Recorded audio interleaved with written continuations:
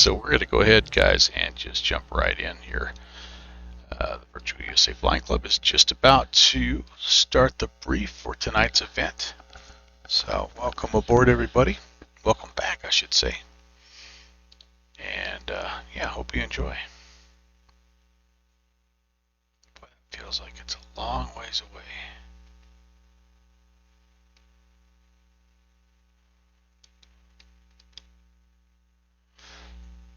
That's okay.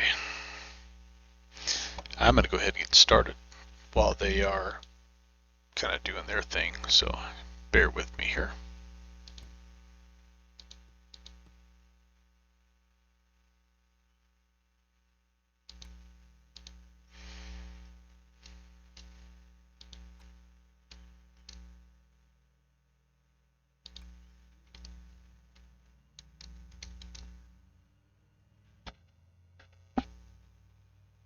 His canoe's about 10 to 15 knots faster than the jackalope. There's a canoe parked next to me.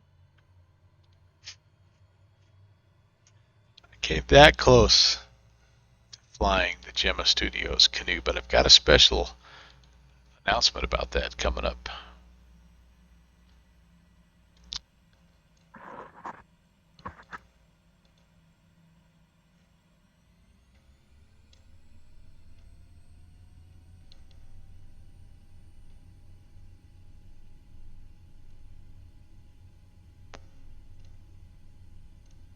Okay, it's a good start.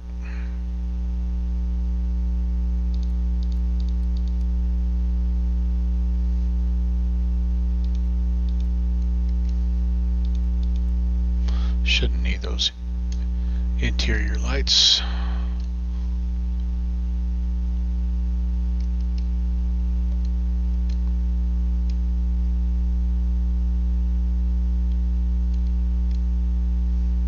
Alright, we're going to start this briefing, but then I got other things I got to set up. So, anyways, here we go.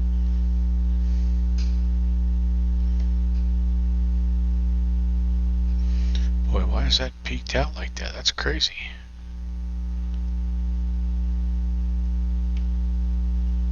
What in the heck? Look at the briefing, everybody. It's pretty simple. You have some options tonight, though, but we'll be flying the flight of the Chasse Galerie. The story can be found on the first page of the actual briefing, so feel free to check that out if you haven't already, but that's why you're seeing some flying canoes out there. If we scroll down, there's a choice of 2 routes. Yep. Okay. So we can go direct from... That's concerning.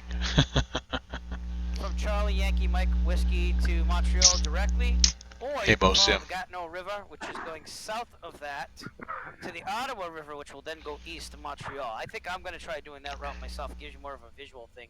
But feel free to do whatever is good for you. The biggest thing here is make sure that you know Class Bravos in Ottawa and Montreal. In order to actually get into those areas, you will have to have permission to do so. So we should have ATC tonight, I'm hoping. I just got on VATSIM, so I didn't confirm that.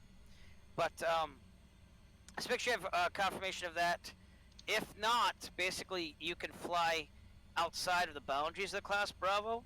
That won't be following the river per se. But if you're going direct, you're only going to have to deal with Montreal Class Bravo airspace.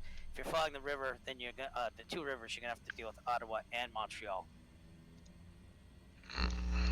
Should be a VFR only event. I have no clue what the real world weather is. Sorry, I have my rush to get everything set up here at the last minute. But from what I understand, the weather south of here has been pretty bad. I'll get a guitar in a second here. You can fly with whatever time you want, so if you want to do real world time, that's fine, but make sure it's VFR. Looks to be VFR from just what I'm seeing on the simulator when I load the weather. Again, be familiar with the Bravos. Do not go into the Bravos unless you get permission to from air traffic control. If allowed, you can request to do a touch and go at Montreal. Typically in real world, they don't allow that a lot, especially for GA, but if you want to, go ahead, because then you can just go back. Or you can do a full stop, taxi back to general aviation parking, and then set up for your flight back. So, VATSIM Unicom frequency is 122.8. Please put Richard Survey Flying Club remarks in your flight plan on the X-Pilot. Ooh, I need to put that in there. I almost forgot about that. Virtual USA Flying Club event etiquette, and that's pretty much it. The other things I want to tell you is that X-Plane, I want to thank Jeffrey Beckers for going above and beyond for creating the Shoss Gallery canoe. The links to download it are right here. You can download the main file here, and then if you want some liveries, they're right here. There's also a CSL file for X-Plane right here. And as far as that, you also had scenery available. Microsoft Flight Simulator is kind of just one for Montreal, but other than that, there wasn't much. And this was experimental down here. So are there any questions about the two possible routes you could take? Eric, I have a question. If you could pull up the kind of the Bravo on Skype up here. The Ottawa Bravo, rather. Doing that now. I just posted a picture, I think, in general. If that's what you're talking about. Yeah, so here's Charlie Yankee Mike Whiskey. You can see this. Am I showing Sky Vector right now? Yes. Yeah. Good. All right. So if we follow the river down, the first one you're going to deal with is Ottawa. If you're under 4,000 feet on the outer shelf here, though, you're fine. So you're not in the Bravo, and that goes under 3,000. So if you come in here around 2,000 feet, you're out of the Bravo still. Does that make sense? Yeah, no, my question is that kind of segmented blue line, and then where it says 1500 MSL, I'm unfamiliar with, like, what's that supposed to be telling me? And on the other side, outside the Bravo to the right, it says 2000 AGL. Are those minimums, or what are those? That has to do with Class Golf. Yeah, that has to do with Class Golf. So you're fine on that. 1500 MSL and below, you're in Class Golf there. That's because you have got no airport over here, which is Class E. So they're trying to show you where Class G is as well. Okay. What is that thing that says Ottawa Class C airspace? Where's that? Right above where it says 2200 AGL, to the right, northeast of right here? Ottawa.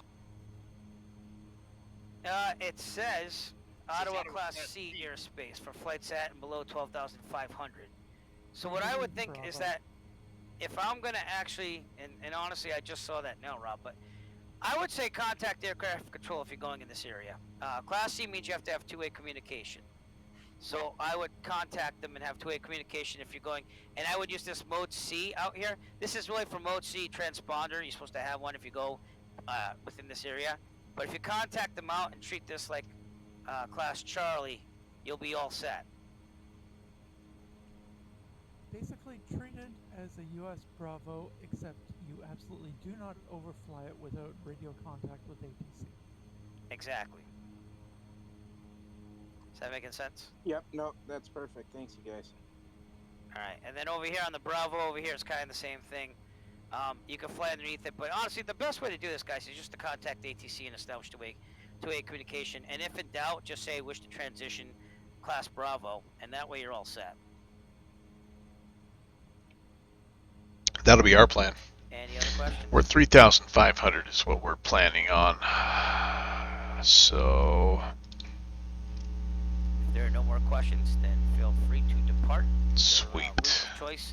I'll be on Discord as well as other people, so feel free to contact us if there's any problems. Awesome. Yeah, it should be. Oh gosh. Sure. Yep, no problem. Let's make this good. We don't have many in Canada, so. Yeah, it should be a lot of fun. I was just about to say that same thing. MoSim, you've been bouncing around in the NX Cup with the Tri-Gear. Oh man, yeah, that is a cool plane. No doubt about that. No doubt about that. All right. So, okay, Rob. 747, clean up the slides. But why don't I have your hi, Rob Valkyrie? There it is. Hello, Valkyrie. Now we're working. Rob, I want you to know I worked long hours to get that working, my friend. Good to see you, sir. Okay, what was I doing? Oh yeah, I was going to set the altitude here at 3,500, and yeah, we'll hand fly this for the most part, but just wanted to kind of get set up here. The weather. Yeah, so the weather. Yeah, maybe we're not going to get to 3,500. I don't even know.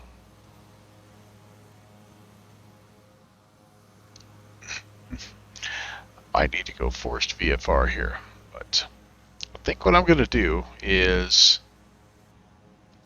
listen to Unicom and see where everybody's departing and just base our departure off of that. I don't know, I might be the only guy that's in Microsoft Flight Simulator flying this thing, so everybody else is flying the canoe. You're going real world weather, Rob, and 2-1. All right, sweet, because that takes us kind of along. And there's the METAR here. Thank you for sharing that. Yep, sure enough, it was calm here a little while ago when we came in, and yeah, not a whole lot of wind, but 130 at 4, so that does favor slightly runway 21. Cool. Very nice, very nice. And you're in the X-Plane 172. That's a great choice. I wanted to go something something high-winged myself, and so that's kind of what I chose. The Porter. It was either going to be the Porter or the 152. So I felt like, yeah, you know what, this will work. And do we have? They were thinking we'd have ATC. It doesn't look like we have anything just yet. Okay, so we're VFR with on 2280 up to 3,500 southbound. Manawiki traffic, Baron Charlie Golf Lane Whiskey X-ray, taxiing runway 21, Manawiki.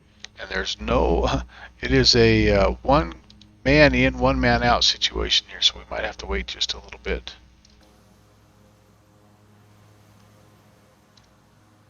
I don't know that I'll see VATSIM traffic.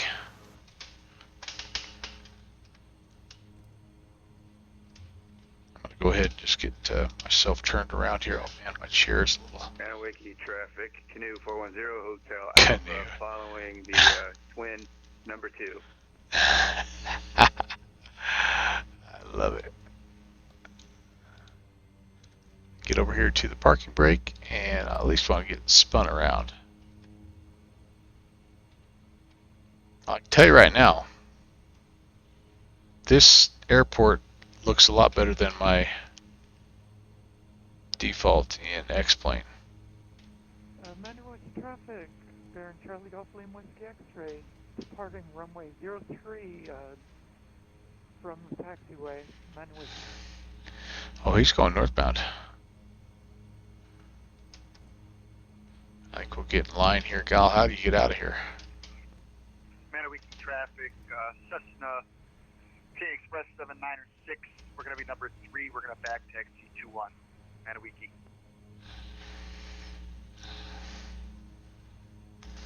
And Manawiki traffic, Porter 816 will join the conga line number 4. Manawiki. I don't know how you how the heck you get out of here. Maybe I can come over here. A little bit of extra room.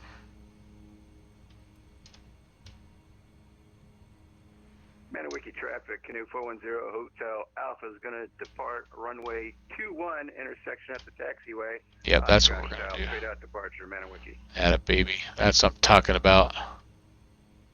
Manawiki traffic, Baron Charlie Golf Lane Whiskey X-ray, clear of runway 03, left downwind departure, Manawiki.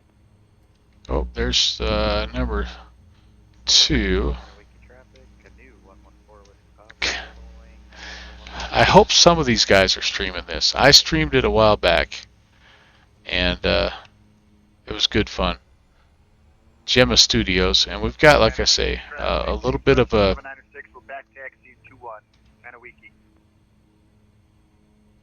A little bit of a story to tell about that here once we get airborne, but...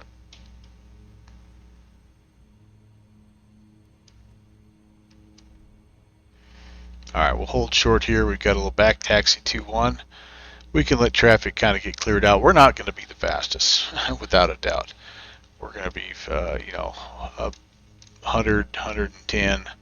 We're about like a Cessna, honestly. Manawiki traffic, Canoe 410 Hotel Alpha, clear the pattern runway 21. Last call, Manawiki.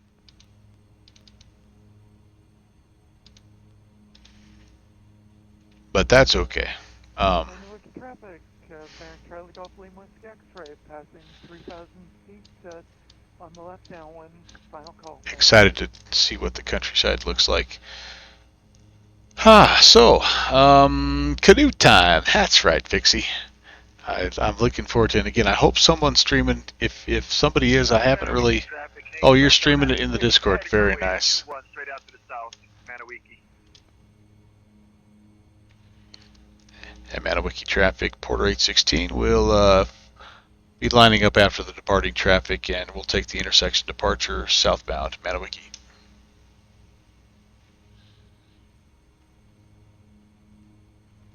Alright, do I have flaps?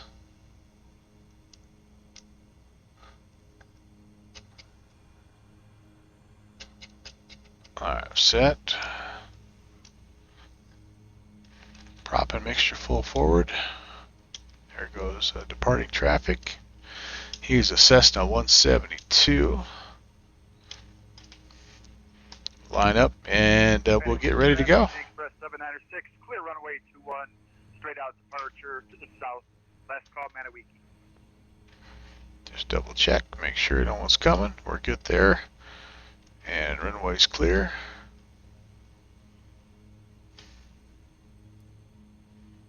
Alright. We'll get it lined up, get ready to go here. Fixie's behind me. Cool. I'm going to give him just a minute if that's okay, Brett. I don't, like I say, I'm not going to catch him, but we don't need to be right on top of each other here, especially with the ATC.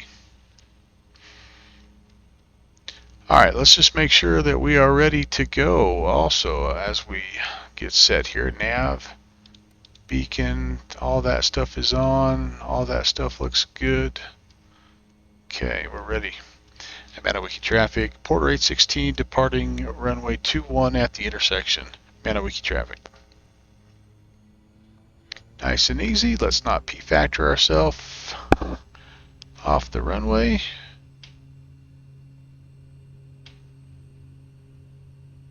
Tail wants to fly. We're going to let it.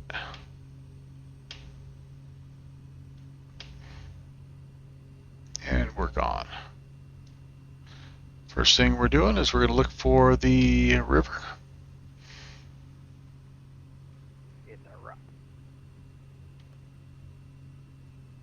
Let's pull back the RPMs. We're kind of over torquing a little bit here. Get the power back slightly.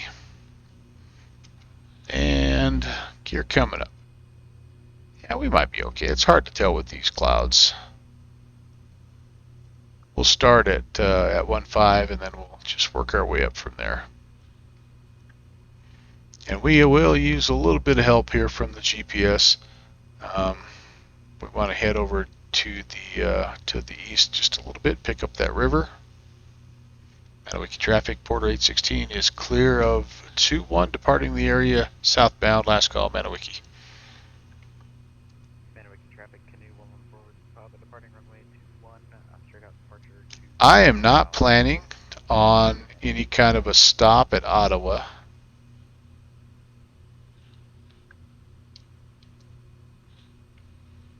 I think what I'm going to do is just keep on.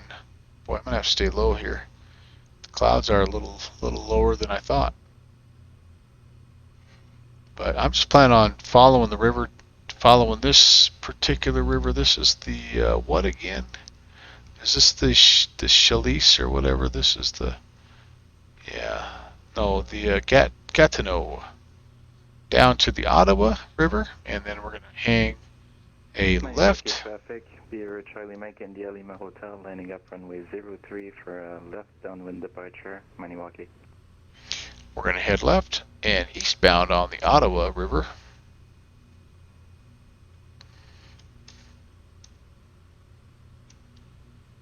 The question that you're asking yourself, do we have anti-ice? Yes, we do. And a prop de-icer if we need it. Boy, and all of a sudden I'm in the descent I'm doing 135. There's no way. Alright, there's our river. Let's see if we can follow it. Kind of tough with the snow cover out here to tell where the river starts and just the snow in the trees stops, but again, the one G1000 does help. Lining up runway 3 for a left downwind departure, Maniwaki. A couple guys going to depart to the north. Clear of 2-1, departing the area to the south. I hope everybody's had a good Thursday. It's been a fantastic Thursday around here. The Gatineau River, thank you. Rob, thank you. Yeah, it's been a great day here. We got Christmas stuff packed up and put away. Always a little bit bittersweet when we do that, but it is nice to get it done before the end of the break. That's kind of what we do here. We don't really have any hard and fast rules about, doesn't get put up before Thanksgiving, doesn't come down before New Year's. We generally plan around the breaks that we have. Both my wife and I are working education, and so we generally have a little bit of a break around Thanksgiving, a long weekend. So that makes sense as a time to get things out, set things up, and then of course we have a nice little time off here during the Christmas season, which is a perfect time to put things away, basically. Yeah, get a little bit of ice I can see out there on that window. Maybe we can avoid the worst of it. Mooney 73 Tango Sierra, turning left crosswind runway 3. So that's what we did today, and tomorrow, it'll be kind of time to vacuum a little bit, just tidy up the house, and then we'll have one last weekend before getting back to it.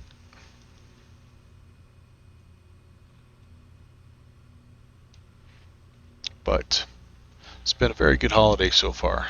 Brian Kabisky, hey, flying in the Canadian airspace, don't forget the altitude conversion.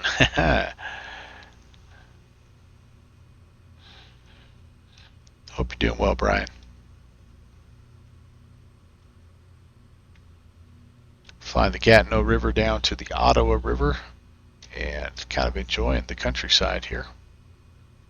Trying to stay out of the ice, hoping we break through the storm here and have some better weather. It's been pretty nasty up and down the eastern part of North America today, though, so it may not be a day we can bank on that. We were hoping for 3,500, as you can see. We're about 1,000. Probably could sneak up to 1,500 if we absolutely had to, but not going to worry about that just yet. No ATC in the area, unfortunately, but if we did, we'd have to consider that. As you heard in the briefing, we'd have to consider that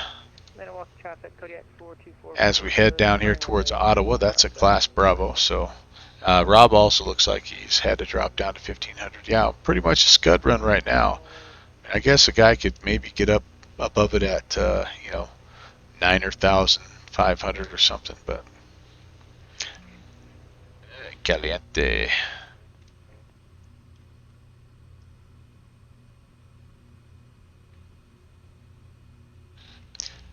But I'm okay down here. Let's kind of look things over, which is part of the deal, part of why we picked a high wing. And yeah, this is cool. This is very cool.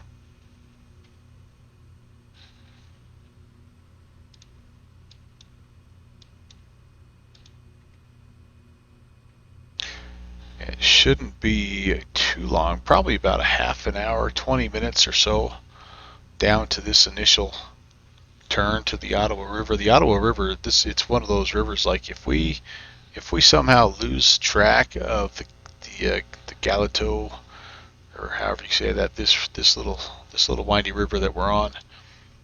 You're not going to miss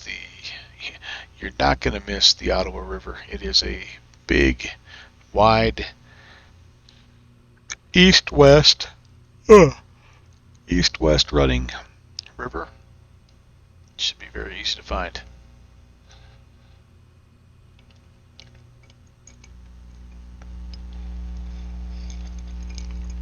Picking up some ice on that front. 5x5. Thank you, 9 o'clock, sir. Picking up a little bit of that icing on the front window now. Final destination, Brian, is Montreal, and then, depending on how I'm feeling, my good man, we're going to hop in the Airbus, the A300. Of course, you heard version 2 has been released. We're going to hop in the Airbus and maybe fly from Montreal somewhere. I just kind of have to see how I'm feeling. Got the yawns right now going. Maybe a little caffeine will help out. But yeah, I'm not going to have too many days like this moving forward once this break is over. So I'm just trying to take advantage of everything I can get. But I don't have a particular next leg set up. So Montreal to wherever, I don't honestly know.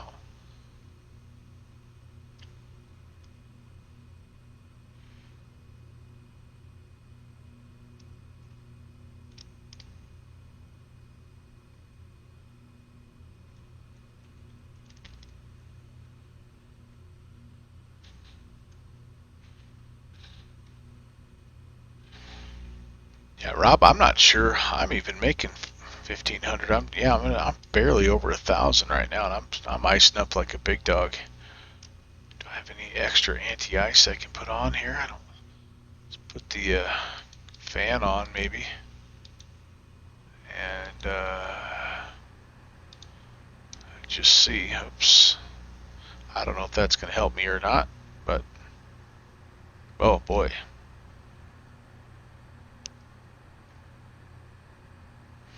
I guess if I have to, I could climb, and sure it would, Brian. Clear my airways. Rip the plane apart.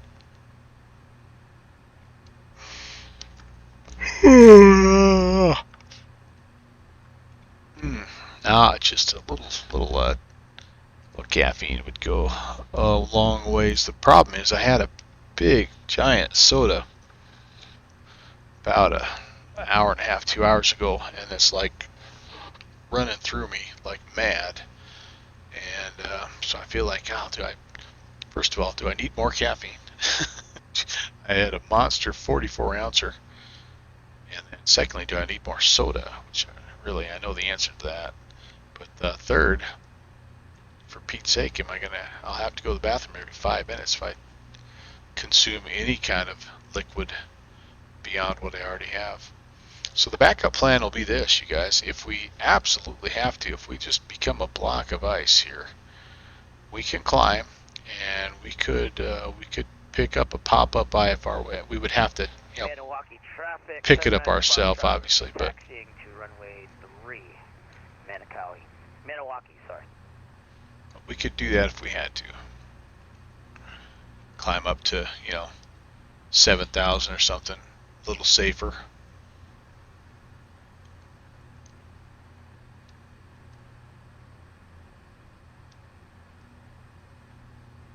Hopefully we'll be able to be okay. Hopefully this won't get too bad.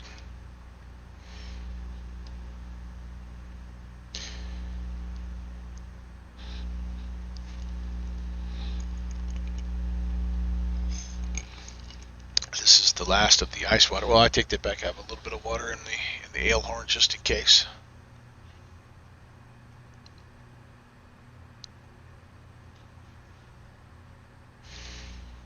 Yeah, Brian, I think you might be right. That fresh Canadian air might be just what the doctor ordered. So we closing in on that Class Bravo, Ottawa Class Bravo.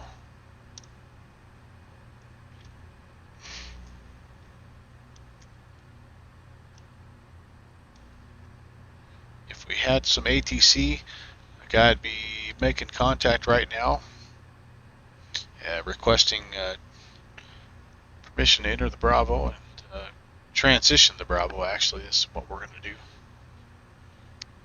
As I look at the shelf, the initial shelf that we're going into, we're okay. We're anything up to 2,500. We're below that. We're fine. And then once we get into the next shelf, we're good for part of it as long as we're below 4,000. But then there's another part of it that's 1,500 to the ground. So we would need to make a contact. All right, this is a part that's sort of tricky. I see on my glass that I need to head like that. Maybe that little gap right there. I'm hoping that's a gap and not just dark trees. But the river kind of veers off here, and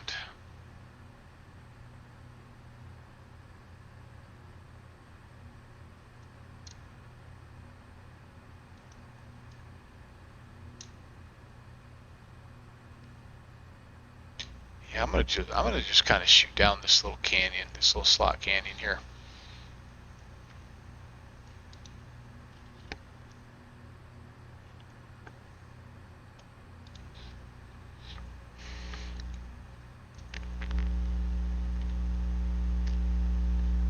Maybe some hot tea.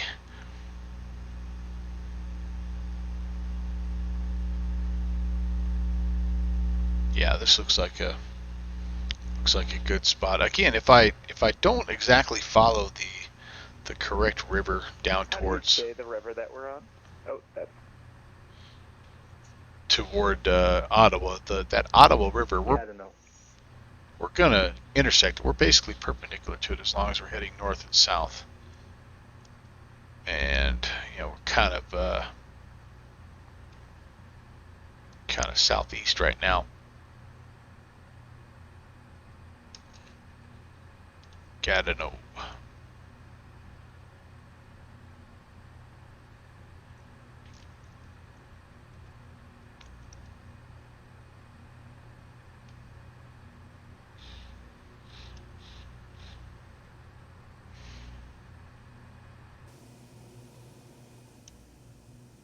Took the wing tanks off.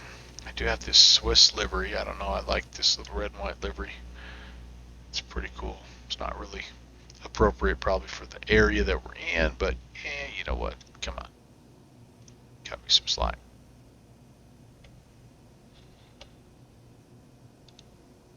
I think we got a screenshot here.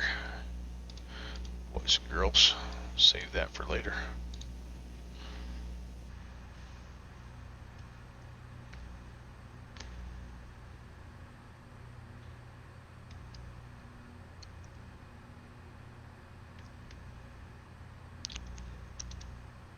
Hard to see out the window now.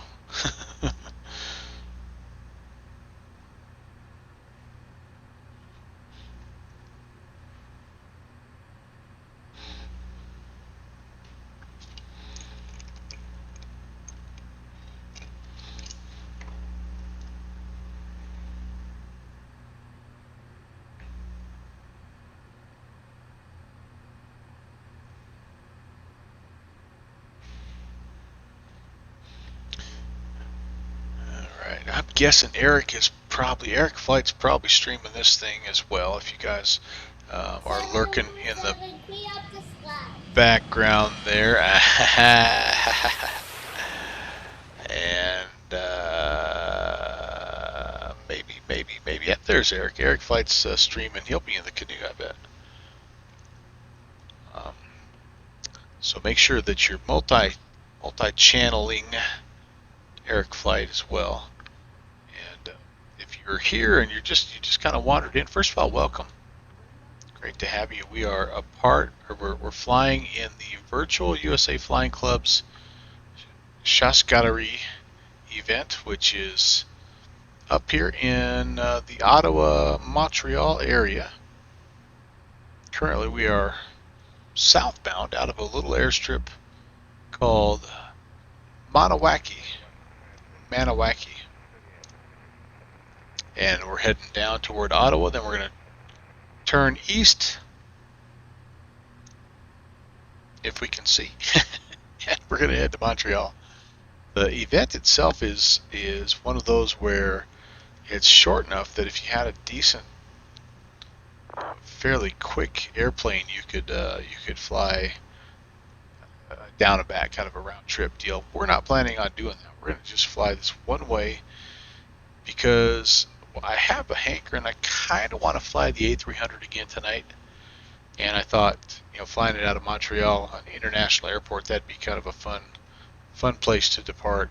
I don't have any idea yet where I want to go, and we may end up getting to Montreal and decide we're too tired or whatever, but that's kind of the rough plan. We did fly a leg earlier today that was a lot of fun. We flew the King Air, and I flew the glass panel King Air from Airfoil Labs. The first time I've flown that. I've had the King Air for 3 years now, or whenever it was released, shortly thereafter, I guess, a couple of years at least. But I've had it for a long time, and I've never flown the glass cockpit. I've always flown the traditional steam gauge, and it was a lot of fun. It worked well. Flew that from Nantucket up to Maniwaki, and then we took a little break, and I kind of switched sims. It took me a minute to switch sims, but here we are in Microsoft Flight Sim. We'll hop back to X-Plane if we decide to go. Tango Sierra. We're 12 miles north of the Ottawa VOR. We're going to transition the class Bravo from north to the east, following the Gatineau and Ottawa rivers. Ottawa. That's a good radio call. I probably should do the same thing. Let's tune in the Ottawa VOR.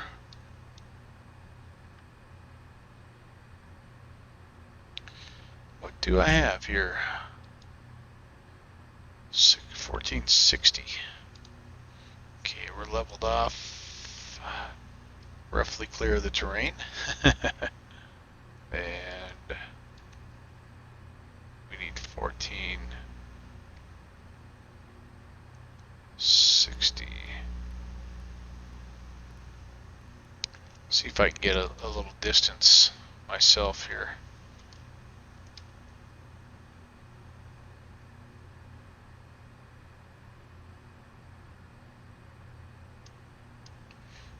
Actually, might have to put it actually in the GPS here, so I'm not going to worry about it.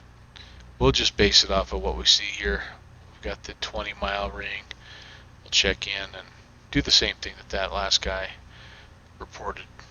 Man, oh man, I tell you what, it's we're at 1500. It has been a dogfight. The terrain feels like it's coming up to meet us a little bit here too, so like we sort of had to go up and away. Makes me wonder if I shot up there into the blue sky, if I'd be able to get back down. Stay low. Heavily forested area.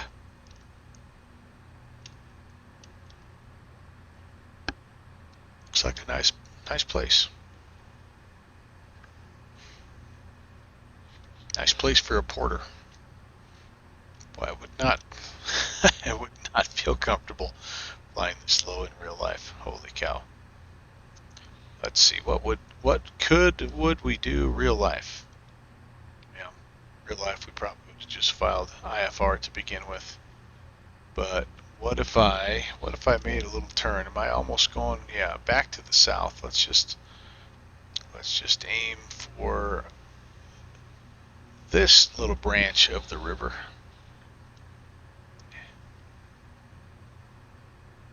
And a little bit more blue sky, maybe it'll help with the icing. Ottawa traffic, Mooney, 73 Tango Sierra. We're going to overfly the field at 2,500. Follow the Ottawa River. Man, I feel like we're close, aren't we? Ottawa traffic was just 677, 5 miles north of the field, heading westbound at well, heck yeah, there we are. 2,800, flying to 26 Ottawa traffic.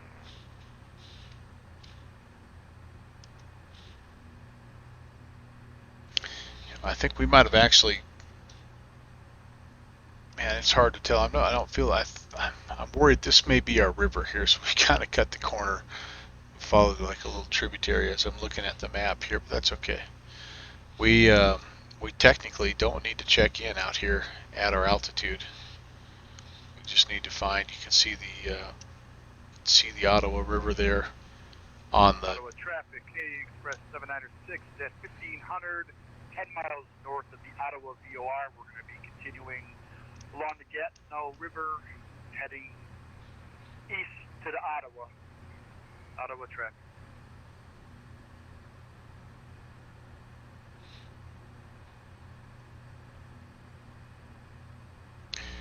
Yeah. So I think we are. I mean, you can see here the Ottawa's back all the way back here, so we almost have avoided the airspace completely.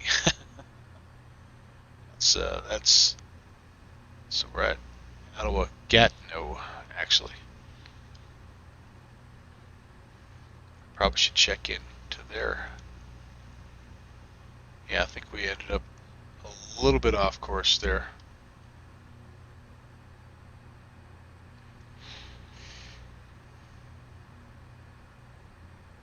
And we're actually at a spot where we have to check in. Ottawa traffic, order 11816 is 10 miles north of the field at 1,500. Will transition eastbound along the Ottawa River. Ottawa traffic. Yeah, just pick that up.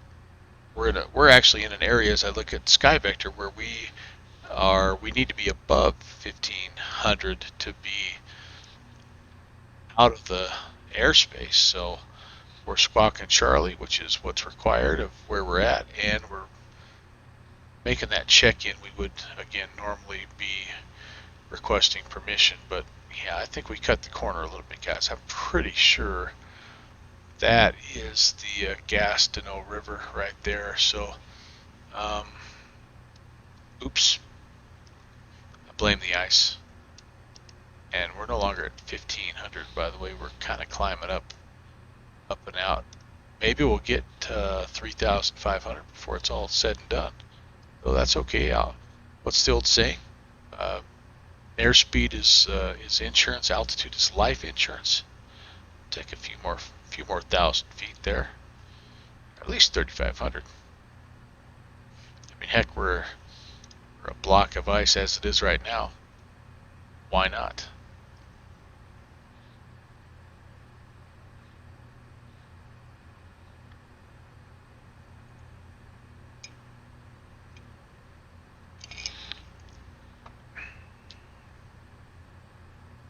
Tried my best to peer through the ice and find the river. I'm using the glass panel here, the G1000, as much as anything to let me know sort of where I'm at, where the terrain is at. I don't really have any other options for anti-ice. I pretty much have everything going right now.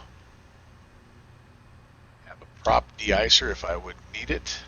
I haven't really noticed a lack of RPMs or anything that would indicate that we're building up ice on our prop. But if I do notice that, then we can go ahead and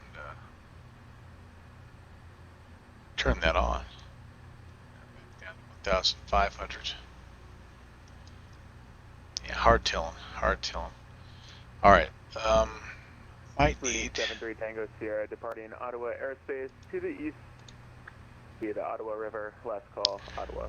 Okay, I don't know what his elevation is, but he's coming our way, so I need to kind of pay attention since, again, we sort of cut across a little bit. We may be getting in his way here, so I've got to be careful. And it does not appear that my TCAS is really working, doing much of anything.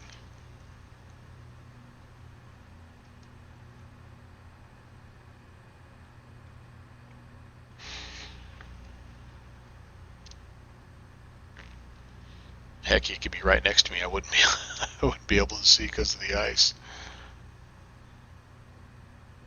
There's the river, for sure. I'm just sort of purposely kind of coming back here to the west a little bit to get back in line. And we were number 4 to depart. And yeah, we've been clipping along pretty good there at the top of the green, but still, like I mentioned earlier, we're not the fastest plane in the fleet here today, so I don't want to get in anybody's way and hold people up.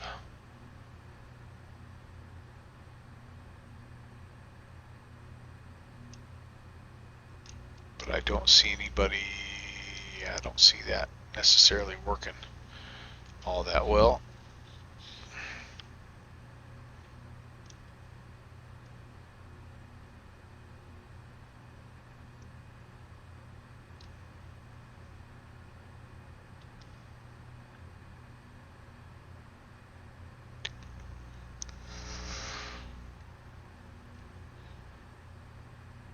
Boy, we're getting pretty frosty, boys.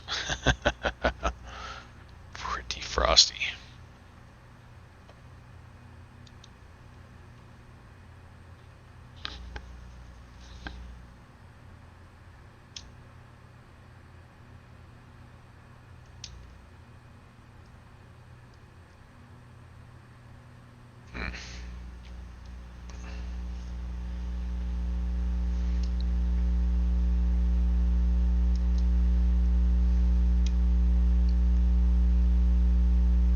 Ottawa traffic, Porter 816. We ended up a little bit east of the field.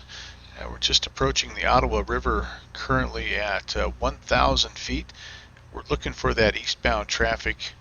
We will also be turning eastbound, departing the area. Ottawa traffic. Yep, sorry about that, guys. 73 Tango Sierra has the Porter in sight. On my 5 o'clock. Ottawa traffic, Canadian Express 790. Well, it's we just turned eastbound along the Iowa River at 1,500. We have the Porter in front of us at our 11 o'clock. All right, good deal. Hey, Hawker, how are you, man? Yeah, the icing, it's not been a lot of fun. It'll be interesting to see where we're at. We may be shooting a complete instrument approach here and doing it kind of like, at flight school where you are put under the hood where you can't see anything. That might be what we end up doing. Good to see you, man. Happy Thursday. I do have a little bit of, oh, hey, hello. Got a little bit of water left there for you. Got a little volume button here that when I turn my head, sometimes it rubs against, like if I have a hoodie, there's a little bit of stuff poking up. And you can see I've got Eric Flight on Twitch muted on the other channel. I'm watching him fly. It looks like he's in forced VFR, which that might have been the smart thing for us to do. Well, man, I wish the TCAS worked on this thing. Oh well. Oh well. There's a mod out there that'll clear your windshield. Of course there is. It's called set your weather to June 25th instead of June 30th instead of December 30th. We'll be okay. We'll muddle along. We'll be fine. Hey, that's right, Hawker. We're always up for something.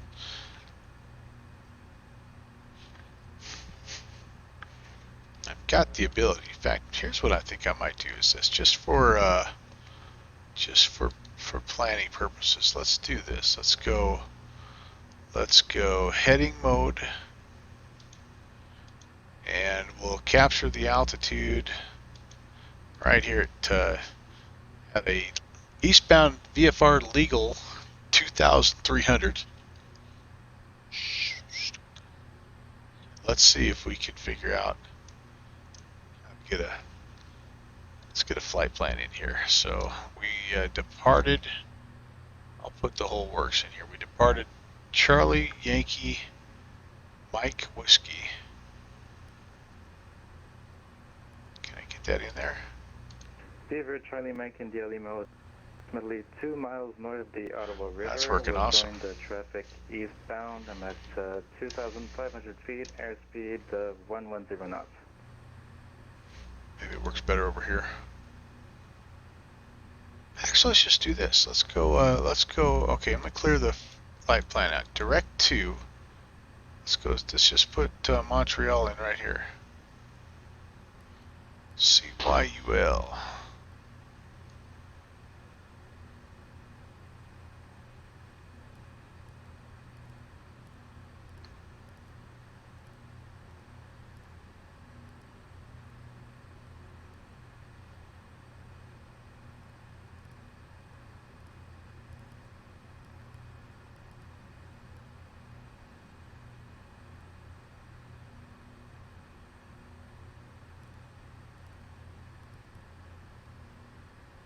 Okay.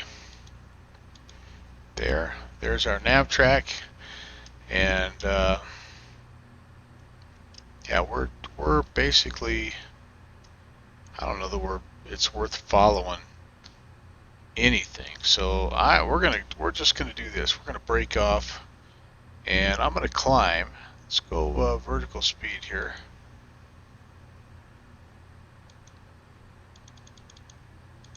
Climb at 500 feet a minute. 3,500. We'll arm that, and actually, you know what? We're going.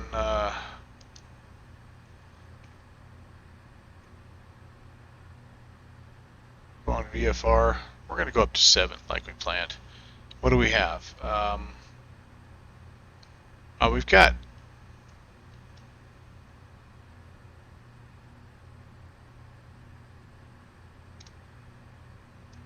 60 miles. Might not be able to quite make it to 7. How about we go 5,000? And we'll just turn this into an IFR deal. I feel great about this choice right now. I immediately regret this decision. Into the soup we go.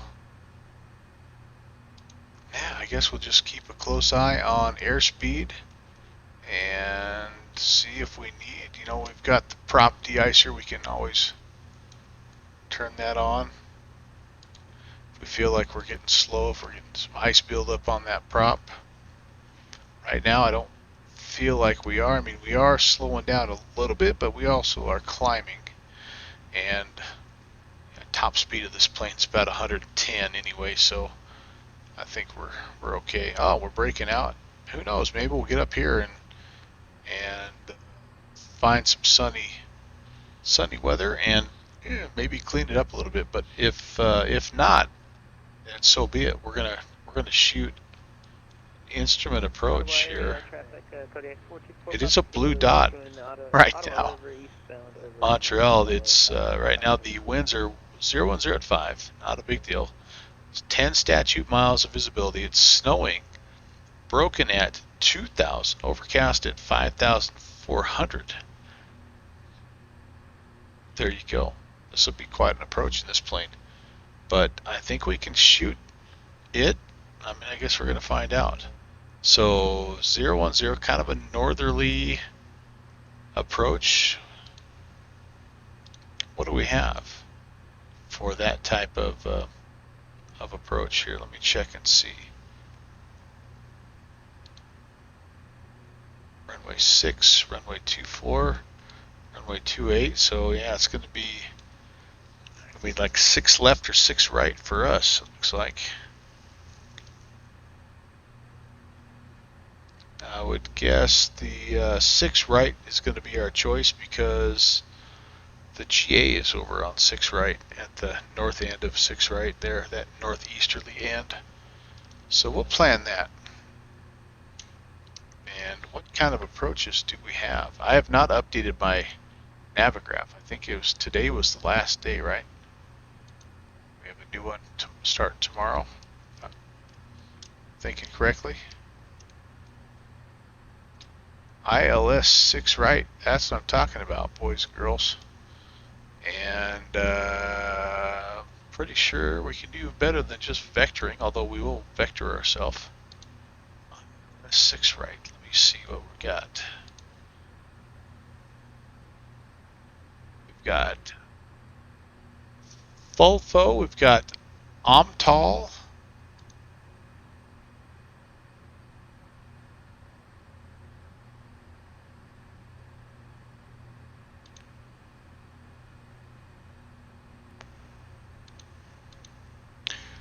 I don't know how to access any of those, so I guess we will be vectoring ourselves. Alright, well.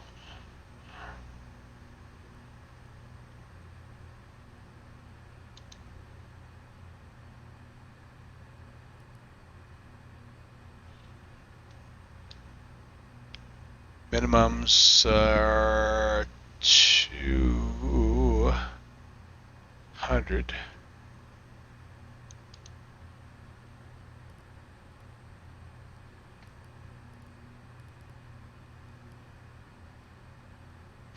Alright, that's good.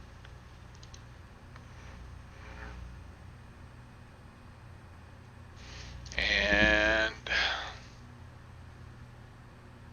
oh, hang on, I'm not going to activate it right now. I wish it had the load feature, but it just does not. How are we doing? We're getting close? Yep, we are. Just about to 5,000. Our airspeed has stayed constant, so I don't think we've built up any ice.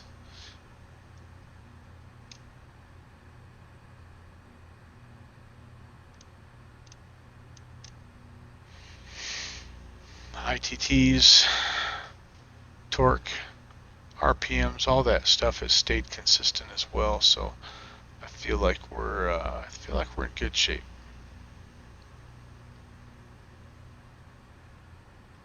About 24 minutes ETE, about 59 miles. Sounds good. Then we'll be up there.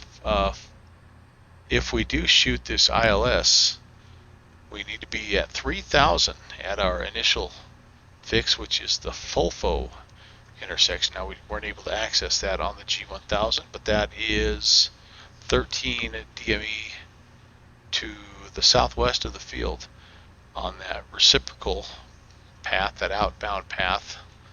So we'll make sure that we get all that set and entered. And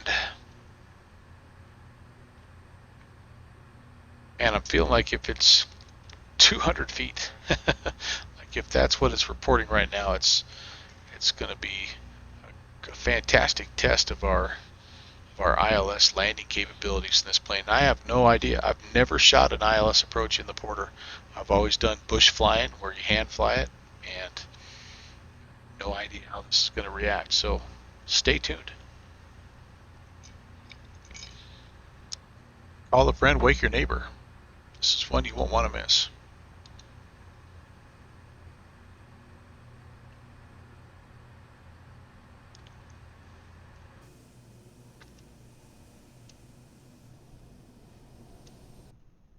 Oops. There we go. A little rotation shot there. Does feel like the Swiss livery now is more at home with all this snow and weather.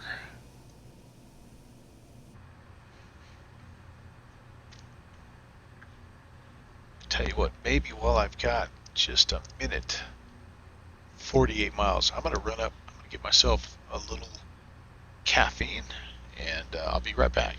Stay tuned.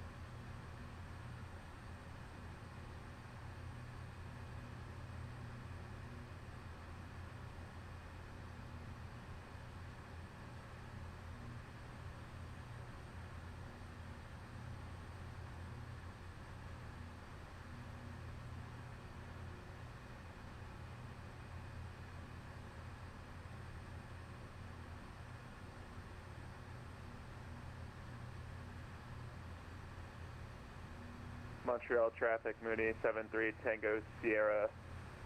16 miles west of the Montreal VOR. Entering the airspace from the west, we're going to be coming in for a full stop in Montreal.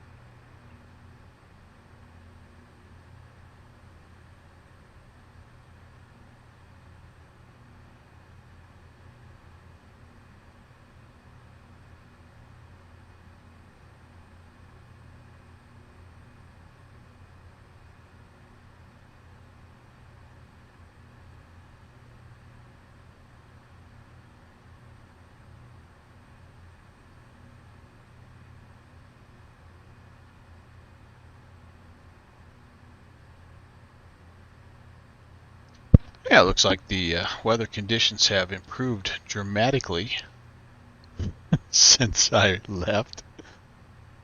But the good news is we are definitely not showing any signs of picking up icing. Running right at the top of the green, which is 118 for this plane, is really good. And even better news, I've got some tea. So maybe it'll wake me up. Help me shoot this approach. Oh, hey, hello, Mr. Cloud. How you doing? Here's where I pick up ice.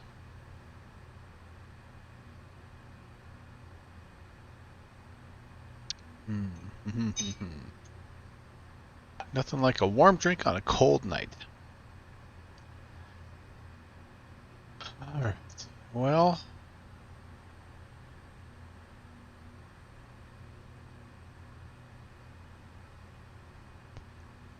we are getting a little bit closer, so it wouldn't kill me to vector right now, ever so slightly. So I'll go ahead. We'll not approved for GPS guidance only. Yeah, I get it, man. So we'll go ahead. It'll vector us out. It mainly parallels the river course, though, that we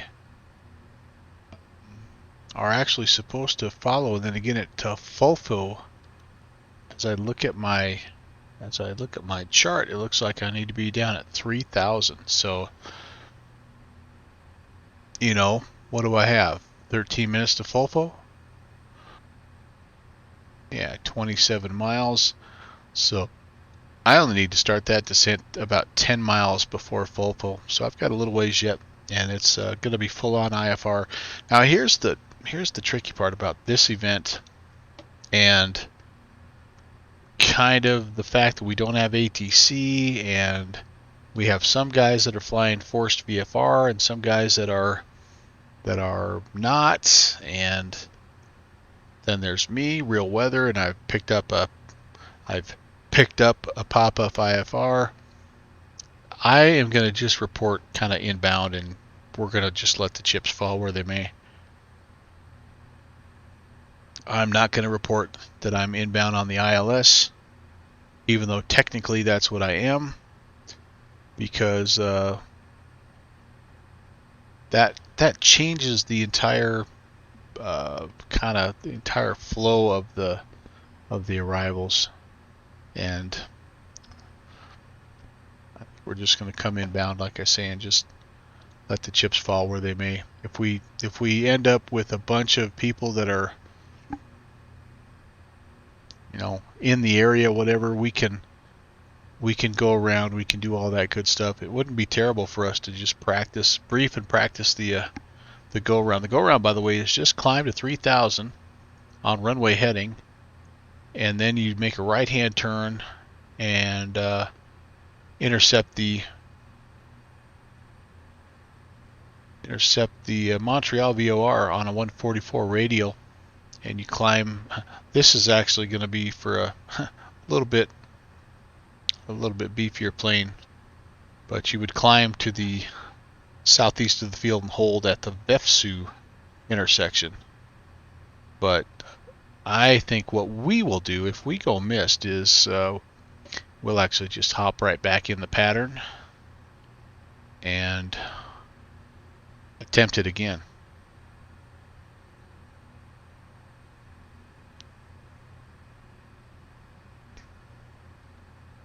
I think we'd fly left hand. No, actually, I'd fly a right hand pattern here.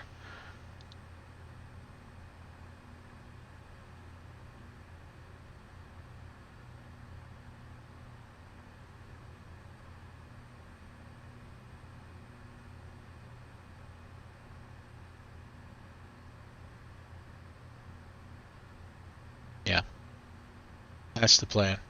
The canoe is a rocket. Yeah, you got that right. That sucker can motor, man. 200 plus. And you'll appreciate the beta when you get on the ground. Full reverse heavy braking in full effect, my friend. It's cool. Oh gosh, here's what I was going to tell everybody. You'll be the first to know, but I have been recently contacted by Gemma Studios, and I have received a yet to be released version of the flying canoe, and it's going to be available. It's going to actually be a payware product on the org store, and so I'm gonna debut it tomorrow at 3 p.m.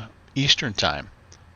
It'll be 5 p.m. Mountain time. So anyway, if you're around, come stop by. You can check out and see what all the bells and whistles. We'll have Jeffrey from Gemma Studios with us in the voice room, kind of talking us through the aircraft and all the features of what this new version is going to feature.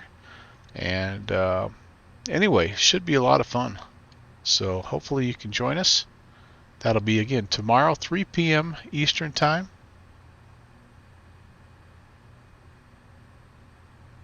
Looking forward to messing around with that. Traffic, Mooney 73 Tango Sierra, 10 miles west of Montreal Airport. Coming in for a full stop, going to be joining a left base on 6 right. Hey, Happy New Year as well, Al South. Right is right-hand pattern. Great to see you, man. 6 right is the right hand. Well, I'm going to be flying a left hand pattern in there. Sorry. I don't see it. I don't see where it says that, by the way. It would make sense because of the fact that you have 6 rights over here, 6 left is left of that, and so I mean it makes total and complete sense. Montreal traffic, Kodiak 424, Papa Kilo is about 12 miles to the west, hold straight in for runway 6 right behind the Mooney. We got you in sight, Montreal. And we are, we're 15 from Bolfo, and then another 14 to the field, so we're still doggone near 30 miles out. Al, I hope things are good in your world, man. Happy Thursday. Great to see you, mi amigo.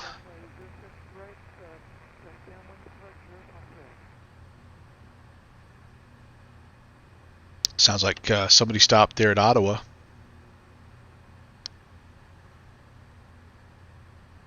We could have maybe thought about that had I not been a bad navigator and ended up so far east.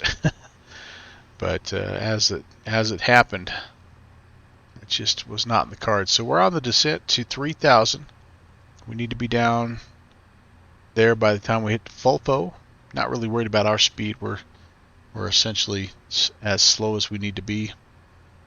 And then we'll just bring it in here.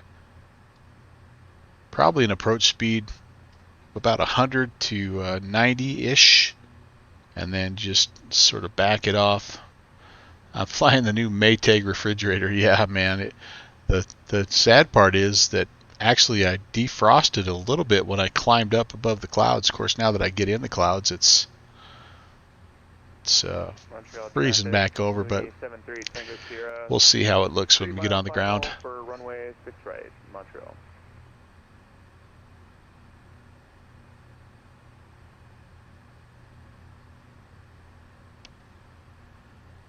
We need a little bit more of that. I feel like I could maybe get down below the clouds here, but again, the METAR right now at Montreal is not looking pretty. Winds 020 at 5 statute miles of visibility, snow, broken at 1,100, overcast at 2,000. Altimeter is 29er 9er 6. Let's make sure that's set.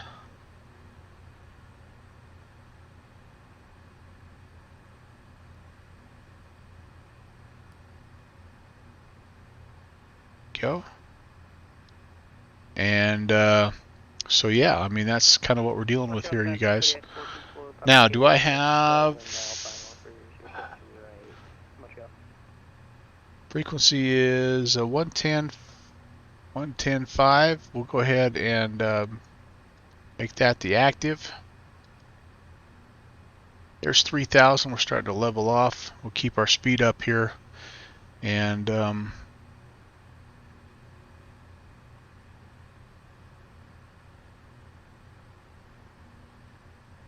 my approach course needs to be at 110.5. So let's actually let's do this. Let's go into heading mode. Let's make sure the heading bug is updated. We'll go heading mode here. We'll change our course to match. Or will we? Okay, I need to get the there we go. Oh, maybe it's already set. What do I have? 57. Course is 58. Montreal traffic, Mooney 73 Tango Sierra. Okay, there we go. We're rolling down to Lima. We'll be There's a clear glide in, slope as well. Alright. I'm going to call a 20 mile. Not quite that. Okay, Montreal traffic, Porter 816 is about 15 to the south of the field, inbound straight in 6 right, Montreal.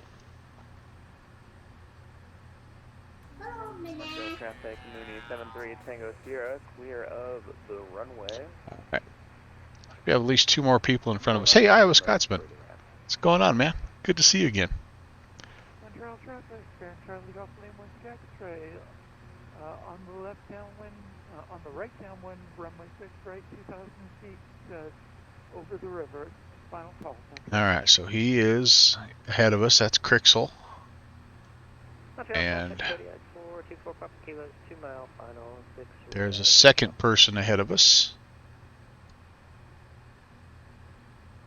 Those guys are both, that's a Kodiak and a Mooney, so no worry about us catching up to them.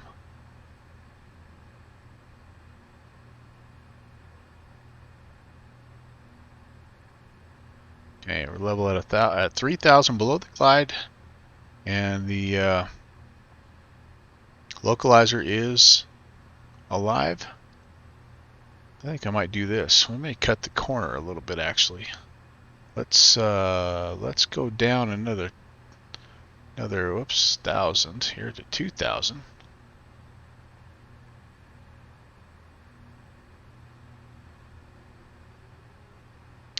And that way we can maybe intercept this at a little bit more gentle of an angle.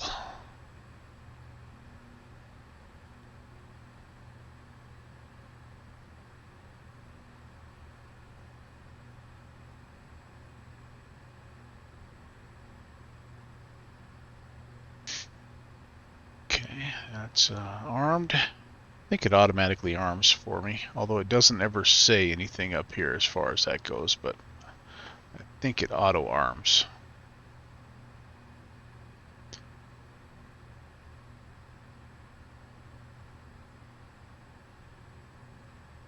Alright, so again, FOFO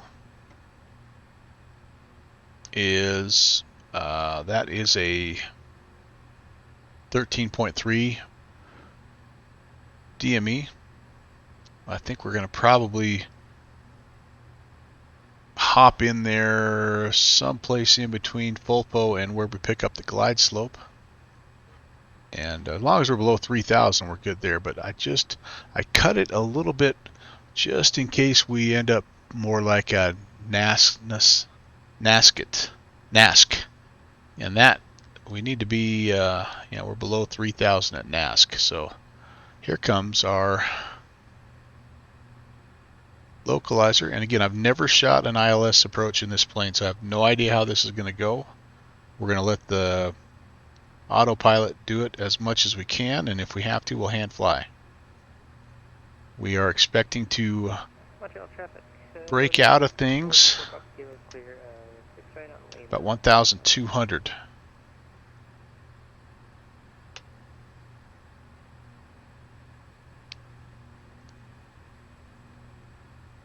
Okay. NASC.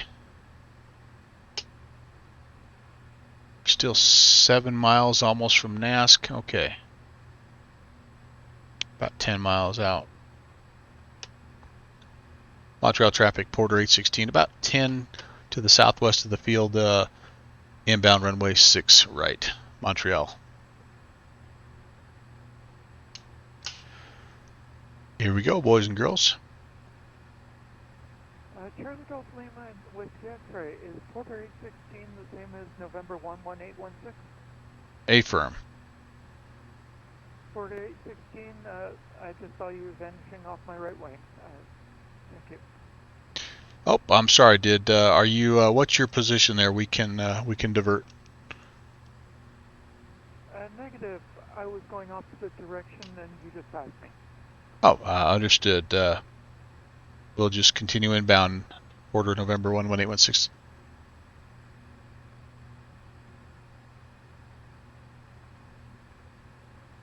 All right, so we'll keep our speed not supersonic here, but we'll keep it up at about 110 or so, and then once we pick up the glide slope, we'll start to slow down.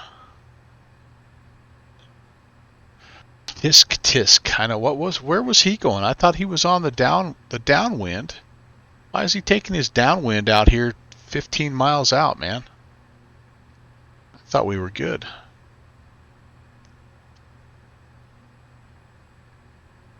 I don't know. Rob, what's up, man? Are you in the? No, you're in the 172. That's right. I don't know. I'm just a flying ice cube here. I'm just trying to get down. I'm just trying to get down into somebody's martini glass. Wait, do you have ice in martinis? Maybe not. I'm trying to get down to somebody's Diet Coke. Still 35 out? Okay. Very good. Very good. So if we go missed, we'll jump in a right-hand traffic pattern, and we'll just fly it again. Montreal, by the way, is elevation's pretty low here, I think, right? Yeah, 118 feet.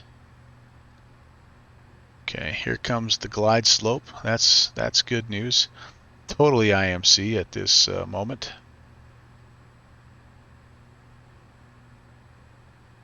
Not as iced up as I thought we might be.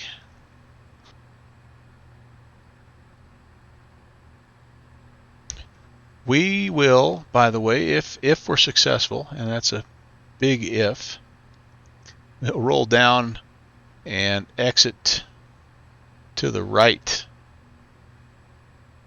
We have to roll all the way down to the end here, so it's a 9,600 foot runway. I might try to land a little bit long on purpose, and because there's no taxiway to the right, so I'm gonna try to land just a little bit long. All right, we're out. Montreal traffic, Beaver Charlie Mike India Lima Hotel, approximately 5 miles west of the field, to overfly and join the right-hand pattern for runway 06 right, Montreal. All right, maybe Crixel is doing the same thing as we're doing. He's actually flying an ILS. We actually did it the wrong way. We shouldn't have just cleared ourselves that way and come in straight in. But like I said, with all the different combinations of who's doing what, there's the field. Very nice. Okay. Montreal Trudeau traffic, Express 796 is about 30 miles west of the field. We're going to be joining ILS 6 right. We'll stop. Okay. Trudeau.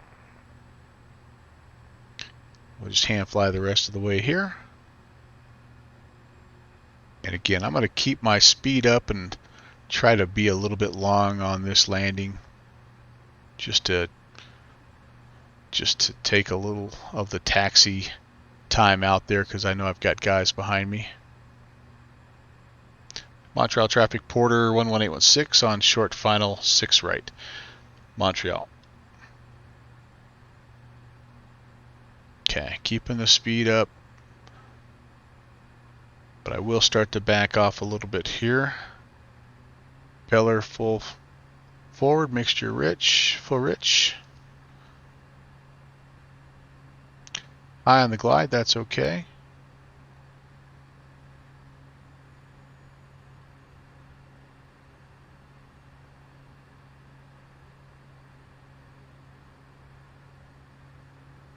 We can't even see where the ramp areas and stuff are here.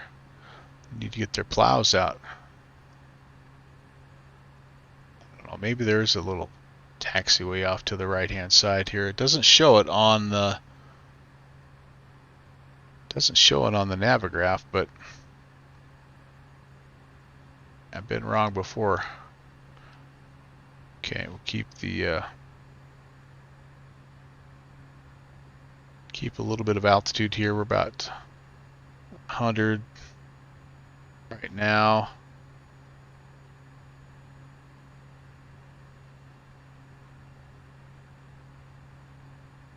Ooh, synthetic view is nice, isn't it? A little bit left of where I should be. Okay, take it down there just a little ways. 0 flaps landing. Oh, we're down. Alright, a little bit of a bouncer, but not horrible. Fly it, fly it, fly it.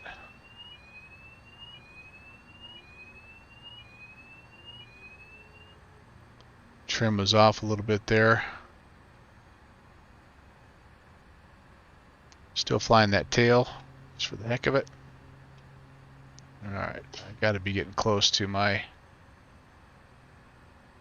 tail down here. Gotta be getting close to my exit. Cool rainbow, huh? Holy cow, that's neat. I've never seen that before. That's awesome. Wow. And getting blown around a little bit, but not bad. Can see a few snowflakes trying to fall. That's kind of cool. I think this is our turn, you guys.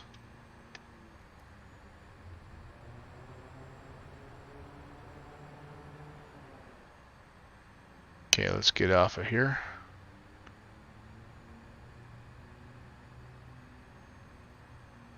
Montreal traffic, Porter 11816, clear of 6 right. Montreal.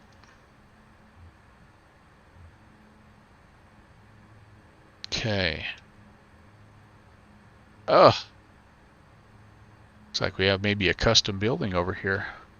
This is freeware update or upgraded scenery from the TO, but it looked pretty nice. Somebody parked. Kind of slide over here. This is supposed to be, oh, I think I'm on the grass. Oh well, I'm in a Porter. I don't think it's going to hurt us. Sky service, oh, very nice. All right, and we're stopped. Montreal traffic, Beaver, Charlie, Mike, and Yellow Hotel, joining the right, downwind for runway 06 right, Montreal. Brake is set. All the anti-icing can be turned off. Avionics turned off. All that stuff can be turned off. Really did turn on any of my position lights. Golly, bad pilot being bad. Auto cutoff. And welcome everybody.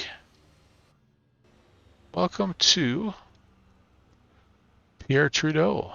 This is kind of nice, man. I mean, like I say, a little bit of custom stuff on this side. I bet there's some stuff on the other side that's also custom. See if I can figure out how to get there. It's always tilted a little bit with my tail dragger, but maybe I can get over there. It's going to be a long haul over there, isn't it? And never mind. I'm not going to worry about it. All right. Well, no replay feature is available, unfortunately, but we can look at the Volanta touchdown report. This should be kind of an interesting one since we extended it and did a no flaps landing let's see what it tells us here. Review the flight, and now there's no way it was -7.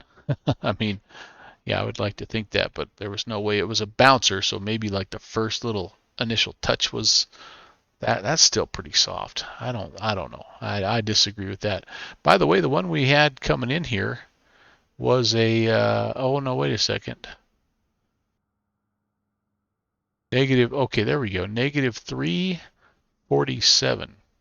Okay. Yeah, that's a little more like what I was thinking.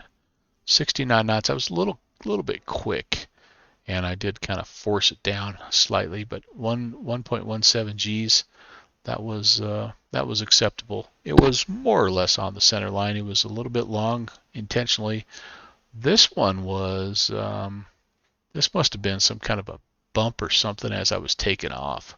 That's all I can figure on that. Did I ever get my, you know what, it never did record my flight from Nantucket up here to Minnewaukee. That's too bad. That was a fun flight. But all right, well, hey, good times in the Porter. A little different type of flight than we're used to, but fun nonetheless, and always fun to fly with the Virtual USA Flying Club. All right, so I think, guys, this Hawker Snow has become a four-letter word. Yeah. Oh yeah. What do you do at the airport there, Hawker? If you don't mind me asking. Snow removal, probably, or I guess it really doesn't matter. Snow just makes everything 10 times harder, right?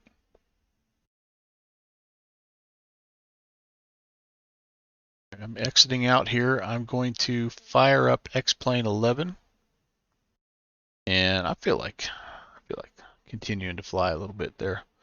Used to the friction test and the RCAM. Okay. I see.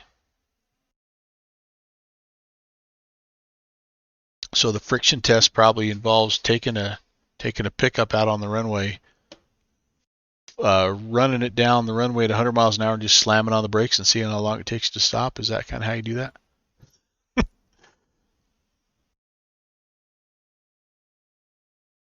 It's probably more to that. I understand. All right. We got to figure out a couple things. Number one, we got to figure out where we're going to fly. So fortunately, we've got plenty of time while X-Plane loads to do just that. We're gonna depart out of Montreal, and we are going to fly somewhere that's big enough for the A300.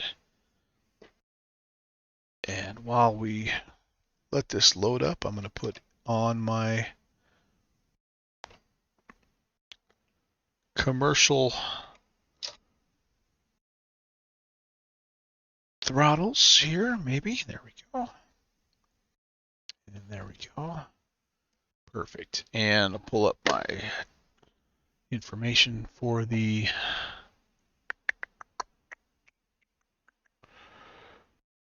pull up my information for the flight here. Eric flight, by the way, is still going. He looks like he's in like a 182, and he's kind of on short final. Way cool. Way cool. I will stop by and pay my respects to the Virtual USA Flying crew for putting on this event. It was a lot of fun. And all right. In the meantime, let's see. This is I don't need that in the way anymore. Yeah, first load for X-Plane after a restart. It's always a thing. It is always a thing. Let's see what Volanta has to say here. What do I have? Looks like I've got lots of options here. Maybe we could do something like Montreal down to Atlanta or something like that. You know what? I gotta do this. It was a fun day, boys, but I get a little bit of a headache. My headset hits me right at the top where the button of that hat is, and so I can only go for so long. Yeah, if we departed Sorry. We could go.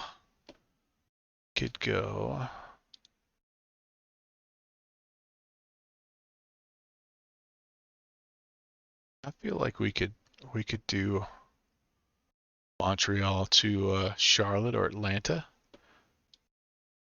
Yeah, I think that sounds like a good idea.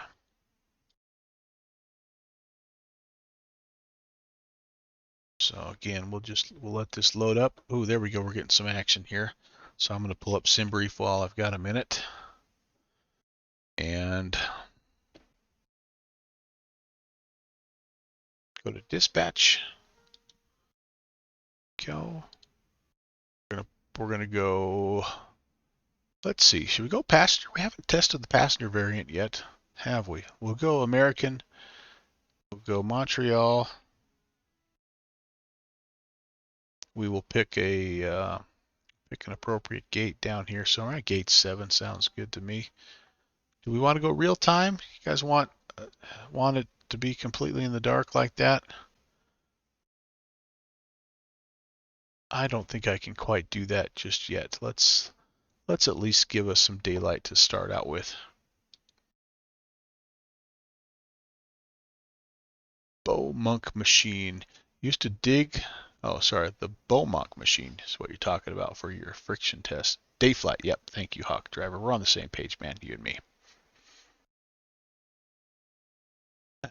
That made my hair just terrible. Terrible. Can't do a thing with it. New flight. We are American Airlines.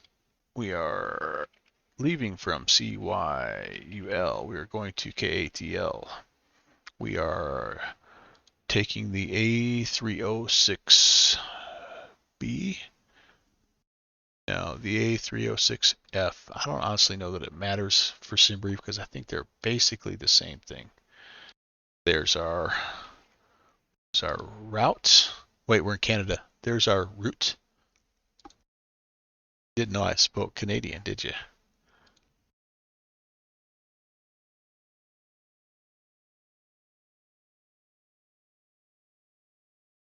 And we'll put that in. We will bring this guy over here. Come here, kid. Oh, I can't connect just yet. Sorry, till I'm loaded up.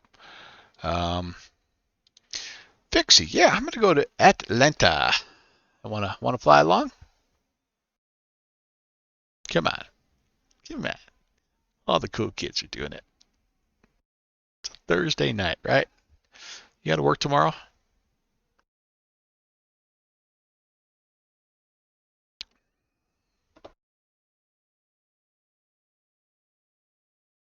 Can't fly that long? What do you mean you can't fly that long? You don't have to work tomorrow, but you can't fly that long?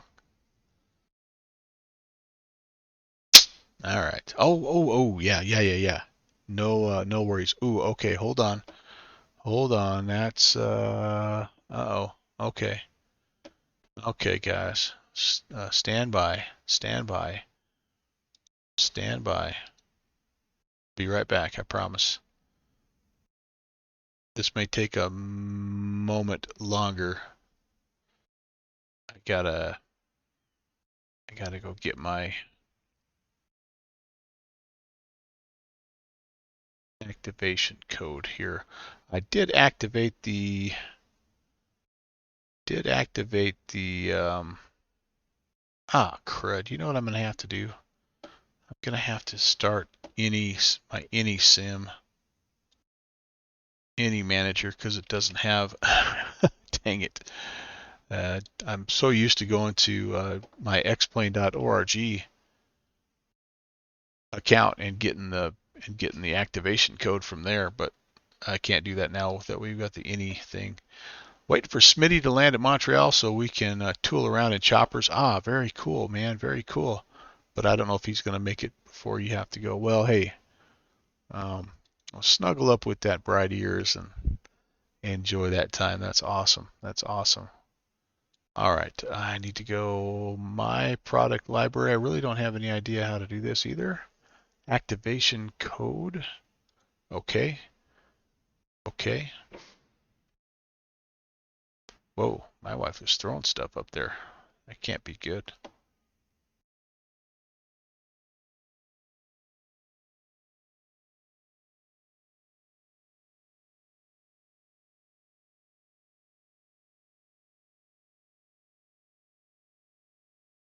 All right, that was a successful activation.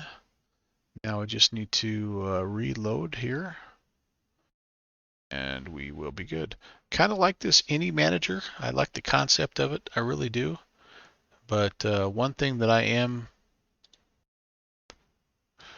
going to be a little bummed about is if it ends up taking away like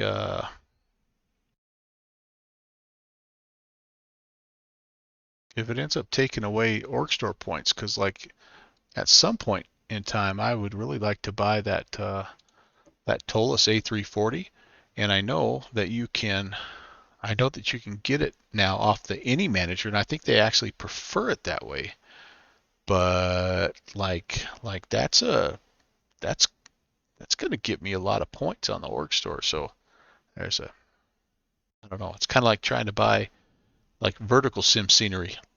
You know, like it's on the, I think it's on the any manager as well.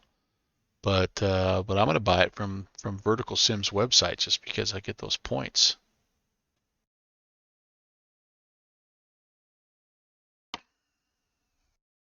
Ooh, I need to, while this is loading up, I need to go in and check on the boys and just tell them great job. Hey guys. But I don't want to get in the way of this American. Yeah, you don't want to get in the way of this American. There's no doubt about that. Guy's a crazy driver. Hey, thanks for the event, guys. That was a lot of fun. Yeah, enjoy your night. Thank you for coming out. Absolutely. Let's do it again soon, huh?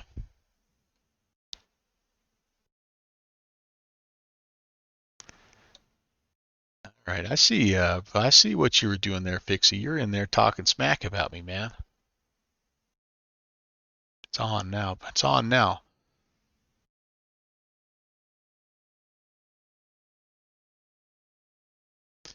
All right, we're getting close there. Oh, you're talking about the guy lined up on 6 right. Okay.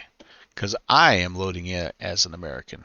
So, but only because that's the only livery that the A300 now has. I did find a cool couple of Canadian liveries for the Phalos 747 though, which is kind of nice.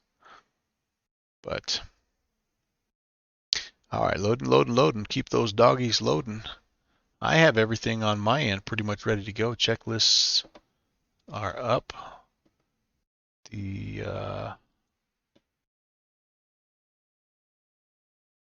flight plan will be loaded here soon. I do have the sim brief flight plan. Oh, you know what I should try to do? Let's attempt this here.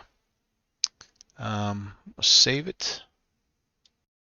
Gonna generate the flight, and I'm gonna see if I can export this and bring it in as a company route. I wonder if I can do that.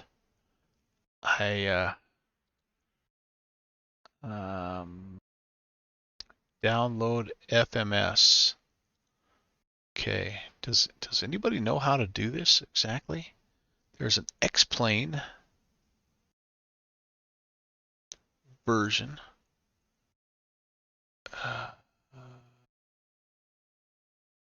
It gets saved in my downloads. We're gonna try this, you guys. We're gonna try two things. Number one, we're gonna try to download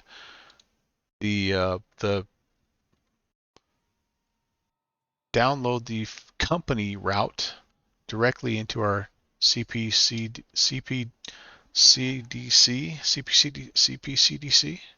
whatever that is.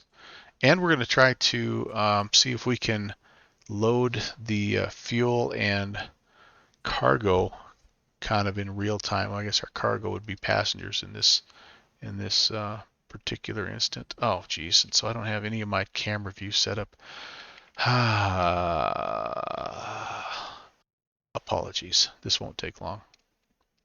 I like this to be 1. I like down here to be 2.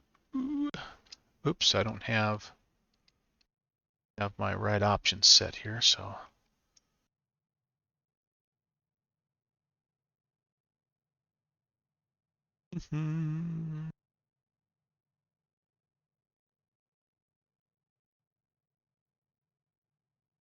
Give me one more minute.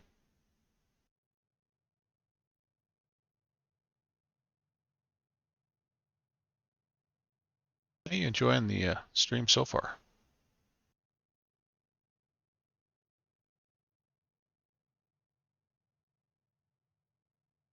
My Hoppy logon, by the way, is good fixing.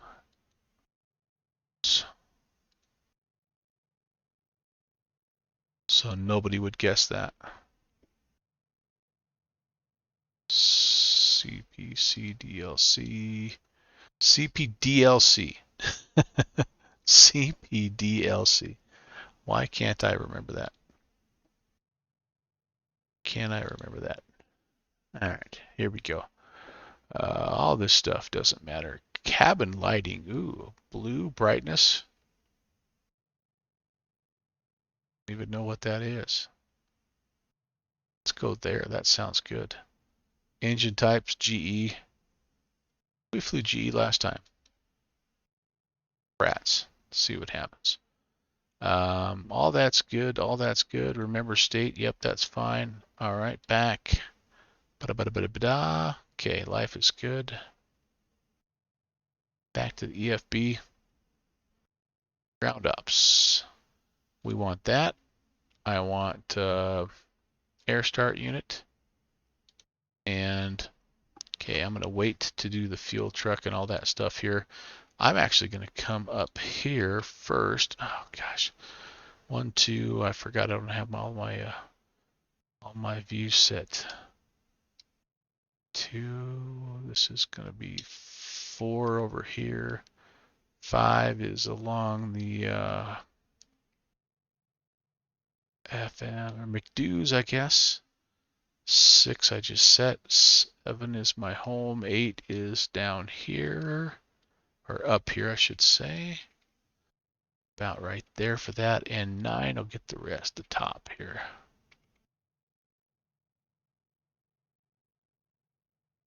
Just a smidge. There we go. All right, I want to go batteries. And I want to align the, or start the IRS's aligning kind of first. And we are connected to external power, so I will throw that on. I'll let the galley folks start doing their thing. Dome light can come on. All right, here we go. Here we go. Here we go.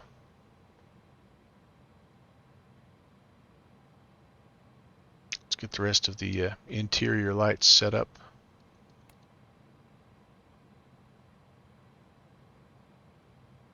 Hopefully I've got the time set to where we can depart with some daylight and arrive with, you know, that beautiful dusk, early evening lighting. Sometimes we get lucky. If you don't have this plane yet, fantastic aircraft, and has been made, I think, even better, although I'm going to be 100% honest with you. Other than the wing flex and a few sound improvements, like I don't know a ton that, I mean, I know I've read what they've done. There's a lot more failures that have been simulated. It does fly it's very stable in flight now, but it kind of was anyway. But like, you know, there'll be some people that really have flown this a lot of hours in this sucker that can tell you flat out, oh yeah, this is cool, this is cool. I guess one of the other big improvements is this CPDLC. And so, you know, but what they've just done is taken the advances that they made in the A310 and they've taken as much of that coding back into this plane, which was released prior to that. So that's pretty cool. I mean, it just has made it more modern and it's just kind of a win-win deal here. So, all right. Okay, we've got everything going here. We can go ahead and come back here. Let's get stuff loaded up, and then I'm gonna try something a little different here, guys. Load sheet. Where are you, Sim Brief? We need, our zero fuel weight is 122.9. Our fuel on board is going to be 21.7. Okay, what I'm going to do now is see if I go here and I bring the fuel truck, passenger bus, and the catering. If I'll even bring the air stairs, even though it's technically they'd be taking the bridge there, but I want to see if this fuels my plane up and brings the passengers on. There's the catering. And if it does, awesome. If it doesn't, I'll just go back and I'll just do that instant load. It's not like it's a huge deal, but I'm curious just to see what it does. I mean, I could have sworn, and I'm probably wrong because I'm usually wrong, but I could have sworn there was a way to do that, kind of a more of a real-time loading situation. Okay, we can come down here now.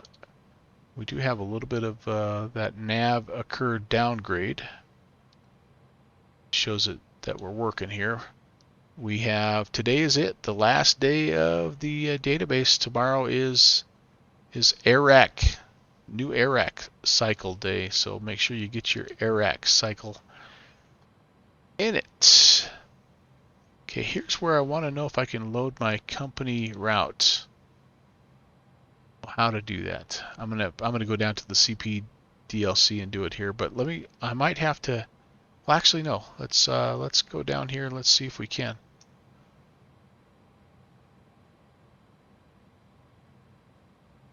It's ready to update now. Oh, okay, cool. I'll have to do that when I get done here. All right, MCDU main data link. That. No. ACARS main company route.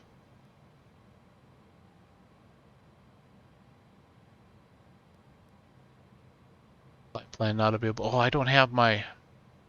Okay, this might be. Hold on.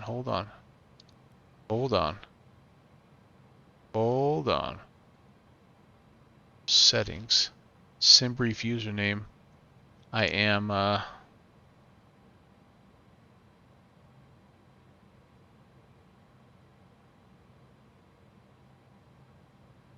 think. Okay. All right. If that is the case, actually, I don't know that is me.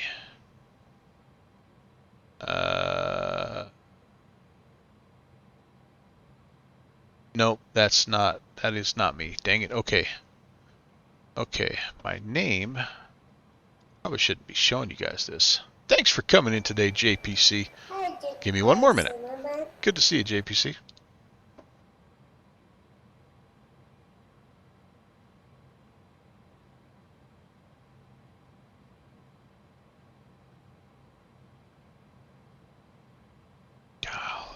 What's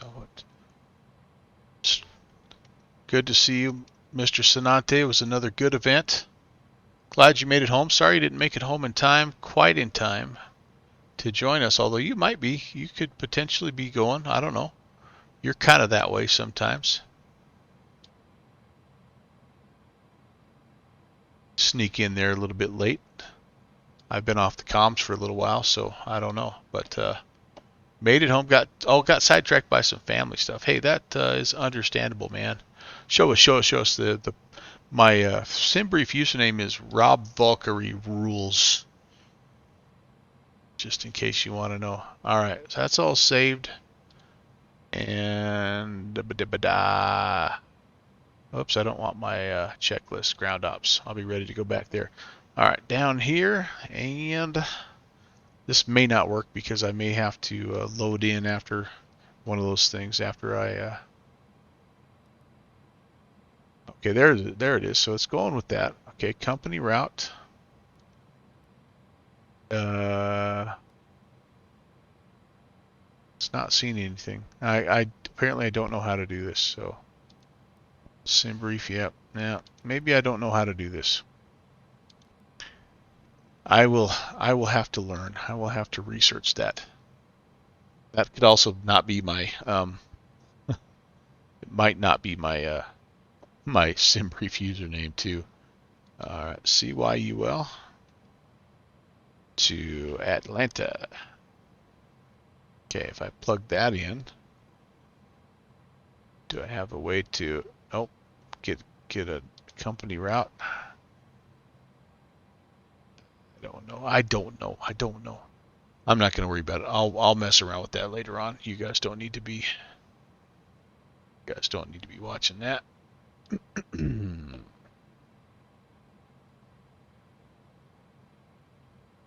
Okay, back to my flight info here. No idea. Alternate's probably going to be Charlotte or Memphis or something like that, or Nashville.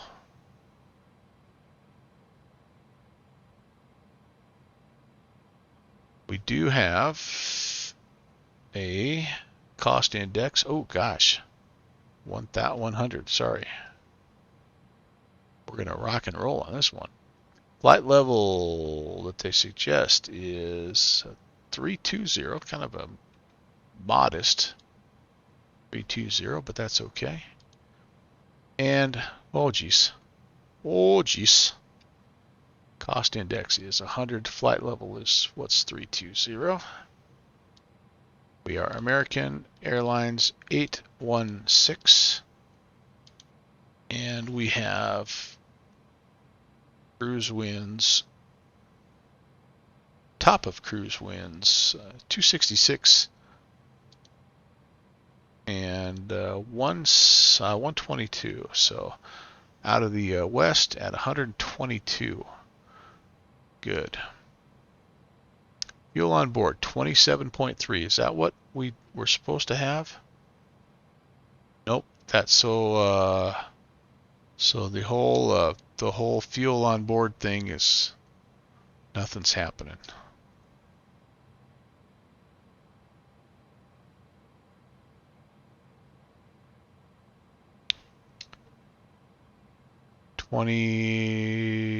That's 22. Yeah. So, all right. So that's a bummer. I'm gonna have to do it this way. Load sheet.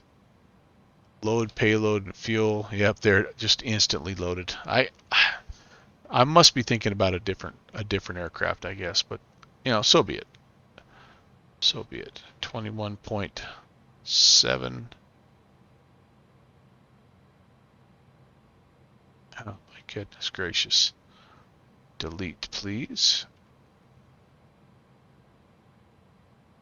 21.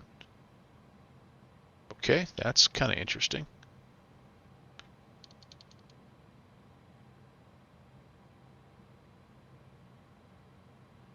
Wow, that was weird. Weird little bit of a glitch there. Zero fuel weight is 122.9. And should give me a takeoff weight. Yep, CG is 25.9. All right, all that's loaded up there. Yeah, I'm right at the optimum cruise. That's fine. We'll be fuel efficient. Hey, we've got Captain oh boy, Egan Beaton. I don't even know. Captain Welcome, or CP Tegenbottom. Good to have you along. Thank you for the follow. All right, all that stuff is set and ready. That should again help us with get everything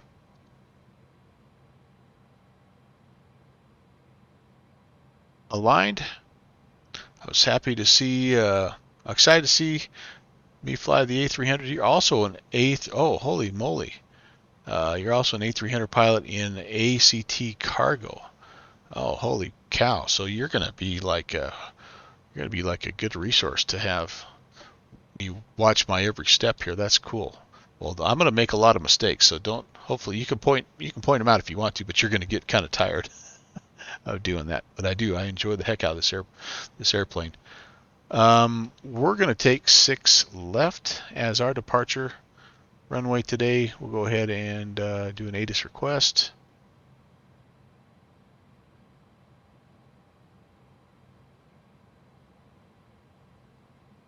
Well, I kind of feel bad now, Captain, that I didn't fly a cargo variant of this, but we actually just did a test of the cargo variant on not the last stream, but 2 streams ago, and it really was a lot of fun. All right, we've got all of our results here. We'll send that data to the FMS, and keep that up for now. We'll need that here in a little bit. Life is good. Good to you. Let's connect here and let's make sure that we have ATC, or we don't have ATC. Kind of have a feeling that we probably don't. This is an A306.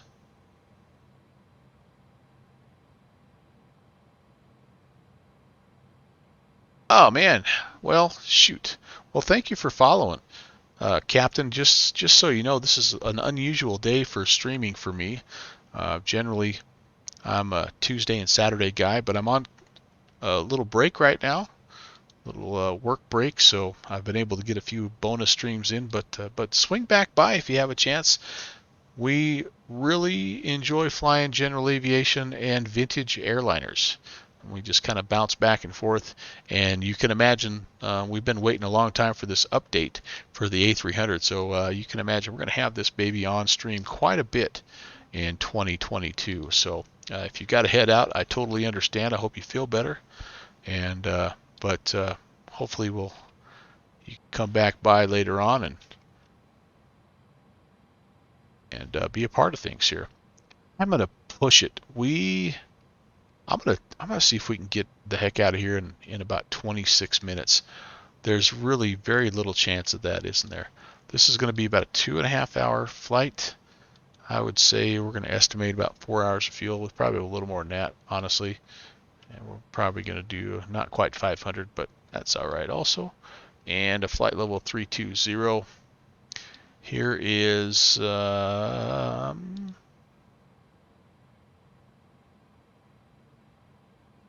flight plan. Sorry, the route. AK or from SimBrief here. Sorry, I'm multitasking and I'm not good at that. SimBrief. It'll be the only thing I don't have in here is I don't have what? Come on. Copy. And paste, please. There we go.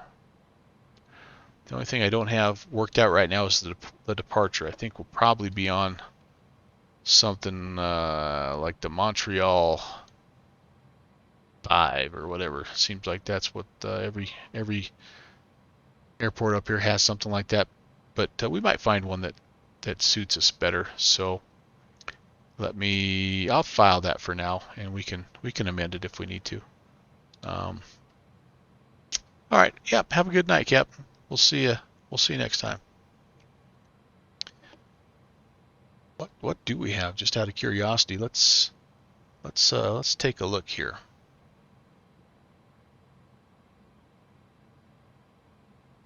I need a new flight plan.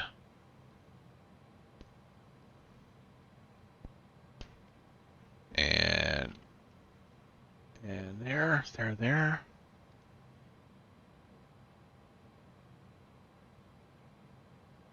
Going here.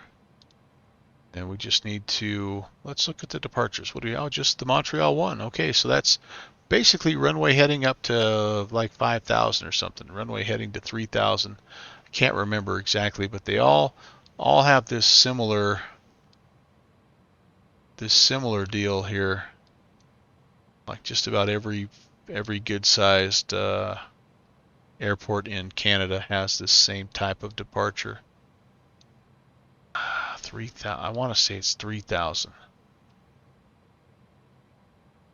Well, we'll go runway heading up to 3, and we'll actually just clear ourselves up a little bit.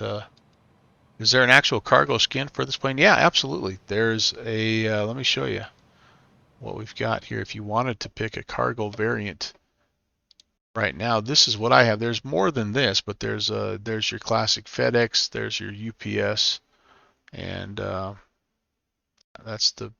are the two I have installed right now. But if you depending on where you're from, there's worldwide liveries.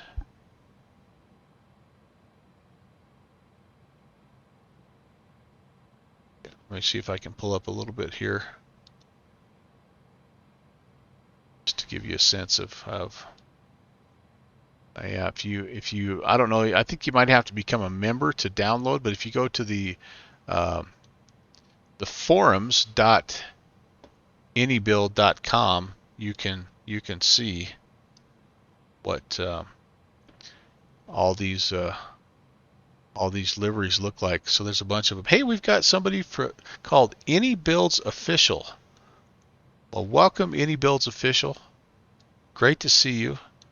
If you are somehow associated with this aircraft, thank you for an awesome, incredible add-on. Holy cow, have I enjoyed it. And thank you also for not dragging out the release for 2 weeks like FlyJSim did. Yeah, indeed we are. Thank you. Glad you're enjoying. Well, thank you very much. This has been a joy. This was my very first Airbus I ever flew, and I'm a Boeing guy in the sim. I'm not a pilot, as if you stay around for 5 minutes, you're going to quickly understand. But I really like vintage airliners, and this one is kind of heading that way. I mean, I know some people still use it, but I like the old school approach. I also liked how it sort of had some crossover between Boeing and Airbus. I thought maybe it's like a gateway Airbus, right? But I love it. It's awesome. I've enjoyed the heck out of it. I got the 310 as well. And yeah, wonderful, wonderful aircraft. Thank you again for all your hard work. Congratulations on a fantastic product, and I will give you a right proper skull. And welcome. Yeah. As an A300 pilot in ACT cargo, I must say I like the plane very, very much. Yep. It's been a blast. It's been a total blast. So Any Builds Official, I don't know how long you can stay, but I hope you enjoy watching a regular Joe work his way through this beautiful, beautiful add-on here, because I do enjoy every minute of it. Let's see. We need to do some. We need to do some.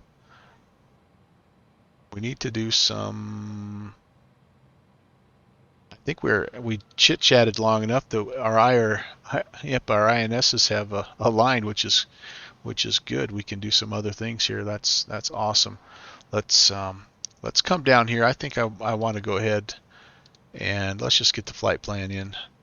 So we'll be out of here.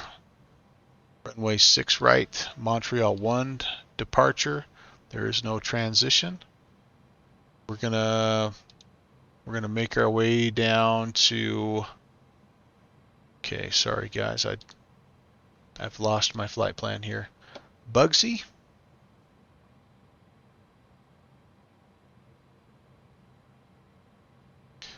That'll be the next place after we get vectored out.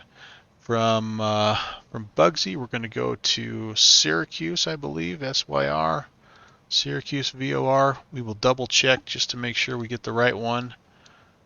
Pretty sure it's the bottom one, but it's always good to just double check, right? Bugsy, Syracuse. Syracuse has a latitude and longitude 43 north and 76 west. So yeah, that's that guy right there. Beautiful. Then we're going to go to PSB.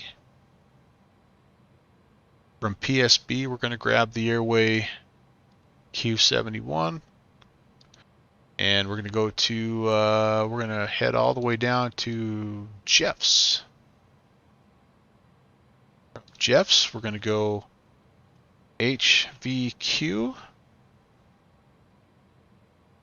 And then I need to grab an ATIS from Atlanta so we can get things set up here as well. It looks like they are arriving on the 2.6 and 2.7s. So, boy, your guess is as good as mine here. I would guess since we're coming in from on the north side that we would get the 2.6 right. I think that's what I'm going to go ahead and plan for right now. 2.6 right. ILS 2.6 right. And we would look for the Zelo transition. Yeah, we'll do Zelo. Give ourselves plenty of room. And then the Andre 1. Uh-oh. Ooh, I thought that might have been one that got us. We don't have, well, we do have updated. We've got updated as of today, the last day. And then the Hillary transition. Thought we might be in bad shape there. Let's just make sure we don't have any discontinuities. We do have one between the flight plan and the arrival. We'll take that out. Okay, everything else looks good. Let's go ahead and just let's just do a plan check and make sure everything is what we expect. So we're departing to the northeast. Yep, that looks good. We're going to be vectored, and then we're going to start coming south to Bugsy. Then we're kind of working our way back to the southwest. Yep, then we're heading pretty consistently southwest into runway 26 right. That looks good. We'll go back to map. One of the things that I do need to point out to any builds official is I thoroughly enjoyed the documentation and the story that you guys shared with the initial release surrounding the development of the plane and all the hard work that went into it, and just the details of how the flight data used to be loaded with 5 1/4 inch floppy disks. Special pricing for Turkey wouldn't be bad at all. Here it's about 1,000 Turkish liras. We need local pricing. How's the DC-8 mod? You were a DC-8 pilot for 3 years. I've flown the DC-8 in P3D a while back. That was from Aerosoft, and I loved it. I thought it was fantastic. I don't know of a DC-8 in X-Plane. I know that there's a DC-6 in Microsoft Flight Simulator that PMDG makes, and it's also very, very good. But I don't know. It's we would love to have a DC-8. At least I would love to have a DC-8 in X-Plane. All right, 152, 50, 1.7.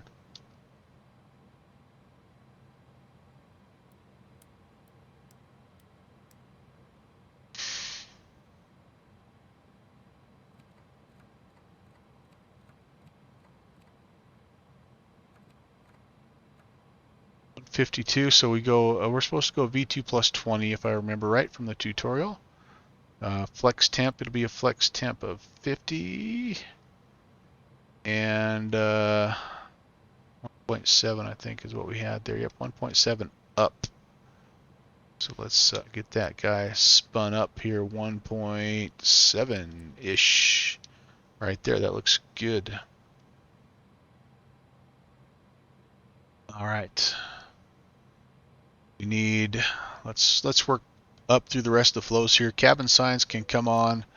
We have low pressure in the pumps, the servos, And faults here, the spoiler brake, ground control for the flight recorder. All this looks good here. We can check just to make sure we shouldn't have anything here. I should have checked to make sure we have external power. We do. Good thing, because we're already plugged in and using it. Yeah, oops. Pretty much right there, like I say, Pro Pilot. We forgot to turn the nav light on as well, just to let people know we're in here messing around with things. Let's see, that's almost, well, it's 14 and a half-ish, and another 7 is 20, 14 and a half, and 7 is 20, yeah, about that 21.8, which is what we need. I'm not going to turn on the fuel pumps just yet. Got all of this looks fine. I won't worry about probe heat just yet as well. And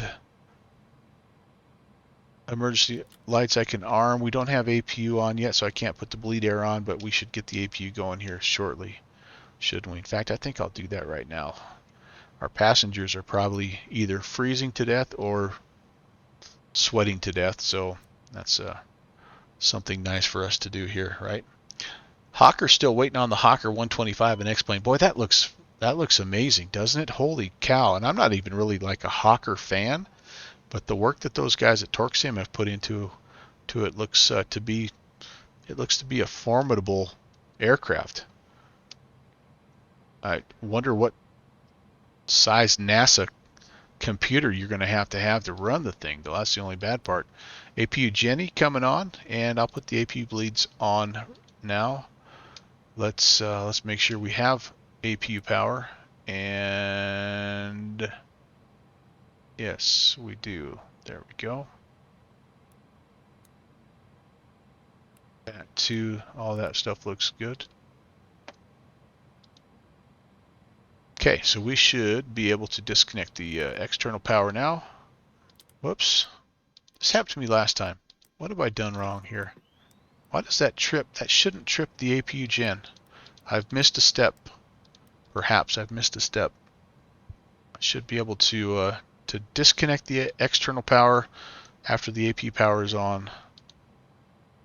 Okay, back to the ground ops, ground services, external power. We can go ahead and close up our doors. Whoops. Chocks, air start, we don't need that anymore.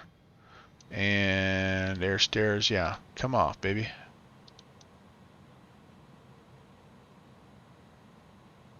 Make sure all the exits, yeah, let's close them all here. They were in the process of closing, but we'll go ahead and do that.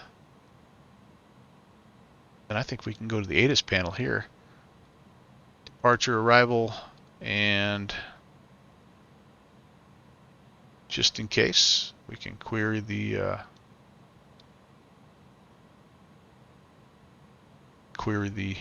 alternate ATIS as well. So still looking about the same. 0107, still a little bit yucky, but overcast, 2,500, shouldn't be too bad, 2906. I will go ahead and put that in there while I am in the neighborhood. Oops. Set once, set twice. And if you please, set a third time over here. The first officer's seat. Beautiful, beautiful.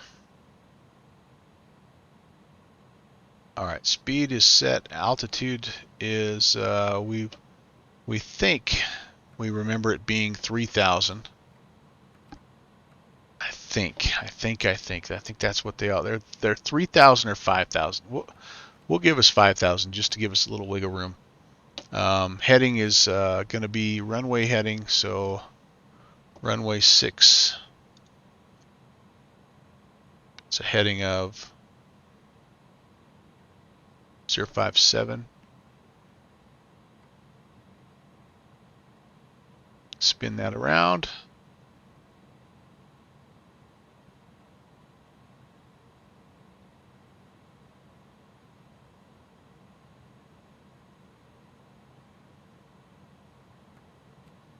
Okay, that's all set. And then our field landing elevation, Atlanta is right about 1,000, if I remember right. They're surprisingly high for being down that way. Yeah, 1,026. Let's put that in here. It's going to be close enough. Trim set, flex set, landing altitude set. Okay, we are ready. I'm going to call the pushback dude. Run to cockpit. Please show me where you want to go. That's totally awesome. I think I need to go to the left to get the heck out of here. Look at my map here. No, I need to push back nose right and taxi westbound to runway 6 left. Did I say 6 left? Yeah, 6 left. That'll work. Run to cockpit. Tow is driving up. That's the first better pushback Canadian, French Canadian I've heard on the comms. That's awesome. I need to fly out of the U.S. more often. All right, we are ready for probe heats to come on, and we are ready for, let's see, we don't have cargo compartment smoke detectors because this is the passenger variant. Emergency light is armed, AP bleed is on. Let's see, all of my pressurization looks good at this point. We're pretty much at sea level here, but we have no change. And we'll go system 2 today, just to keep it fresh here. All right, SIDS and stars are all checked. Flight plan is entered, and we've got the better pushback dude here. External powers disconnected, air stairs, chocks. All those are up and removed, and yeah, we're just ready for a pushback. Since we are about to get moving, let's turn the beacon on. And oh, we had a little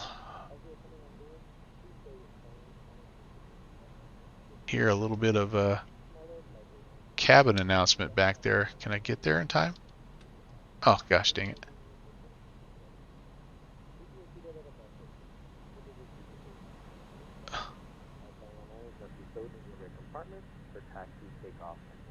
Ah.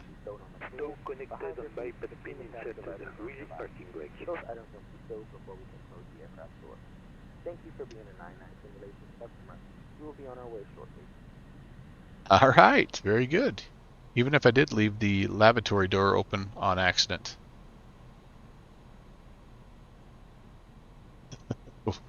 Let's see if we can get that closed, because that's important. We don't want this thing smacking somebody. Okay, where's the click spot? I opened it. I can't close it. Okay, I don't know where the click spot is. Okay, never mind. We'll just close the cockpit door and we'll let the flight attendant take care of that. Okay, I'm almost ready. I got to turn my beacon on here. We go to TA only here. We are just going to be generic ATC. 2280 is set. I do have my radios all turned on and ready to push. I think you're supposed to make a call here at Montreal traffic. American 816 is pushing back from the gate. Will be taxiing to runway 6 left. Montreal.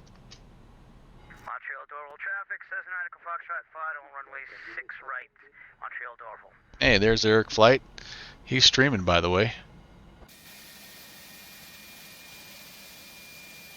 Back we go.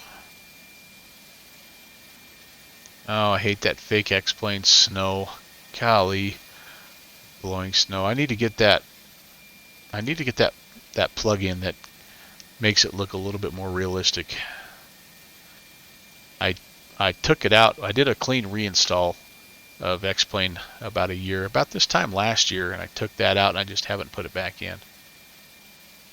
All right, here we go. It's time to start this plane, and man, oh man, what a treat this is, by the way. We'll go ahead and go crank A, and let's make sure all of our fuel pumps are on. And we'll turn number 2. We flew the GEs last time. Now I'm interested in hearing what the Pratt & Whitney sound like. I absolutely love. This is what, by the way, the if you're still here, Any Builds Official. This right here was what sold me on this aircraft. Was the first time I did a push and start and got the engines going, and I heard the engine fire up, and I'm like, holy crap. I mean, like, it was so, the bass was so deep, and like stuff was vibrating off my desk, and it was like, yeah, baby, now we're freaking talking. So I don't know what your next project is, Any Builds, but I'll just go ahead and just text you my debit card number right now, if that's okay with you. Let me know if you ever need a beta tester. Of course, the problem with me being a beta tester is I don't have any real-world flying experience, so all you'd get from me is like, man, that sounds cool, or man, that's, I mean, I don't know, I can find little things that that happen, but yeah, I just, regardless, man, love your product. Congratulations, and keep up the great work. Set the brake, you got it. Better pushback guy there. We're on the gen and ready to start engine number 1.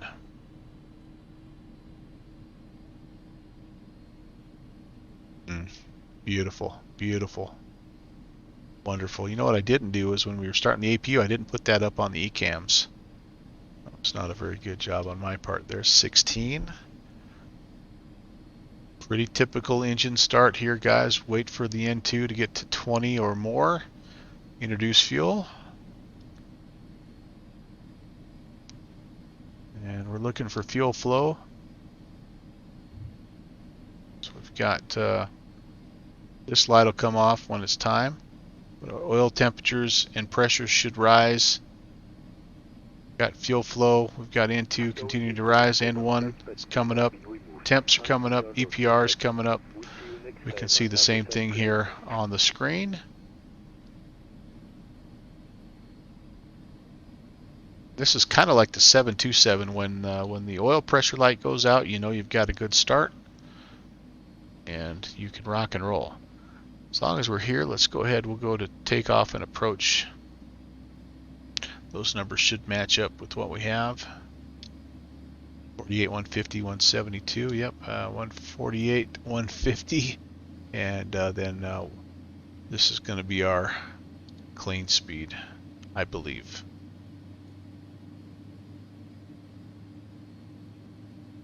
Okay, engine oil light is out. Everything's stabilizing. There's the generator taking over.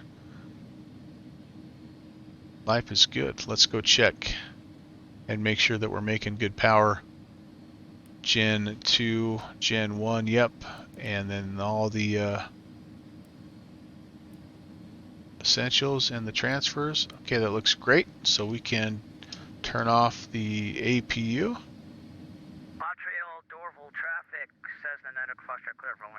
Oh, they're over at wait. Is that one of the other smaller airports that are around the area? That's pretty cool.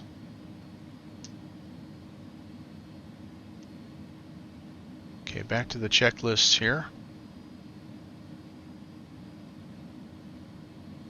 Okay, ignition's off, APU is off, bleed's off, spoilers need to be armed. The other thing I need to do before I do anything here is I need to check my flight controls.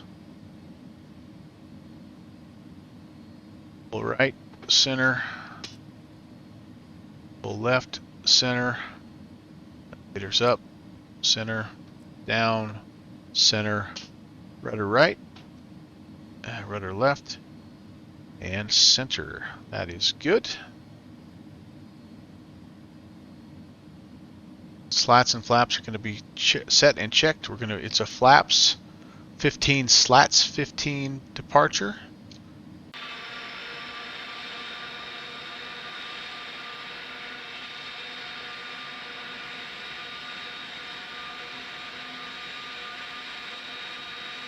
See the slats moving there.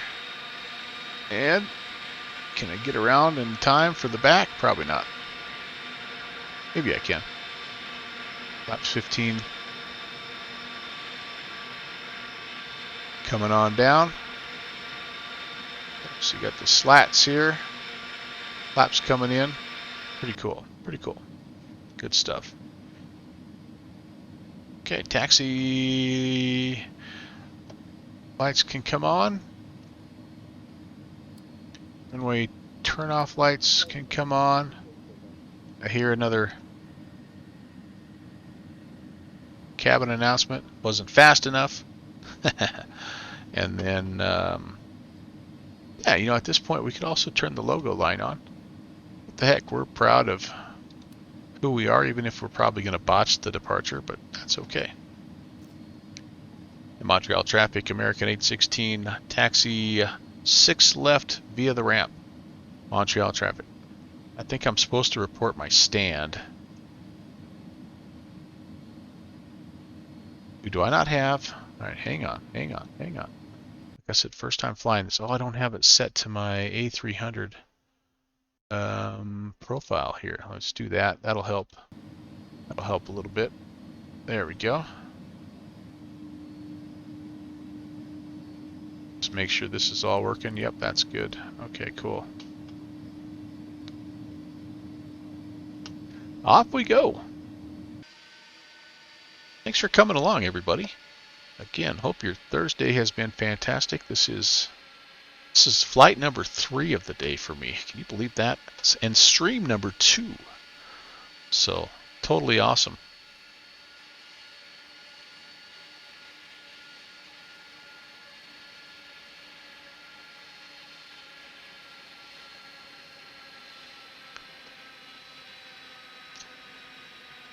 Probably thinking this is not where they wiggle these big birds out of. Oh, look at the Q400 down there.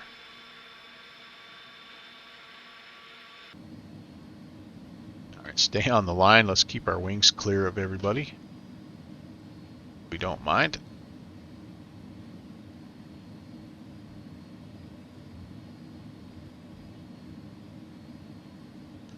Still love my Boeing airplanes. Love the FlyJSim stuff. Speaking of FlyJSim with the Q400. But I have found this is kind of like kids, I think, guys. Like you can love both kids equally. And I've enjoyed the heck out of these any builds aircraft. Which I never thought I would say that. I thought I was going to be the Boeing guy through and through, but pretty amazing airplane right here, and it was kind of fun. It's like learning a foreign language a little bit, because you know the Airbus guys come about things a little differently than the Boeing guys, so it's fun to speak. It's fun to be bilingual. I guess I wouldn't say I'm fluent in both languages, but I know enough to be able to order a beer and go to the bathroom in both countries. So.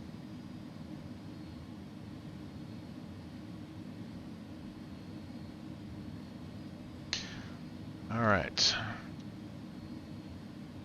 So we have flex temperature departure. We have 11,000 feet of runway. If we don't have airspeed alive by the first high-speed taxiway, we will abort. I will call abort and go full reverse. Auto brakes are set. After departure,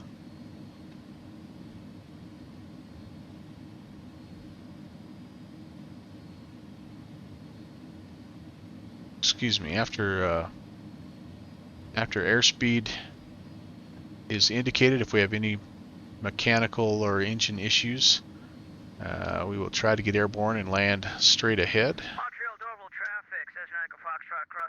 We're able to reach V2 plus 20. We'll climb to 1,000 feet and reassess.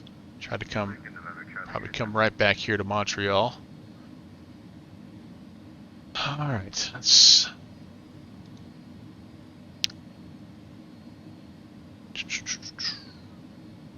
this going here. TARA is what we need down here.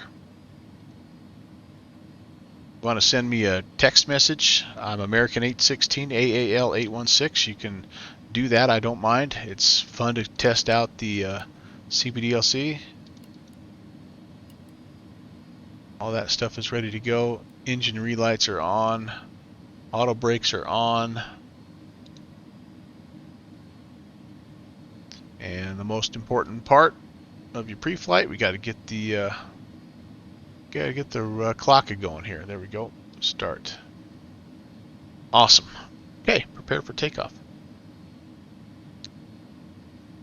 I don't know if I make a call or not, but do I have that? I'm trying to remember if I have that.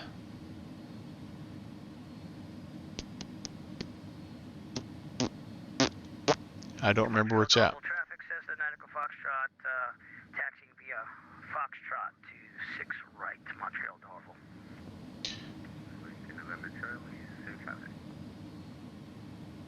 Montreal traffic. American 816 is departing runway 6 left. Will be a right-hand downwind departure, Montreal. Okay, final is clear. Runway is clear.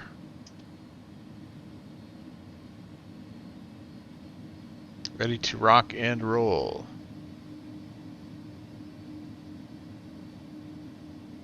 This is a freeware Montreal scenery, by the way. Pretty nicely done. There is a payware one out there that also looks very, very nice, but this one here I've been very happy with. It looks good. The only thing that doesn't look good is this fake blowing snow. Apologies in advance for that. It is slippery out though. I'm sliding a little bit. That's kind of a cool feature. Snowing here in real life, so not surprising. All right, around we go. Get lined up. Okay, here we go. Throttles to 40%. 2 good engines and toga.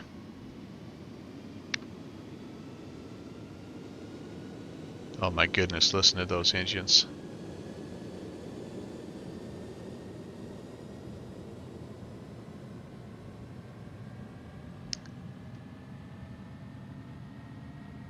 Flex temp or flex power set. Airspeed's alive. 100 knots.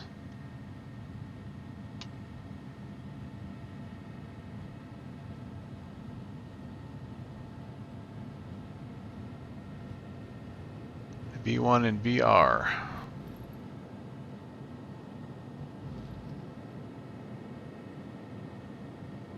Positive rate indicating gear coming up.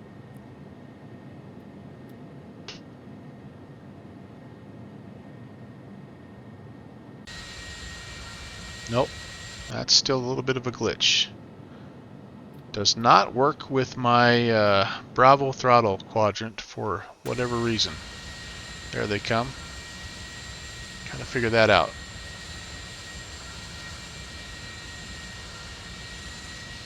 That's been about the only glitch that I've found so far in this plane, is that right there. Otherwise, it's been really good. Okay, flaps up. 747, clean up the flaps. Thanks for sharing that, whoever did. That's awesome. Appreciate that. I'll give you a little toast here in a second. Okay, just a hand to flying. This baby is so fun. So fun to hand fly. So smooth. We would get cleared up at least to 10,000 at this point, I believe. Our heading bug, let's sync that up. We'll go heading mode, we'll go profile mode, we'll go autopilot on. Go ahead and bring the flaps up.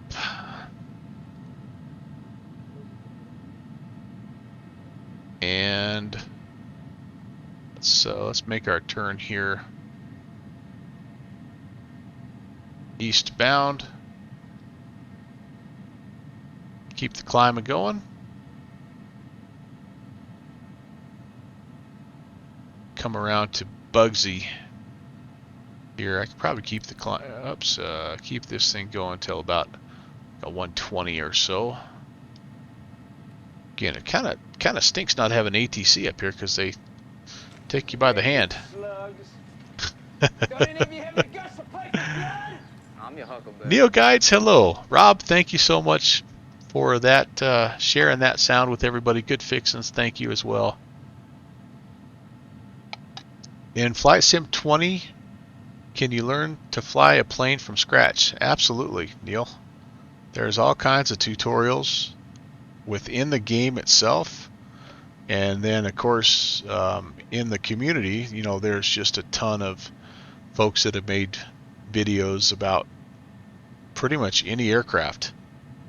So it's for sure one of those deals where you can learn from the ground up if you just have a little bit of an interest and some determination to stick with it. You know, there's a lot to learn, which is part of why it's fun, right? You're not going to master it right away. I mean, heck, I've been doing it for years and years and years, and I don't feel like I've got it mastered. Turn a little bit south now. Again, we're going to have to kind of head back to the southwest to get back on track, but we're just kind of climbing out of the area here. But yeah, Neil, really, you can find that no matter what sim platform, and sometimes you can even learn like I'll learn different things about aviation. You know, I'm in X-plane right now, but there's a lot of streamers out there that are in a different, you know, they're in Microsoft Flight Sim or they're in P3D or whatever, and I'll pick up stuff just by watching them. You want to learn how to fly a Cessna? Well, Neil, first of all, hats off to you for doing it the right way. Most of us flight simmers do it completely backwards. We try to jump in the big plane first, and then we end up coming around sometimes to the general aviation aircraft, when in the real life, you know, when in the real world, you would be starting with the Cessna 152 or a Cessna 172. So that's awesome. And there are some really good Cessnas in Microsoft Flight Sim just out of the box there. So, you know, that are included with the actual plane. So you should be able to learn that baby, you know, in as much detail as you possibly want. All right, I'm gonna turn now, and let's head back on about like a 240. I want to just try to intercept this McDo. This FMC will automatically pick up your route here if you can get on track. Like, there we go. So I can get it headed toward Bugsy there. It'll take it for me. It's kind of nice. One of the nice features there.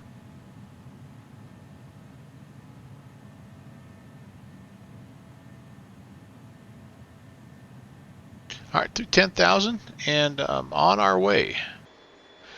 Do you suggest what YouTube channel? Yeah, I've got a couple here that I could suggest to you as far as flying general aviation. So there's one called M0A,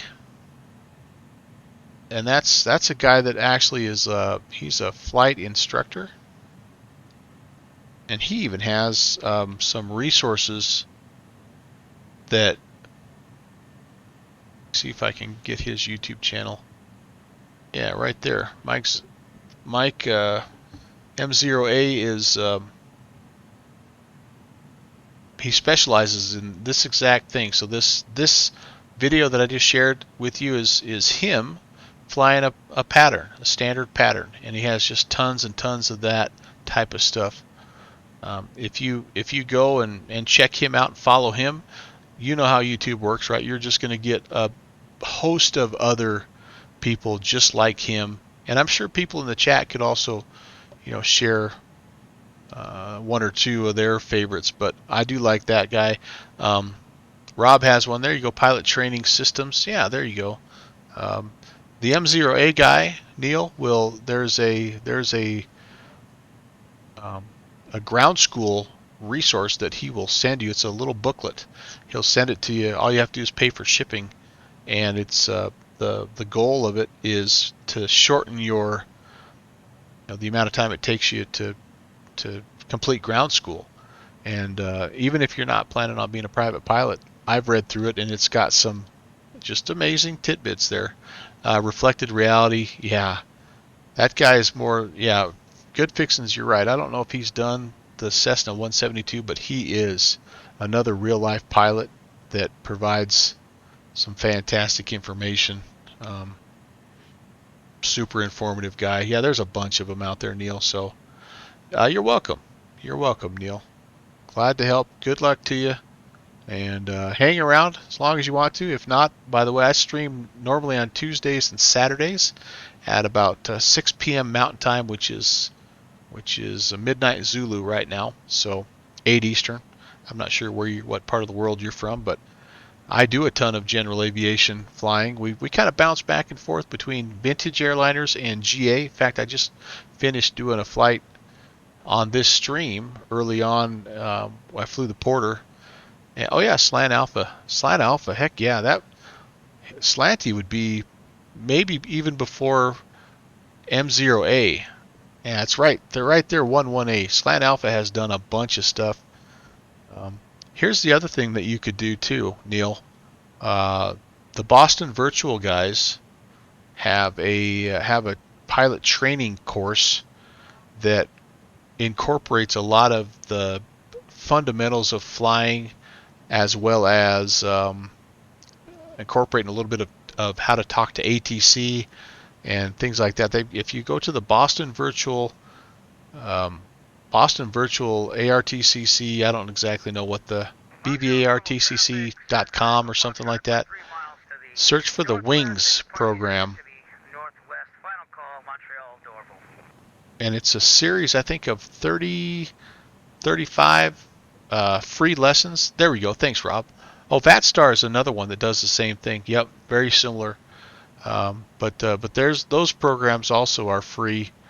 Rob, is VATSTARS free still, or is that do you have to pay for that one? I can't remember.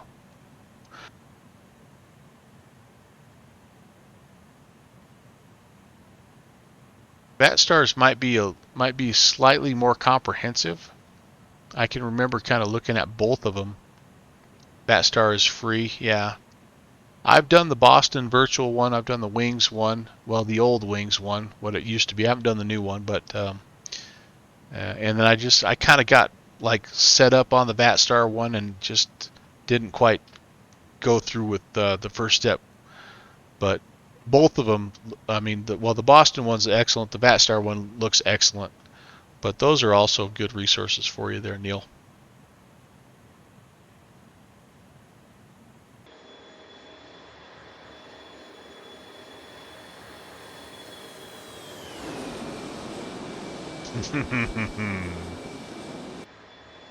Fantastic sounds.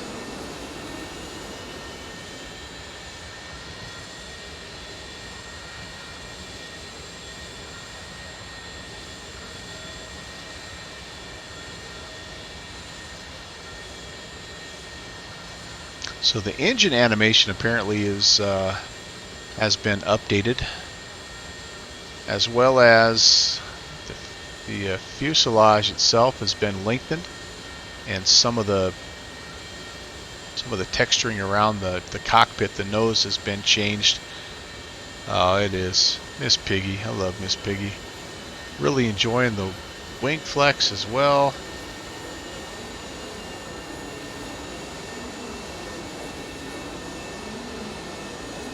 Yeah. I also am enjoying the fact that there's like wear and tear. Like, this is an older airplane, right? It should have some dirt on it. It shouldn't be shiny and clean. And yeah, those Pratt and Whitneys. Ooh, hey, let me see if I can pick this up now. I should be able to go nav mode. It should pick up my track. And yeah, we're off and running. Glad to hear. Oh, Rob's furry co-pilot's finally starting to feel better. Oh man, she had to get 2 canines. Oh, dang, that's hard, buddy. That is hard. G Slayer, hello. Welcome. Just about out of stuff to toast you guys with. Glad to have you. We're on our way, Montreal down to Atlanta. Most likely it'll be the last flight of the day. This is not Microsoft Flight Sim. This is X-Plane. This is the Any Builds A300. They just came out with version 2. They just updated it, and it's just a tremendous, tremendous airplane. You know what we have not done here, and I feel very bad about not doing this yet, is we have not set up our downwind sim, customary downwind sim. Oh, we can take a look at all this though. Got a little of this, a little of that. The lavatories, I think, probably stuff happens in those, right? And apparently once you open them, you can't close them again. So be very, very careful. If you really need to go, just understand that the door is going to be open the whole time. Did I make Panagon an expert captain yet? I tell you what, he... oh, no hidden click spots in here. He's done pretty well, Fixie. Yeah, he's a, I think, a natural, man. All right, so we're going to go back here again. No first class, no business class for our friend Downwind Sim, the St. Louis Slammer, the big city boy, Mr. VR. He is Mr. Backseat, right-hand side. I love how the aisles narrow. And do you hear the different sounds as you get back here? I mean, just all that stuff that it just takes so much time and attention, and they just do it so very well.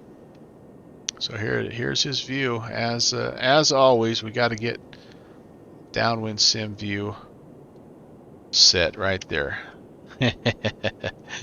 We need to get him in the A300 flight group. Wonder how many we could get in the conga line. Heck yeah. No, yeah, he's been up in it like 3 times since yesterday, and he says every time he lands it, he gets a little worse. I said, that's how it's supposed to go, man. Yeah. You know, his first one was like 325. I'm like, that's good. But yeah, it's fun watching him. Like I said, he picked up on it super fast, and he's such a smart guy, man. It's just, you know, there was no doubt that he would. All right, we're doing really good. I'm gonna turn the seatbelts off. Let people move about the cap. However, we recommend you keeping your seatbelt fastened even when the seatbelt sign is off in case there is unexpected turbulence. Yeah, very nice, very nice. Is there a better view? Maybe, I don't know. How are you? I don't know. Like, I'm not just 100% sure how to do. Like, right about here, I think is probably what we have. But yeah, I mean, would be fun to get like 5 or 6 of these going somewhere. Slant Alpha was talking about his vintage across the pond, and I was sort of thinking like this plane, but I don't think this is quite as vintage as he's thinking. He's thinking more like World War II era, but this would be a fun plane to take across the pond. We are in icing range, but we don't. We're up above the clouds, and I think what I'm going to do is this, you guys. I'm going to take a quick break out of the cockpit. I do need to refill my beverage and stretch the legs, so bear with me. I'll be back here in about 5 minutes. Talk to you soon.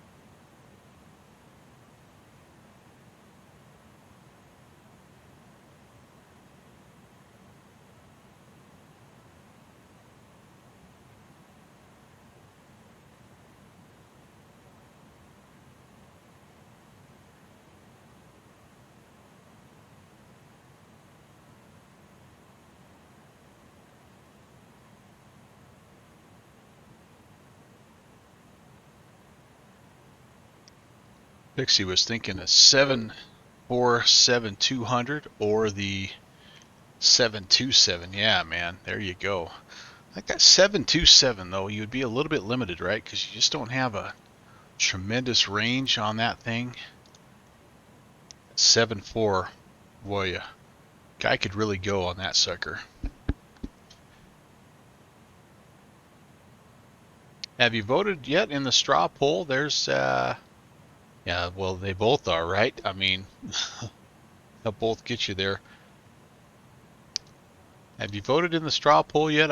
We've got 4 hours. Midnight my time is when it shuts down. We've got a close vote here. By the way, if you don't know what I'm talking about, we do something every now and again called the Bravo Tour. And the goal is to visit all the Class Bravo airspaces in the United States. We've done so far 4 airports. We started at Denver, went to Nellis Air Force Base down by Las Vegas. Then we went up to Minneapolis, St. Paul. Then we headed south to Houston Hobby, and that's where we sit right now.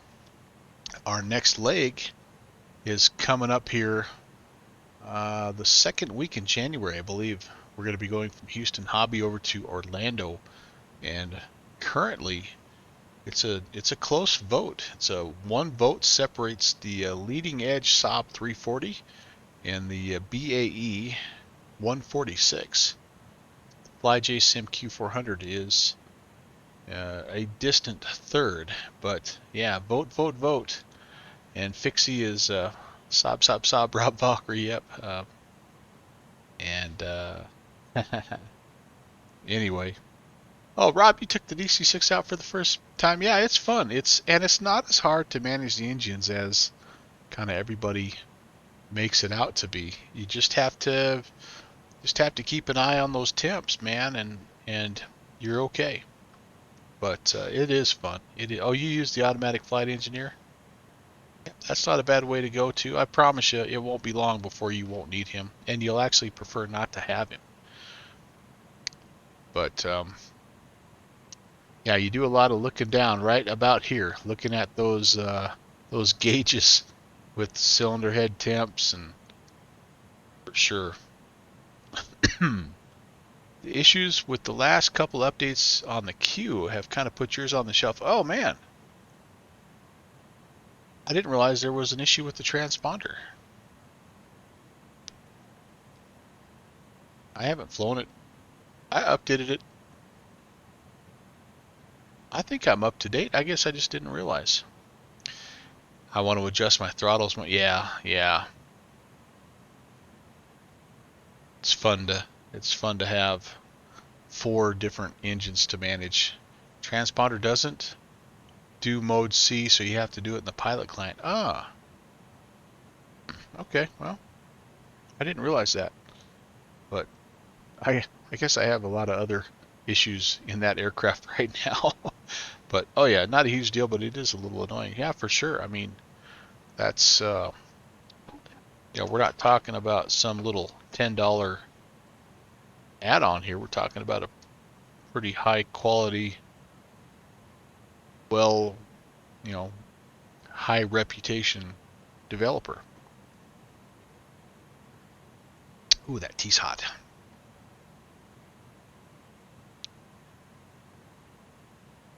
Between the 7.4 and the A300, you got plenty to do. Yeah, for sure. Sure.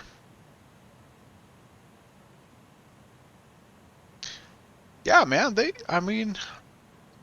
enhanced cloudscapes or skyscapes, whatever, man, it's changed. It has changed the sim for me. I mean, it really has. Now, if we could just get something similar for ground textures, we'd have X-Plane 12 probably, right? You've been debating about the Challenger. Might pick it up at launch, but also might wait. How were they saying they were going to charge $90 for that thing? Is that what did I read that somewhere? Holy cow.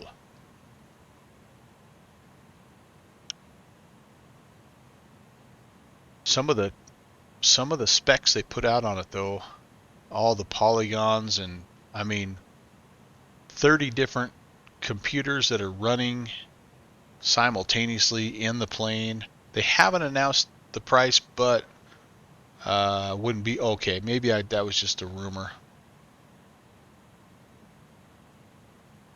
Yeah. So I would, right? They've kind of set the bar with the TBM. You know what I'm saying? And the TBM is every bit of $70, right?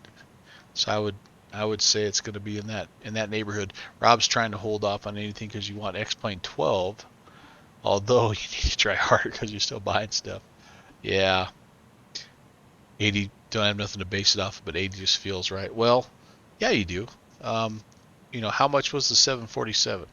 How much is the Q400? How much is the A340? You know, those are kind of the new modern high quality aircraft that have come out, and they're all in that range, right? So I would say that it feels to me like that Challenger is going to be there as well, and yeah, I wouldn't be surprised. Wouldn't be surprised. Okay, we're coming up on top of climb. You know, the other thing I need to take a look at here, you guys, is we could potentially have some ATC. Let me do a little bit of this. Sim. Where are we? Oh, we're cutting through Boston here. I'm surprised I didn't get a contact me. Maybe they're like, yeah, Sheed's like, I don't know. I don't want to talk to that guy. But we could at least monitor him. Let's do that. Let's monitor Boston and New York just to give us some ATC chatter. We'll see. Jeffrey posted something somewhere that made me think some things will need to be changed. Oh, wait a second. Good Fixin' says to Rob, they've said the planes and scenery will be compatible with X-Plane 12. That's kept me buying. Yeah, me too. Planes might require minor updates. Most should work with the day one. Yeah. Yep. Cool. I hope so because I have a lot of scenery. Yeah. Yeah. Oh yeah. Well, and for sure, Shed does good work, but he also is smart. And when he sees me and where I'm going, he's like, "Yeah, why that Melvin Leroy guy? He doesn't need my help. He's got this." Or something like that. Com 2 3470. That is Boston. Let's see if we can monitor Com 2. Oh, I don't want to change that. I want to monitor over here. No, monitor here. How do I monitor over here? Doing it wrong, aren't I? Yep, I'm doing it wrong. Okay.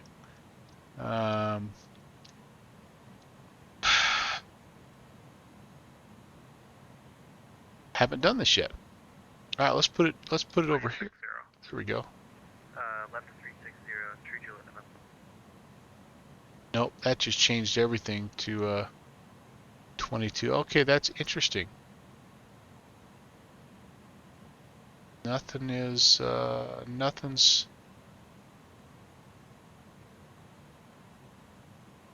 turn that up. Maybe it's just turn this up. Oh, there we go. There we go. Has nothing to do with that business. Ah. Oh, Fixie, I think you were telling me that. Then the Ocean 5 arrival. Maintain 3,000. Expect 16,000 17 minutes after departure. And squawk 4716. Clear to the Boston airport via the Portland 6 radar vectors. That's way cool. That's way cool. All right, top of climb. Let's take a look at the Volanta top of climb report here. Again, I kind of showed you what was going on here. I think everybody's on break. Pretty good ATC. Hoping to keep some McLovin down here at Atlanta. What in the heck is going on at Atlanta? There's a conga line going in there right now. Holy moly. Of course, Atlanta is one of those places that's kind of busy all the time. Yep, it's got the busy airplane or airport icon 41 arrivals, 64 departures. Yeah, just a typical Thursday night. If you're a controller in Atlanta, they should be able to squeeze us in. Yeah, clear direct for Delta 411. Sorry about that. JetBlue 1818, descend and maintain 1000, Burlington altimeter 29901. Any of our friends? Ooh, we got there. This is some Virtual USA Flying Club guys still flying around. There's Smitty, Eric. Yeah, they're heading back. Heading back up there to Maniwaki. Down to 190, true Juliet, Cool. There's a Beaver. That's somebody that was in the flying club as well. Charlie Mike India Lima. I should know who that is. Life is stirring. Movie time. All right, Fixie. Tell that Brad of yours I said hello and enjoy, man. Enjoy.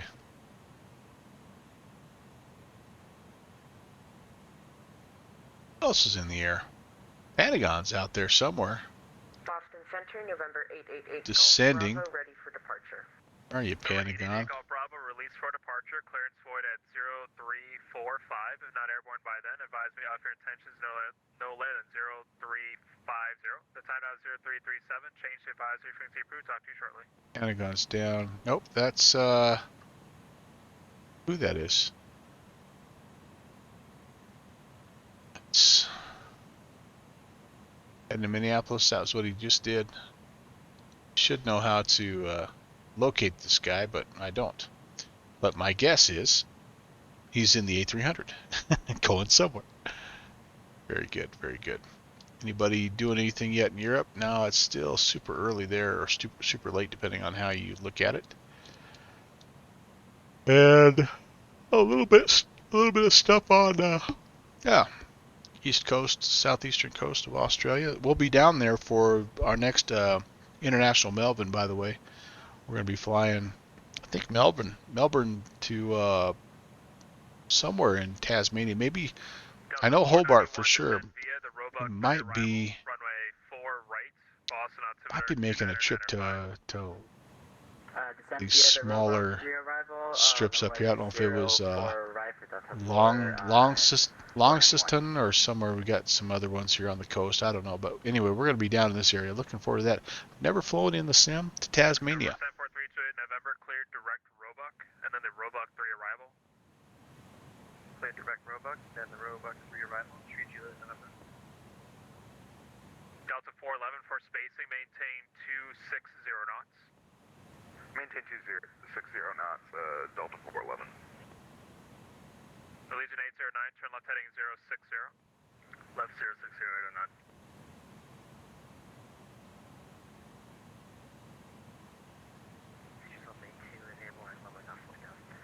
Citrus 152, thank you. Radar contact, direct wounds, climb and maintain 10,000. Direct wounds 10,000, Citrus 152.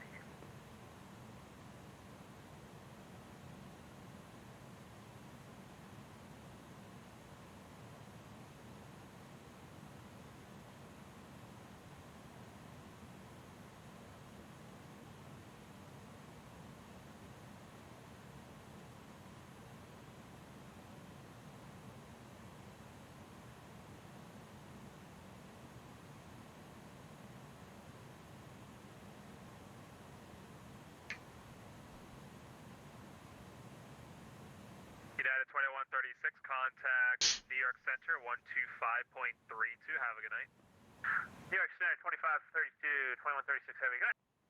Allegiant 809, descend and maintain 3,000. 3,000, they are done.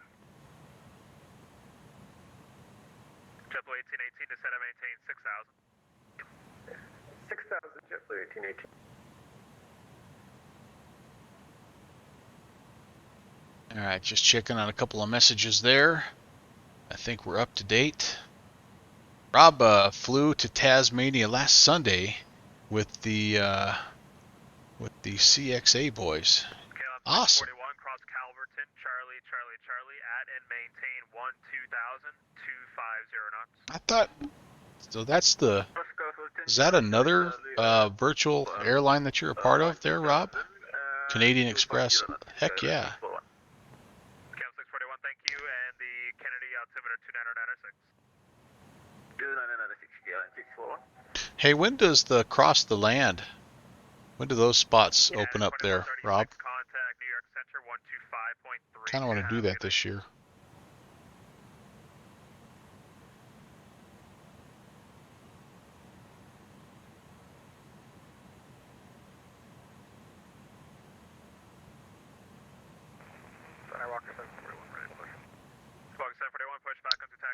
All right, update the heading here. Number 857 Lima Charlie, descend and maintain final 200. The next thing is cross the pond. I thought, well, no, I thought cross the land was before that.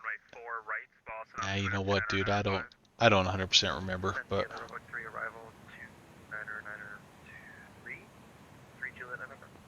Allegiant 809, Charlotte heading 360, join the localizer. 360 to join 809. Number 743 November, runway 4 right, and the altimeter. Man, this is potentially, it just hit me here. This could be the final flight.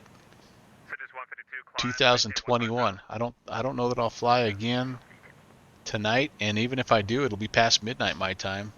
So, oh wait a second. No. Sorry, tomorrow is the final day.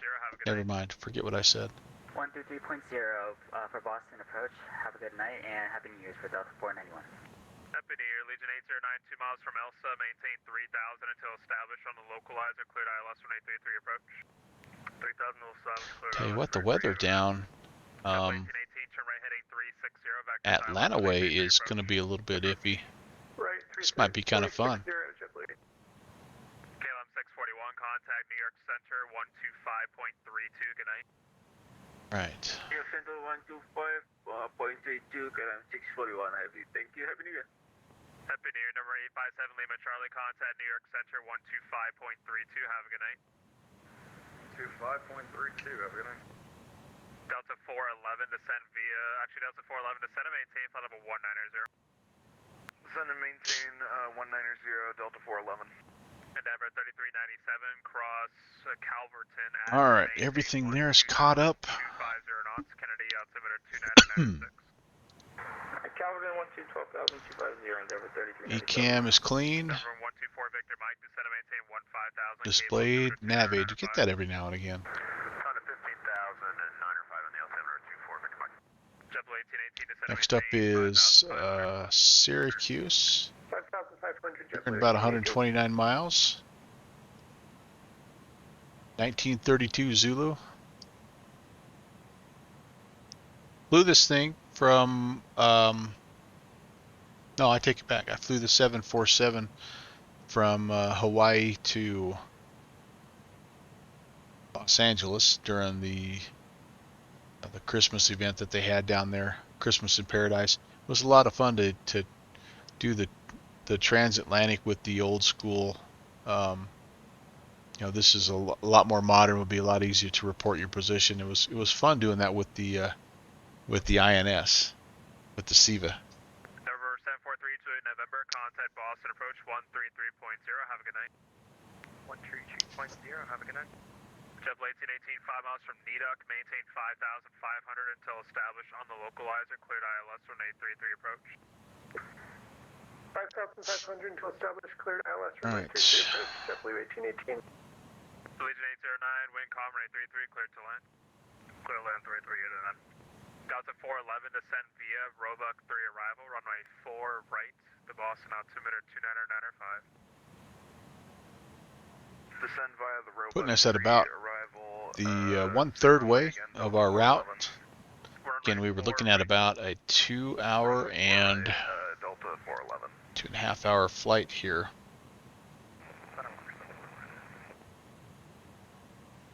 Walker 741, runway 11, taxi Alpha. Skirting down the southeastern side of the Great Lakes right now. Getting ready to turn a little bit more to the south, and man, it is just nothing but weather right now. I mean, holy moly, it's really something out here. Rob found Cross the Land. Okay, I'll pull that up here in just a second.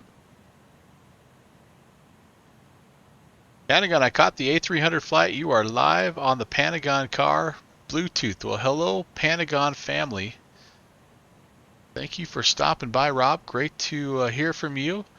I saw you on Volanta, and I was hoping to see if I could figure out where you were heading, but hope you're having a good night. And whoever's in the car with you, you should tell your dad or your husband that you need some ice cream tonight. All right, here's the windy.com information. And this is kind of what I'm seeing. It's just lots of nastiness up and down the east coast, the Great Lakes area here, up into Canada. We got, I think, kind of lucky where we were. We were just at the edge of this, and but here's kind of what we're heading to, right? Into this stuff, but maybe it's gonna be past Atlanta by the time we get there. Not sure. 13.0, have a good night. 133.0 for Delta 411, see ya. Out my way, guess what we've got coming? I live about right here where it's not snowing, and look what we've got coming. However, there's a good chance that a lot of this won't make it our way. It's kind of funny because the mountains shield us, and we've got, this is kind of a banana belt, they call it. We miss a lot of the snow that way. All right, Rob is won the hockey game 6-0. Yeah, baby. X-ray climbing through 8,000, Charlie Foxtrot. Charlie Foxtrot, X-ray, Boston Center, gate evening, Bradley, altimeter 29993. Oh, this is a Discord channel. I'll wait to join that here a little bit later on. Comes the Cross the Land. There we go. That's what I was thinking here. Westbound. 12th of February. Yeah, very good. Seemed like there were some spots that, like they were going to open them up in January, but I know you did the last one there, Rob, and reported that it was good fun, so 6-0. I'm not playing against you, Downwind Sim, yeah. Hey, Downwind Sim, I got a little something for you. Are you ready? Are you ready? Are you ready? Here it comes. Here it comes. Delta 1336, contact New York Center 125.32. Have a good night. It's not Fussy Pants. We did our little Fussy Pants adventure. We had some fun in the Porter, and then we hadn't flown the Airbus for almost a day, so I had to get back in the Airbus. Yeah. The only thing it's missing is well, you know what it's missing. You know what I'm thinking. You're thinking what I'm thinking, aren't you?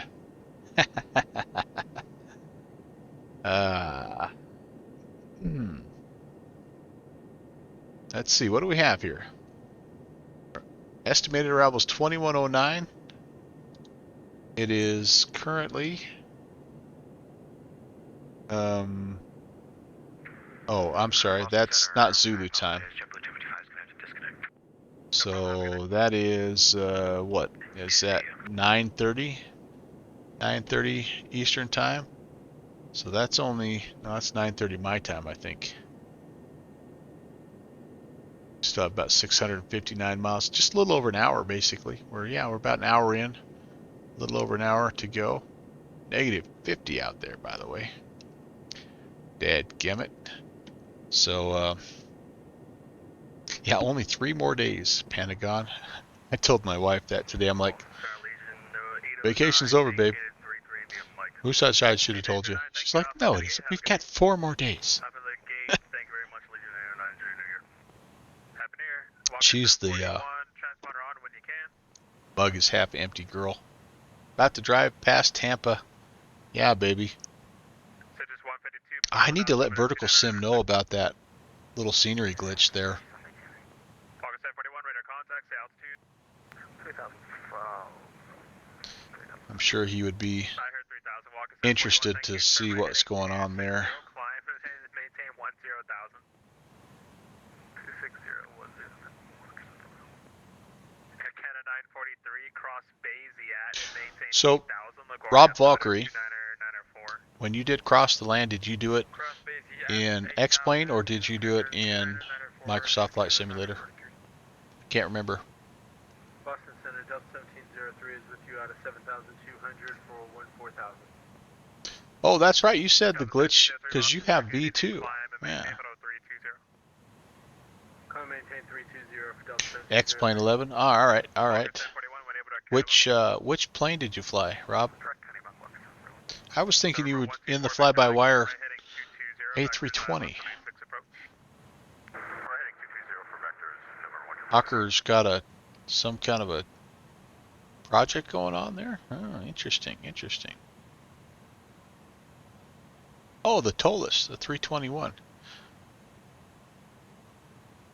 Do you have, Rob? Did you pick up the 340 yet? The Tolus 340, A340? 1258, contact New York Center 125.32. Have a good night. 125.32 for American 1258. Have a good night.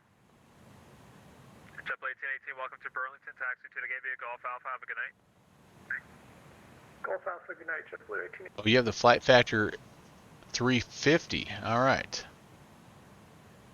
November 124, Victor, my contact. Oh, that's right. Hawker's fuselage. That's right. That's right. Oh, man, I forgot about that.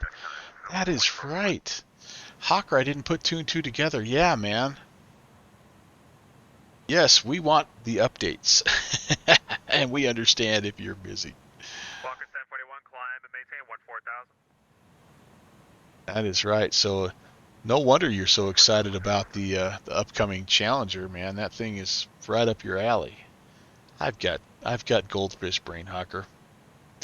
I know I need the A340, even if you're talking to a different Rob. It applies to all the Robs. But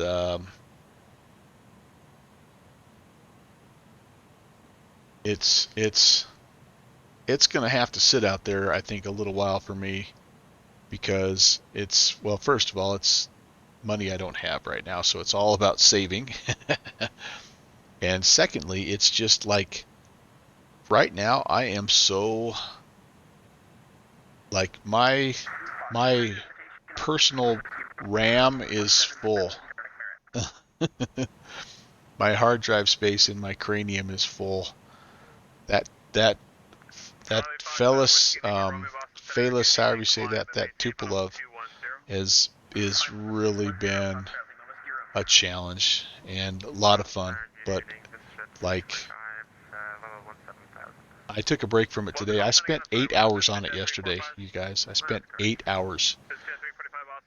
Look at what I built here. You're gonna love this. You're gonna love this, you guys. See if I can pull it up here.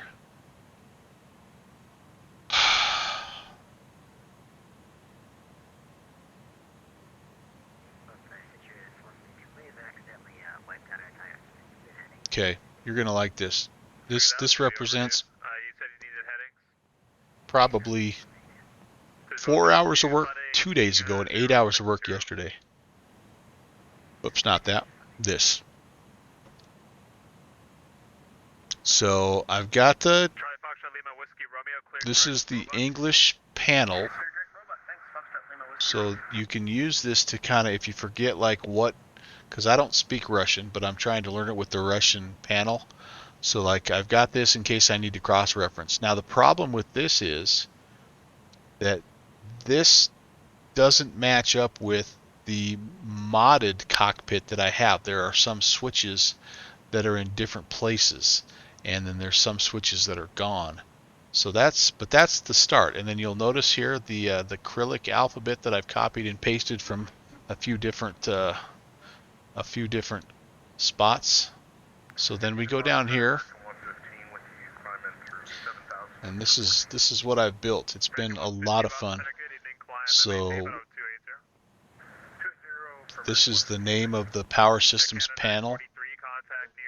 And then with every one of these battery switches, and I've tried to list the Russian spelling on everything, but I've been able to go through all the the initial power up, the testing that has to go, getting the APU started.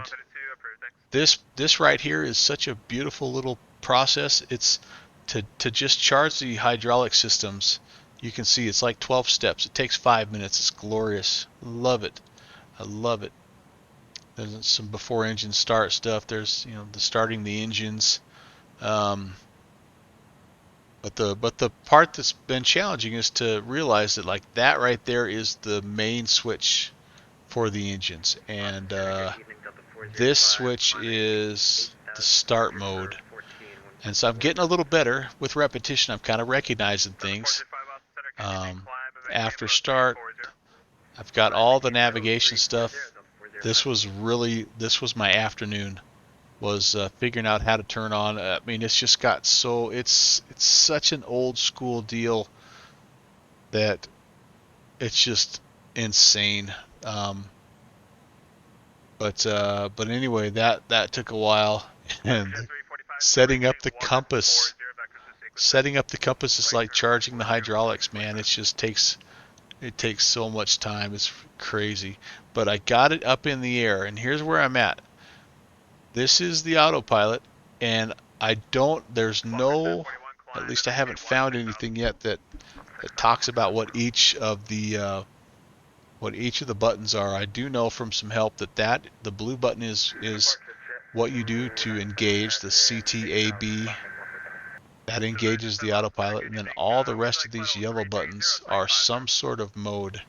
I think the 3K is heading mode, and I think this C6 POC is nav mode, but I don't honestly know.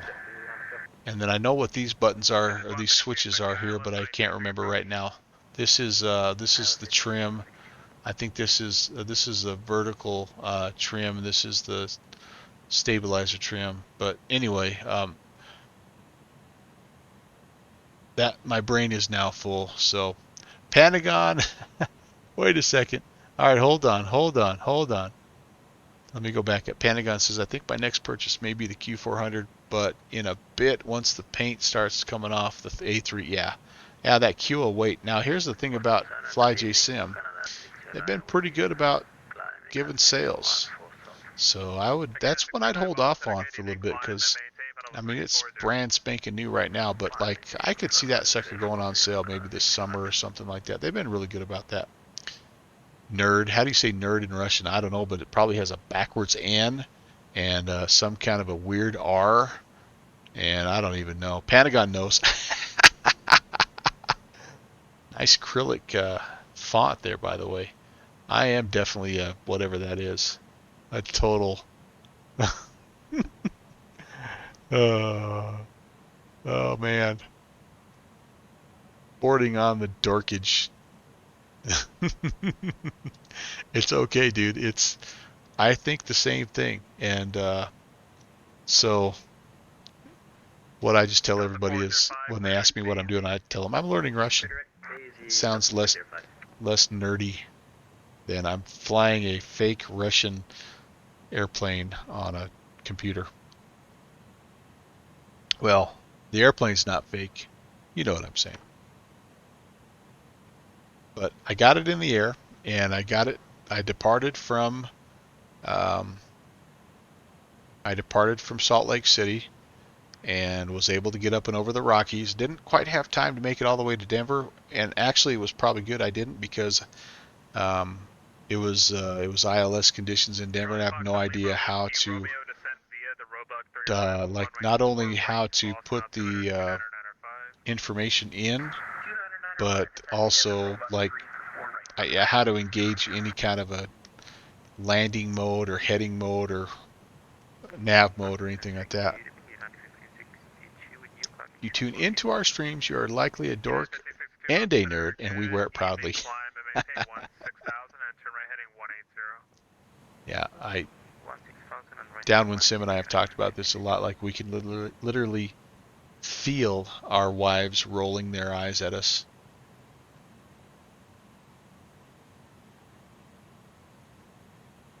Man, that's good tea. That's good tea.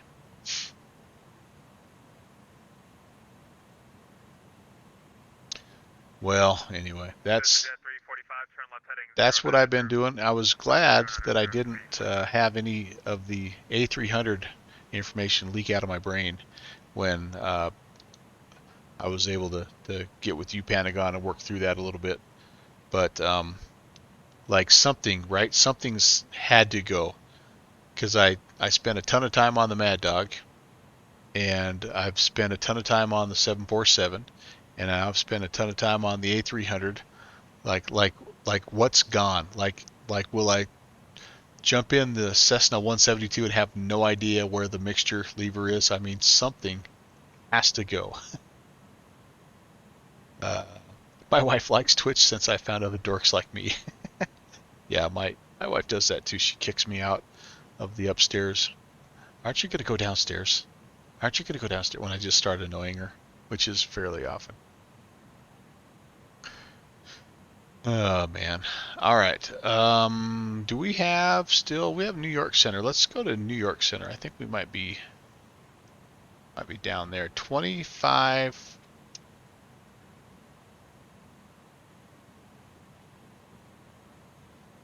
25325.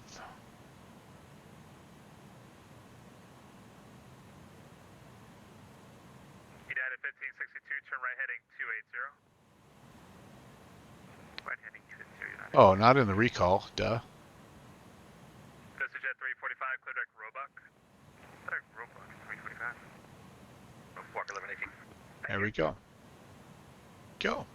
Skyhawk 172 Delta Echo, descend and maintain. One fantastic 4002 Delta airspace to another right there, guys. We're actually probably even a little bit kind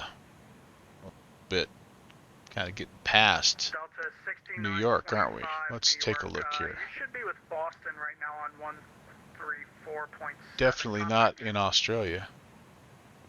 Yep, see, we're just about out of here also. So we will have a little bit of a break here where Washington generally is, unless they pop on, which they could. Although again, it's 11 o'clock on a Thursday night on the East Coast, so if they happen to be out there, they're maybe not. Your microphone's muted. You're not transmitting anything. Maybe not wanting to do that. A-firm 134.7, Delta 6925. Roger. Air Canada 943, expect lower shortly. Expect lower shortly, Air Canada 943. United 350, turn right heading 270. Conditions actually look like they're improving a little bit at Atlanta. Now it's winds are 270 at 3, 10 statute miles of visibility, broken at 1,200, broken at 250. Thank you. Altimeter 298. Still arriving to the in westbound ops here. 41, turn right direct Zettel.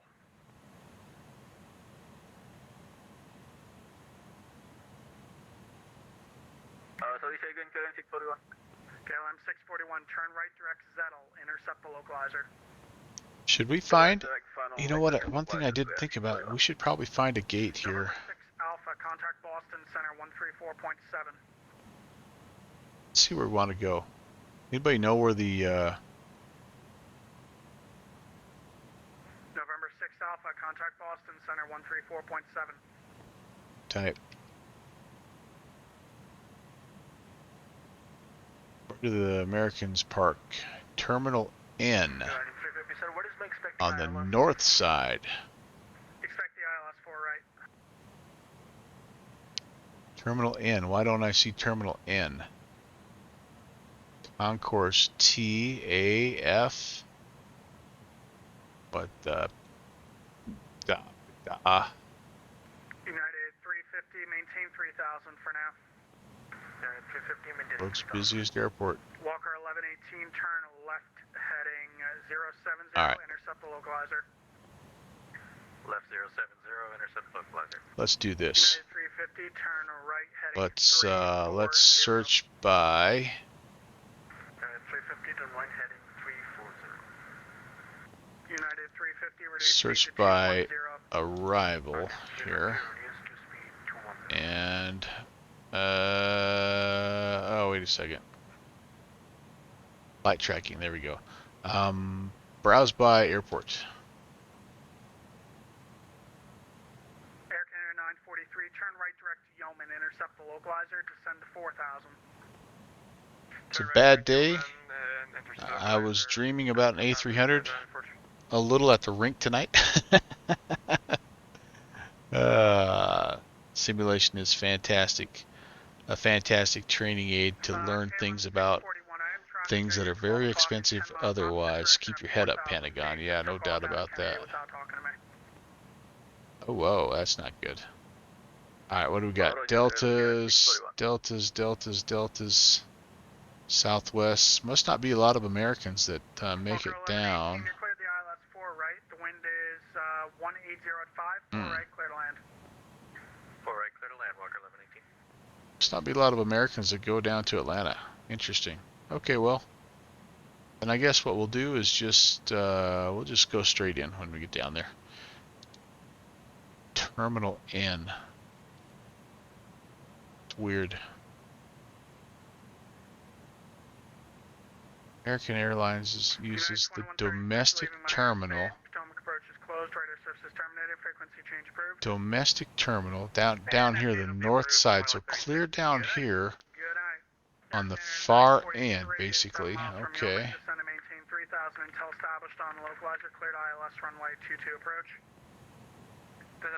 Yeah, but this is Terminal T, according to this deal here. But, yeah, interesting.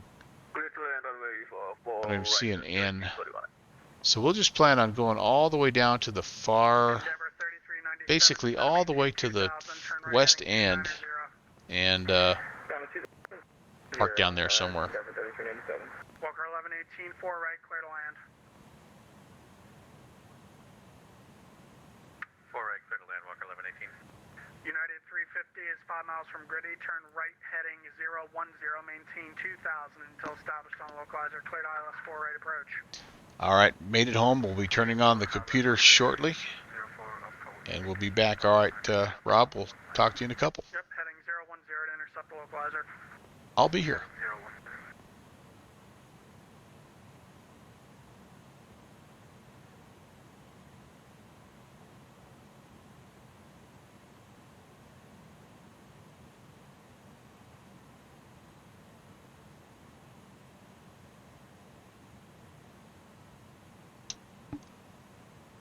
Center, JetBlue 522, we're at 14,000, descending on the Corey 4. JetBlue 522, New York, squawk 7166. No ways yet, but we're coming up on the actual arrival here in only about half an hour. We'll be on the arrival, so wouldn't be a terrible time for us to brief this here. We've got a little bit of time. We don't have to be in a hurry that way. Yeah, I'll wait just a little bit. We're at 230, descending Corey 4 out of DCA.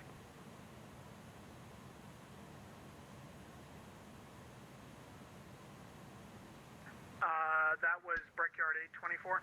Kind of want to go get something more to drink here. But I feel like a third tea at 9 o'clock in the evening is a bad idea. JetBlue 522, radar contact, descend to 8,000, plan the ILS 22. 8,000, plan ILS 22. Maybe a decaffeinated tea. 112, New York, you up? I think I will. Alright. Allow me another break. I'll be back with a fresh, hot beverage. We'll talk to you in a couple. Delta 1336, requesting to begin my descent into Dulles in a few miles. Delta 1336, you can descend to maintain 14,000 for now. The altimeter is 29er 1. 29 299er1, descend maintain 14,000. 1333. Endeavor 3397, turn right direct Zettel, intercept the localizer. Right turn direct Zettel, Endeavor 3397. New York Center, got 1439, 12000. Sorry, what was call sign checking in there? Delta 1439. Delta 1439, New York, climb, maintain flight level 310. 310, 1439. Brickyard 824, radar contact, descend to maintain 8, actually descend via the Corey 4 arrival for now. And then LaGuardia altimeters 299er4, plan the ILS 22. New York Center, Walker 1118, clear runway 4 right. Walker 1118, welcome, and you can contact Newark ground on frequency 121.8. Ground pointing, thank you very much, have a good night. United 350, the Newark wind is 1805, runway 4 right, clear to land. 04 right, yes. 172 Delta Echo, descend to maintain 3000. 3002 Delta Echo. United 18, descend to maintain 5000. United 18, descend to maintain 5000. 5000, United 18, heavy. New York, Blue Streak 1056, checking on ditch and 12000. Blue Streak 1056, New York, hello, climb and maintain, flight level 230. 230, Blue Streak 1056. Delta 1141, contact Boston Center, 134.7. Alright, Boston Center, 134.7, see ya, and have a happy New Year, Delta 4. You as well, Endeavor 3397 is 2 miles from Zell, maintain 2000 until established on the localizer, cleared for the ILS runway 4 right approach. Maintain 2000 established, clear LS 4 right, Endeavor 3397. Air Canada 943, the wind at LaGuardia is 190 at 7, runway 22, you are cleared to land. Clear to land, runway 22, Air Canada 943. JetBlue 522, descend to maintain 7000. 7000, JetBlue 522. And New York, Blue Streak 4626, 2 south of Robbinsville, 10,000. Blue Streak 4626, let's see, I got you there. Stand by for squawk. Blue Streak 4626, squawk 7171. 7171, Blue Streak 4626. FedEx 243, you with me? Affirmative, FedEx 243. FedEx 243, you're going to do 5,000 to Bradley, confirm that? Yes, affirmative, to 5,000.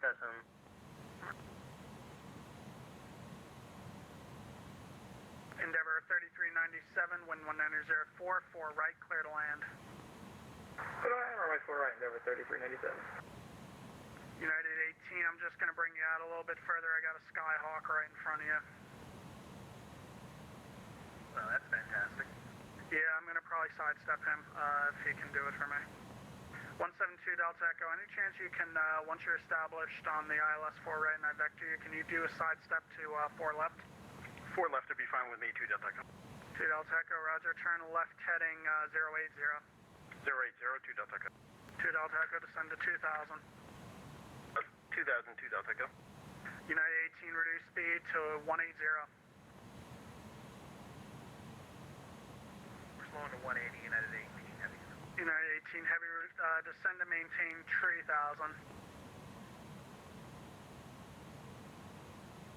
Blue Streak 4626, radar contact to 10,000, flighting 360. 360, Blue Streak 4626. New York Center, hello, American 105, flight level 390. American 105. New York, hello, stand by for squawk. Let's see here. Squawk 7146. 7146, American 105. Attention all aircraft, New York Center is closing in 10 minutes.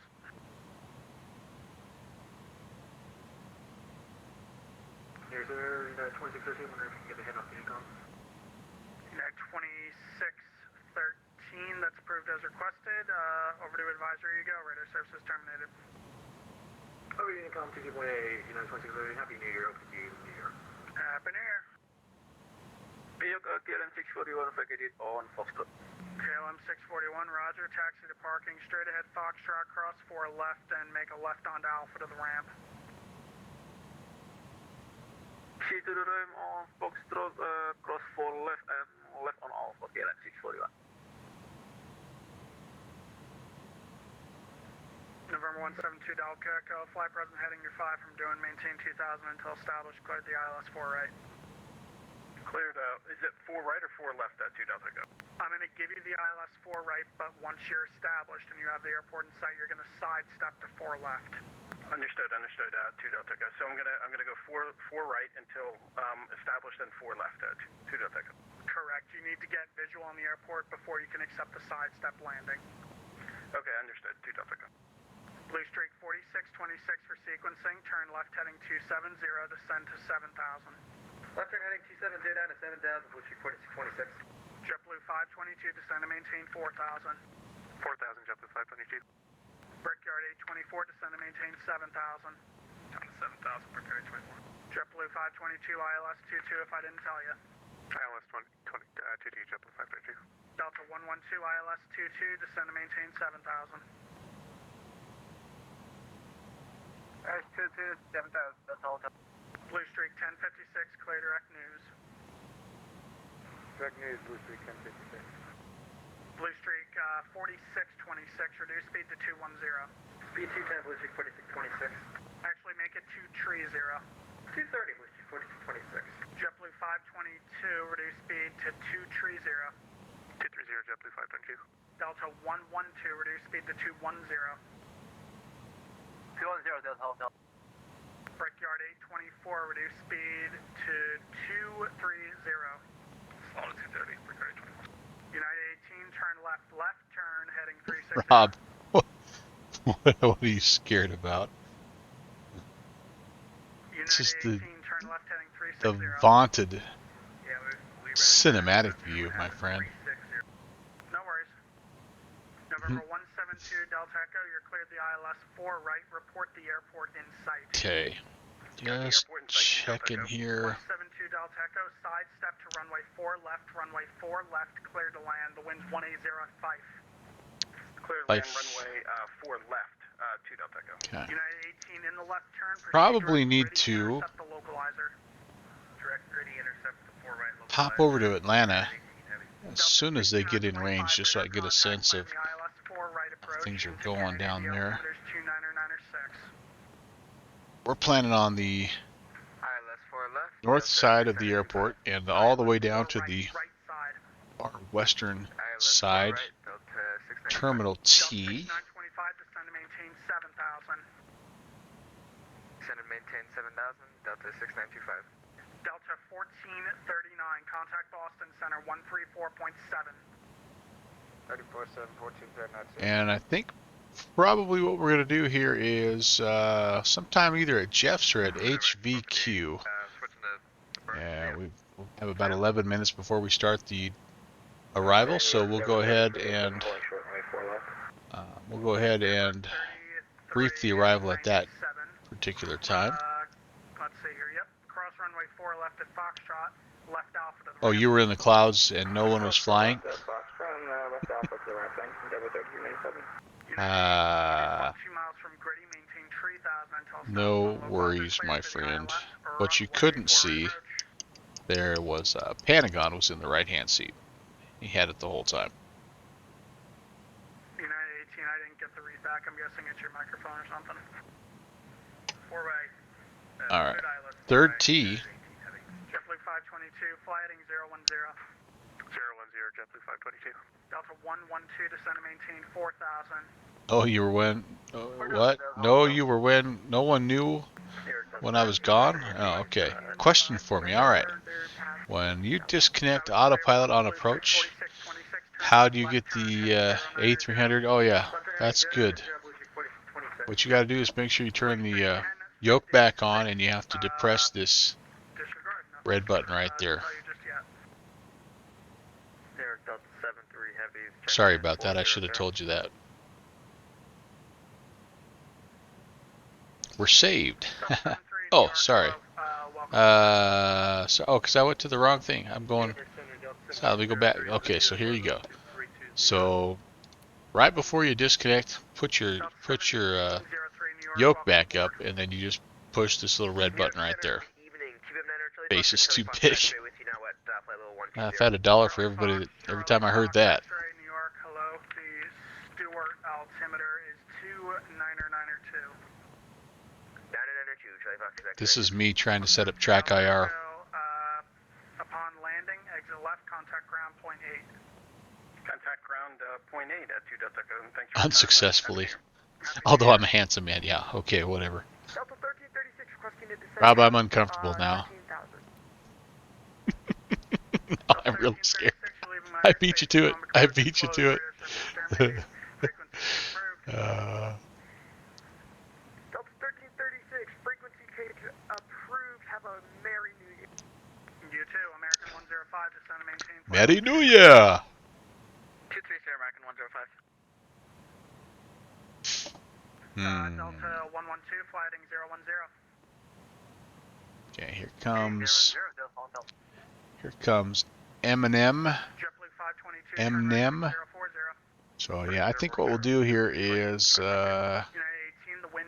once we get to Jeff's, that gives us 20 minutes. I think we'll go Jeff's. We'll go Jeff's for the arrival briefing. Maybe by then. Oh, Atlanta. Bye-bye. Never mind. I was going to say maybe we could pick up Atlanta at that point, but no. Well, the good news, that doesn't mean we're going to have to change runways. But sometimes you get sidestepped in hot Atlanta. Feels good. Everything up here is good. Altitude. Yep, set for about 6,000 feet. Everything there looks good. Bleeds are bleeding. Valves are valving. 34-7, Blue Street 1056. Thanks, you have a good cruise. Happy New Year.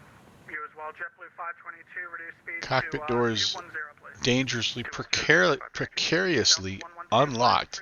Because that's how I roll. I don't worry, man. I got Ringo and Louie watching after me, so don't worry about nobody coming in the cockpit.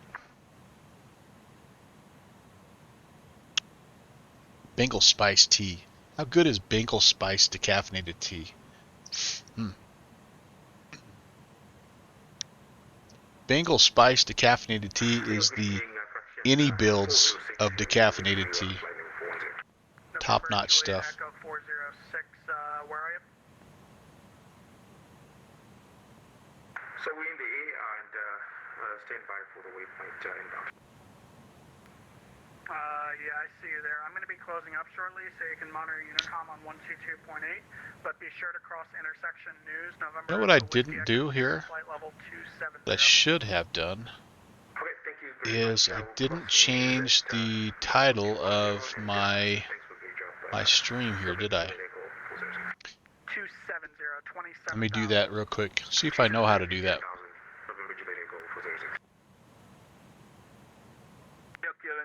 Oh, it just says updated A300. Never mind.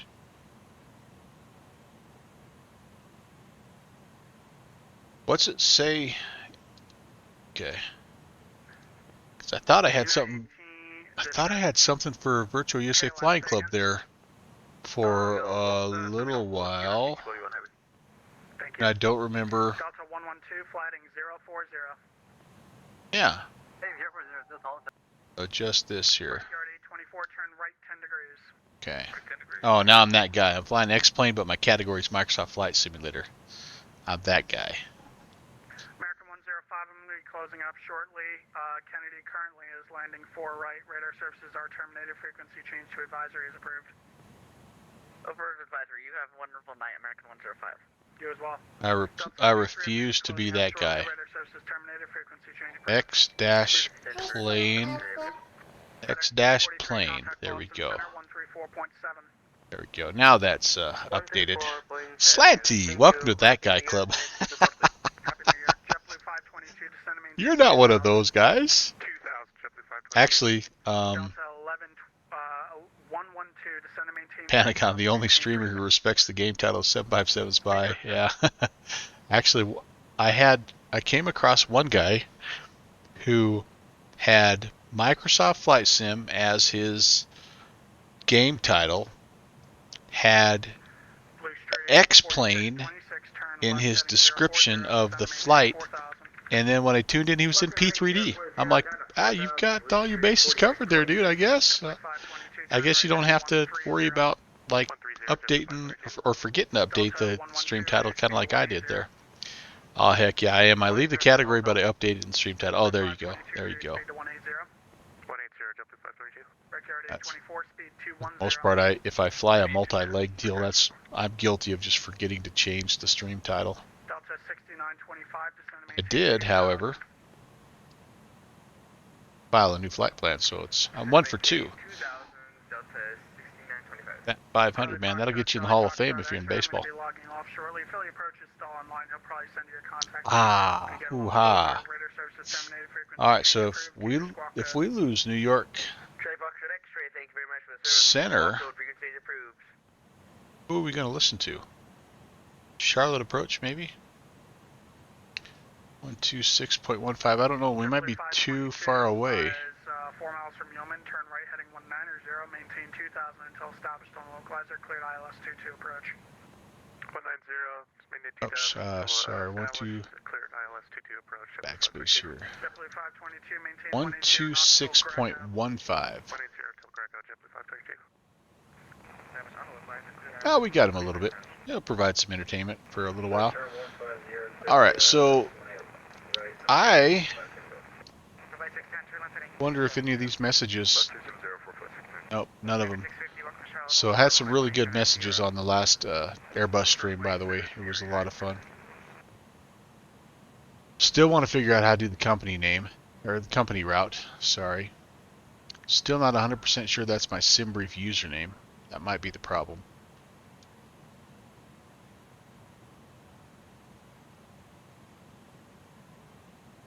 Let's see if I can get...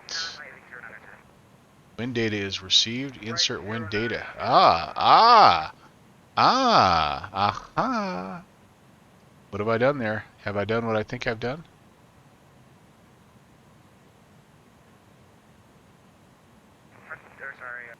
I've got...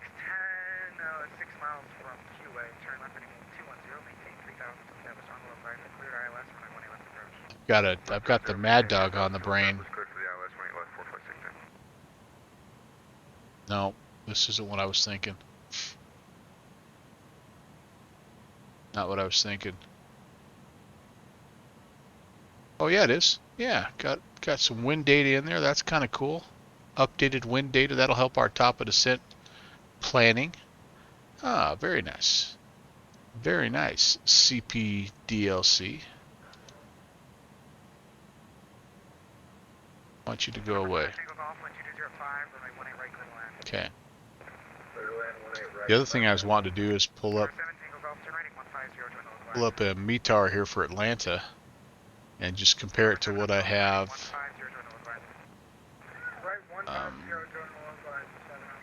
Data link, CPDLC, and that's not it. There we go, weather request for Atlanta. And I want a METAR. Send that, and there it is. Okay, so let's... Okay, that looks good. Let's print that.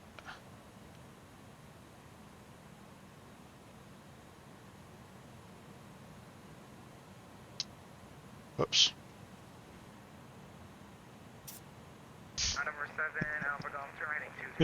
Talk about nerdy, huh, Pentagon? Okay, so right now my CP DLC thinks that we are 270 at 4, 10 statute miles, scattered at 12, broken at 250. Here's how close that is. So let's update the arrival METAR. That's right, spot on. So that doesn't surprise me. 29908, because I think that data is generated from the same source. So the real test is, does it match what Active Sky thinks we should have?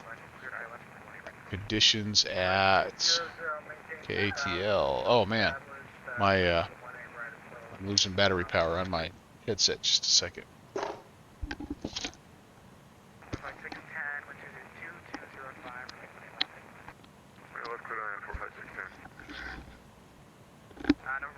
Alright, so right now, so let's see how close we are here. 270 at 4, cool. 10 statute miles, yep. Scattered at 12. Broken 250. Temperature dew point all match. Altimeter matches. Alright, very nice. Very nice.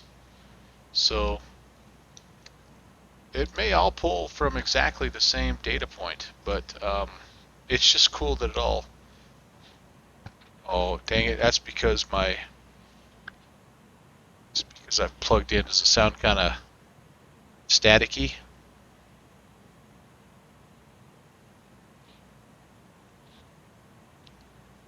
Hollow. All right. I'm gonna be quiet. Like I'm scuba diving. Okay, I'm gonna be quiet because I've got to charge this thing up. So I'm going radio silence for the next 15 minutes. I'll type stuff to you, but I'll let this thing charge up and then I'll unplug.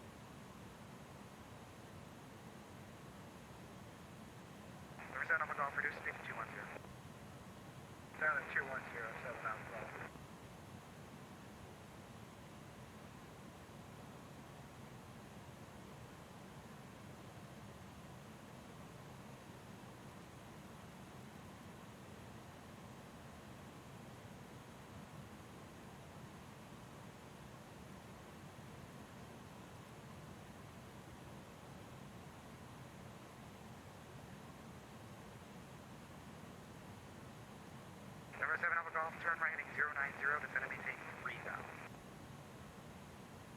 090 down to 3007.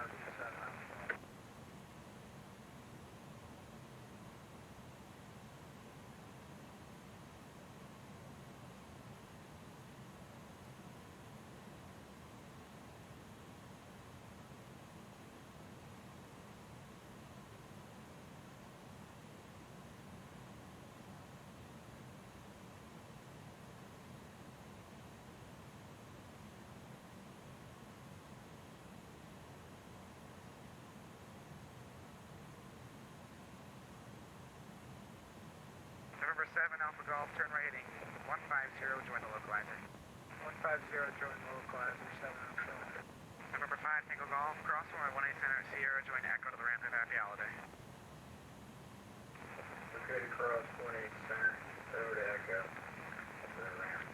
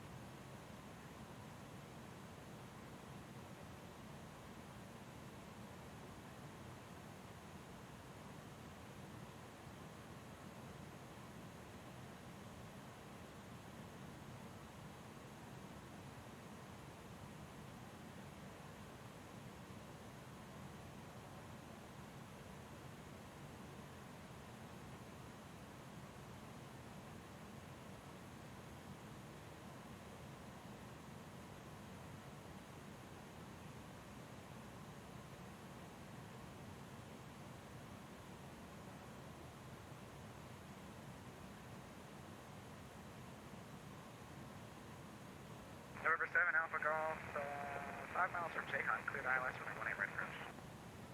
Cleared 18 right approach, 7 Alpha Golf.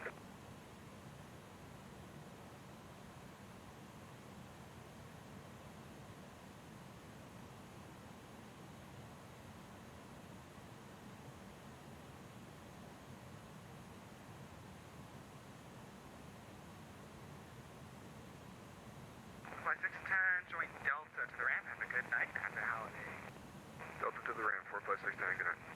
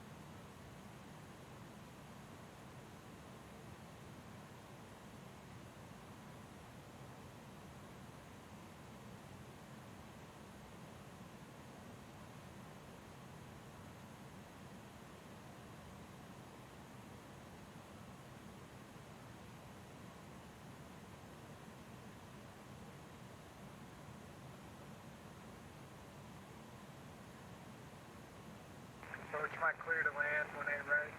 Number 7 Alpha Golf, flight 605, runway 18 right. Clear to land, 18 right, 7 Alpha.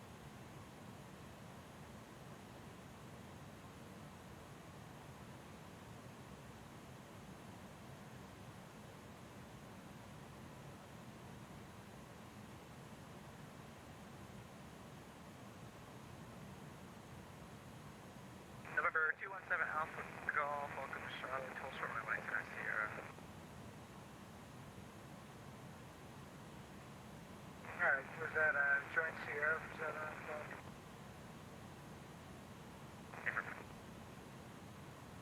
Joint Sierra, 7 on call.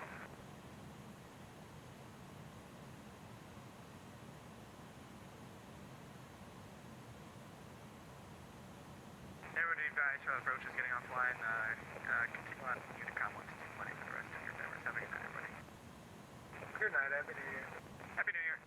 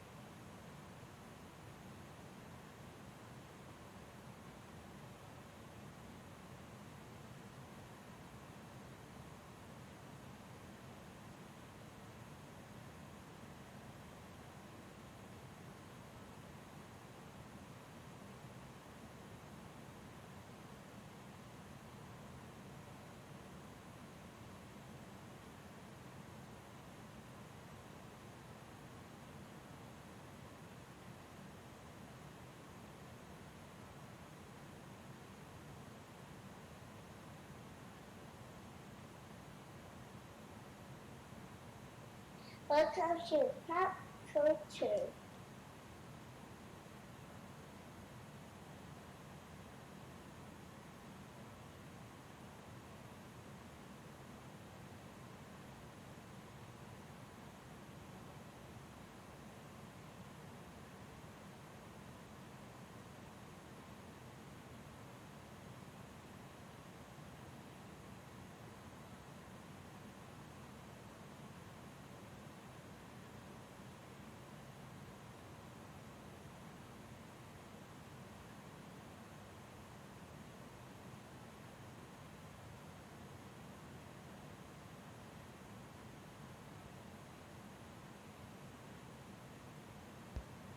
I think I'm going to have to break radio silence here. Blackout 4225, thank you for the follow. Complete Freedom, thank you for the raid. I actually was doing a little, oops, I was doing a little recharge, and so I went radio silence for just a little bit. What everybody's telling me, it was like the best 15 minutes of any stream I've ever done. So I can't. So when I plug in, my microphone sounds weird. So I have to. Anyway, it's a whole thing. We'll see if we have enough juice to get us down into Atlanta. If we do, awesome. If we don't, I don't know. You haven't missed a lot. We were just coming up on top of descent. We briefed the arrival. I think we have all of our data in that we need. And we're just about to top a drop there, right there before we all.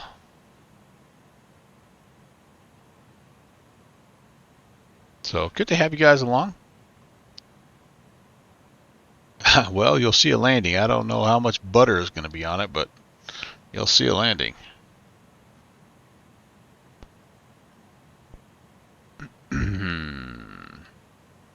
This plane does have, by the way, in case you're wondering, Pentagon, this is kind of for you, does have a pretty good series of checklists. And I mean, they're pretty pretty brief. They're not crazy like the Phalos stuff. So you've got your approach, you've got all that stuff there in one page. It's nice to just kind of work through things. So like signs, we need to put those signs back on. We're getting ready. Into the original upright position. Cabin crew members will now be coming through the cabin to complete a final safety check. If you have any items to discard, please be ready with them for collection as we pass through the aisles. That's kind of a nice feature. I don't know why I do like that. So cabin signs are back on. We have briefed the briefed the approach, ECAMs. God darn it, what's going on here?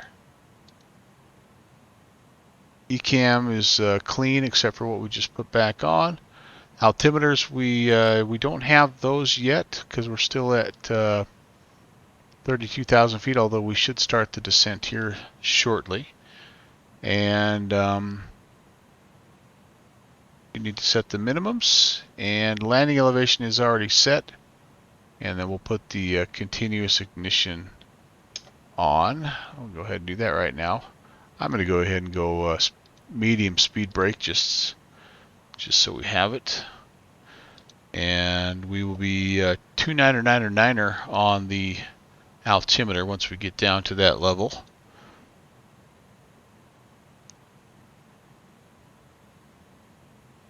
At 26 right. It's a 8,500 foot runway at 1,026 feet of elevation. The localizer frequency is 110.1, which is set. The course is 275. That's also set. We have a decision height of 200, which we will set.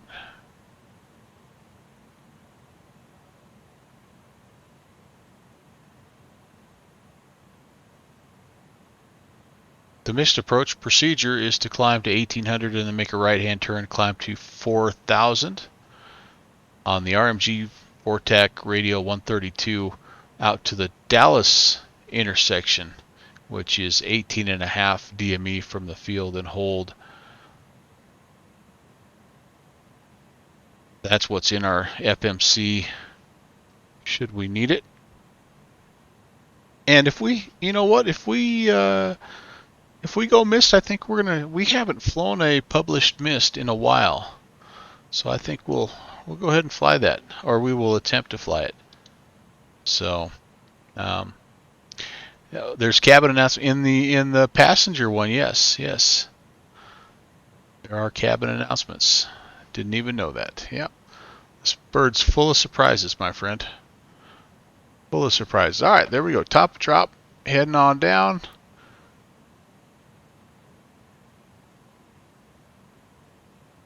And 9,000 was the altitude where we will be vectored to our approach. So that's what I have dialed in right now. And then we need to be down to 5,000 for the initial fix on the ILS 26 right. Absolutely, Pentagon, worth the price tag. And then you're going to pick up the A310 also. Trust me, you will. And you'll enjoy the heck out of that one as well. Very, very similar aircraft, but it's just enough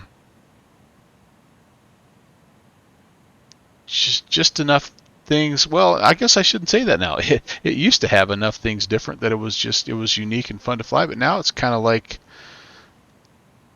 I don't know. Maybe you won't. I've already been peeking at it since you get 25% off. It's I guess it's a little newer, a little faster, and just like a little more responsive. It flies a little differently, but if you've got this, yeah, I don't know if going for the 310 is worth it or not. Although it's kind of like people that have the A320 and then people that buy the A320 Neo or the 319, they get the 320. If you're an Airbus fan, you're going to get that stuff if you like that stuff. And supporting any builds, is another reason. Although honestly, if you were going to pick something up that's unique, it'd be that Beluga. But yeah, you've already got your next bird picked out there. The Q4, the BAE, or the Fellis. Yep. Not a bad bird in the lot right there, my friend. They all are good. Boy, the clouds, things have cleared up right now where we're at. Kind of almost want to go back to real time. I thought I'd be a little bit later in the day.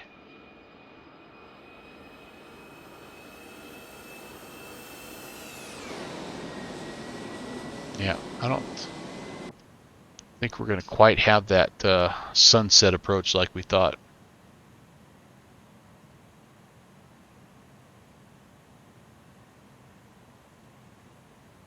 And that's okay. We'll have the sunset outro. Scrappy the pilot. Hello, Scrappy. Good to see you. Welcome. Thanks for stopping by. Hope your Thursday's going well. Ah, there we go. There's the weather update. This is what I thought we would be seeing. Hey, and thank you very much for the follow. Welcome to Prop Culture. My name is Brant, and I enjoy flying general aviation and vintage airliners. You catch us normally on Tuesdays and Saturdays about 6 p.m. Mountain Time, midnight Zulu. But we'll sneak in a bonus stream from time to time, and I've actually done a lot of streaming because I'm currently on holiday break here, Christmas break. And so anyway, glad you could stop by and welcome. It's a great group of folks in the chat. That's the best part of my stream. Definitely not the flying or anything coming out of my mouth, but lots of people in the chat that have a good time. So speaking of having something to listen to, I'm overspeeding just briefly. As soon as I look down, right? Memphis Center is on 3365. let's maybe give ourselves a little something to listen to there, huh? Might be too far away. Oh, there we go. How's she flying? Yep, it's really an awesome bird. Oh man, complete freedom. Holy cow, dude. A tier 1 gift ascription to Scrappy the pilot. Dude, you're too much. By the way, if you didn't hear earlier, there was something cool that got posted on YouTube just the other day. I want to show you guys this. You're going to enjoy this. You're going to enjoy this. I've got a guy that I follow on YouTube that did something pretty cool. You might recognize this guy. I want you to go check this out. This is one of the neatest things I've seen all Christmas break. And it still makes me smile every time I watch it. CF, congratulations, buddy. Very, very well done all the way around.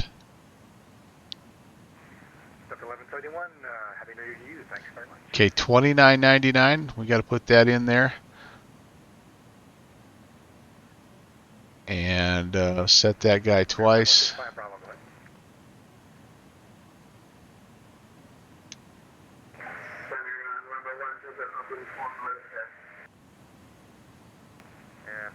Bravo, you were stepped on. Say again, please.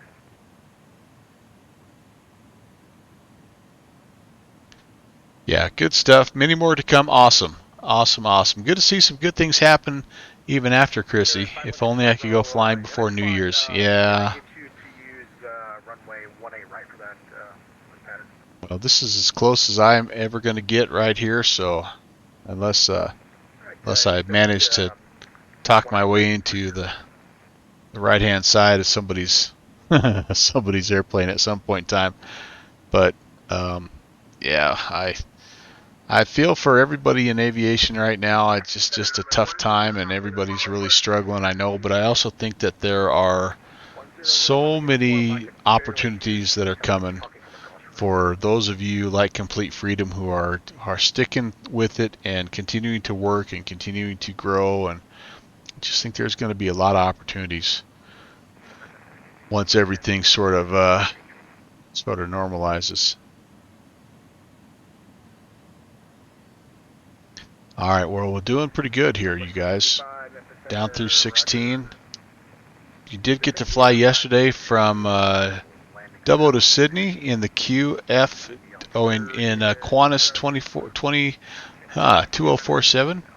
The Qantas Link Dash 8. Oh, nice. I've been in those. I've been in one of those planes. I flew from Oklahoma City up to Denver in a Dash 8. That was really, really fun. Felt weird being the passenger for the first time in forever. Do you find yourself just kind of going through the same like mental checklists anyway, you know?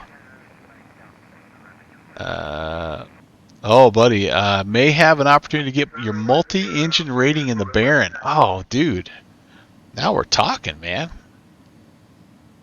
So do you do an IFR rating first or a multi-engine rating first? What's the normal sort of pathway there, or is there one? They're a lot smaller of an aircraft, yeah, but they're quite amazing for their size. I love the turboprop. Yep, I had a blast flying in mine. It was heaven. It was a total surprise because usually we get a little Airbus, you know, or one of those E-jets, which I like those. Those are comfortable to fly in. And when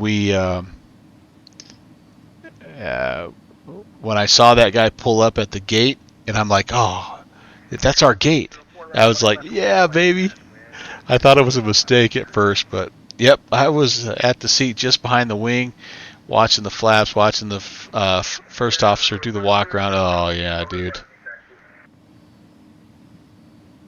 Probably the loudest gear extension in the ball game, I would say, man. That thing, it sounds like the wings falling off when those gears release and start coming down. Maybe it's just because I'd fallen asleep. Those Those turboprops just put me right to sleep, man.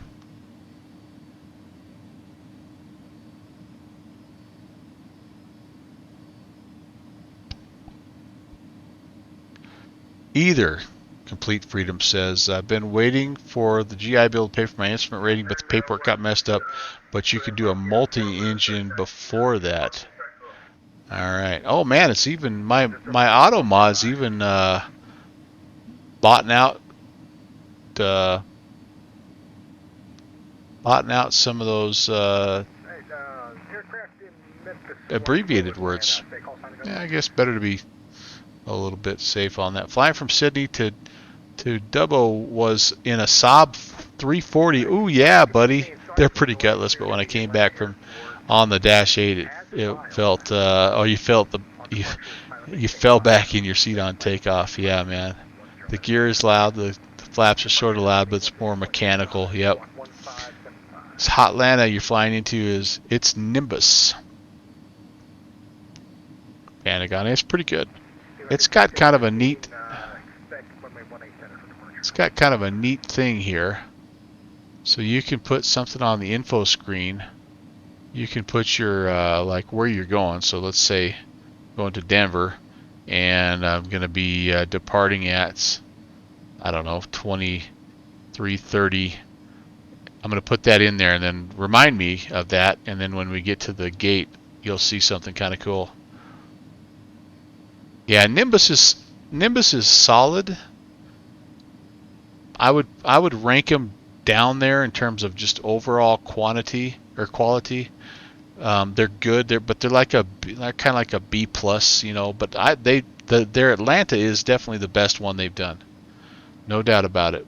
I also grabbed the Nimbus Orlando, and it's okay. It's definitely an older one, but it was on sale. One of those that was on sale this last go around.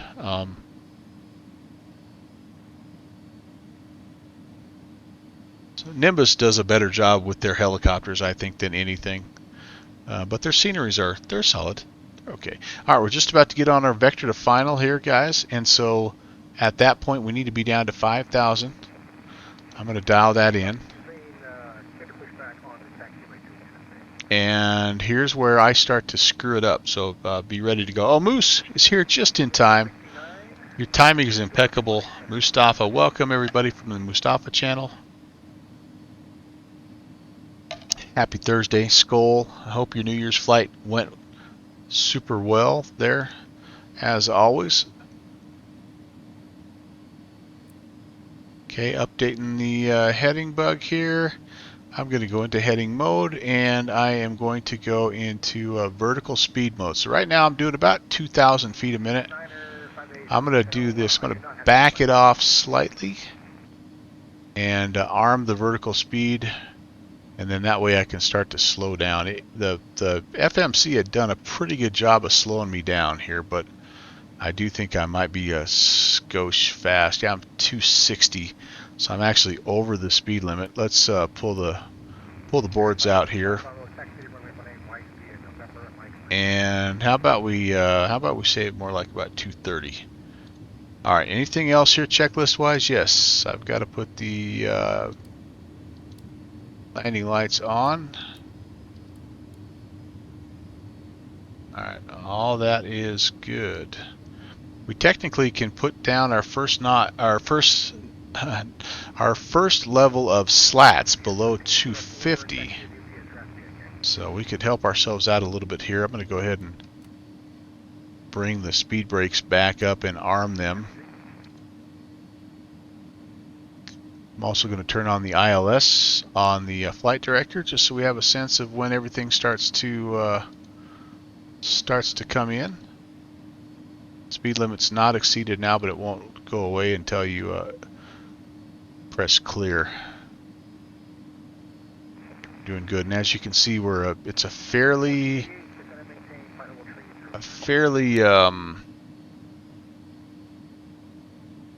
sharp turn here. So I think what I'm going to do is we need to be at or above 5,000 at Zila, which is what we have right there, and then we don't really pick up the glide slope until we get to AJ.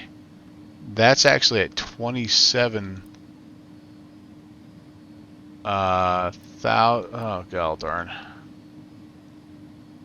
Oh goodness sakes. I just screwed that up. See, this is, like I say, this is where I screwed up. Okay, let's go back to 1,500.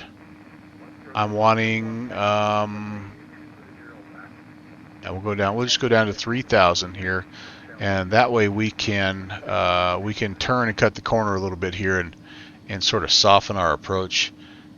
And there's AJ. So yeah, we're in good shape there. I'm going to go ahead and oh good lord. Heading bug is what I'd like to change here. Let's do about 210. Let's see how that treats us. And I'm going to go slats 15, speed check, slats 15.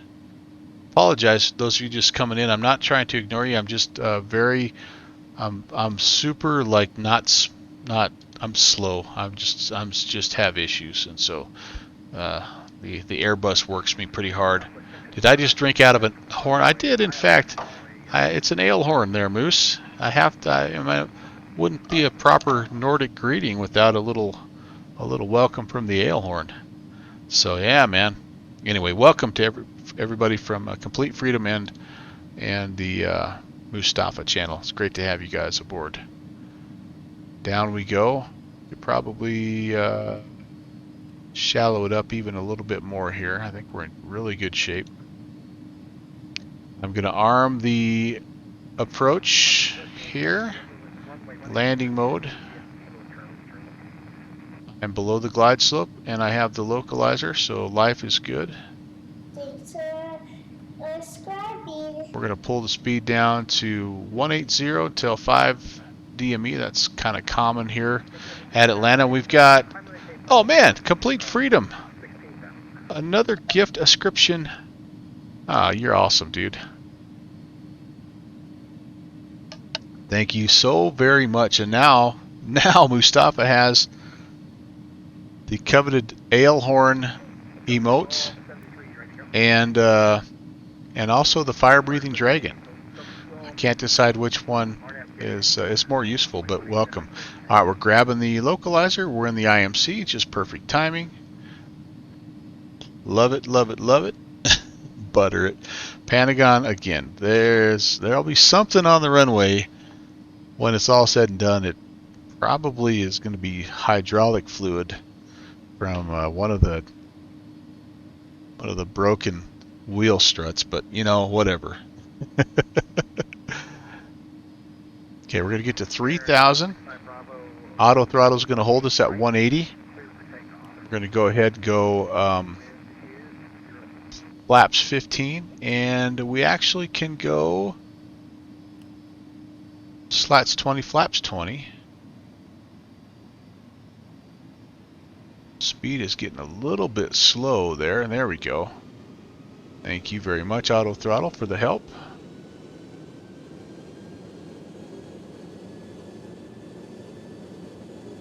Let's see. Atlanta traffic, American 816 is on a 7-mile final runway 26 right. Atlanta traffic. Is this the Any Builds Airbus? It is, Humber. The version 2, the updated A300 version 2. Alright, we're going to go ahead and go next notch of flaps here, which should get us fully configured. 145, yeah, I am overspeeding a little bit, aren't I? 45 is our ref speed. American 816, you cut out there. What approach are you on? American 816, 26 right. Memphis Center, Walker 829. You mind if we step away for about 10 minutes? 6160, we're going to turn inbound on the 27 left. Parallel approaches, I love it. Okay, if we can get visual here. I might actually be a little farther out than 7 miles. I may have misread that.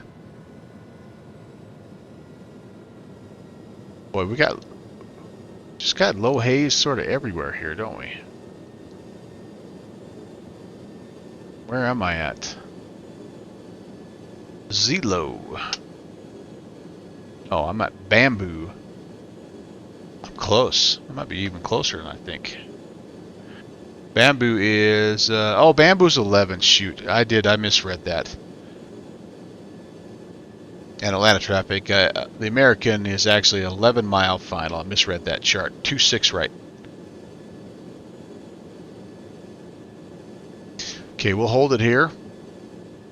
And so I shouldn't be at 155 already. I really should be keeping it at 180, but that's all right. We'll crawl it in here like a Cessna 172 Skyhawk.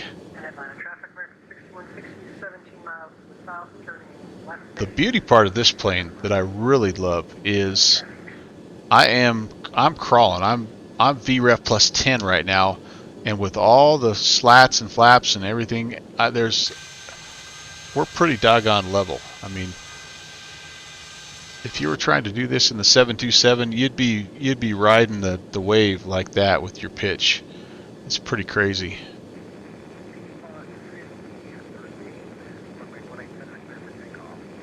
All right, I need to do this because I can't multitask who I'm listening to. Turn off the, that was Memphis Center, just for a little ATC chatter. And right there in the cloud,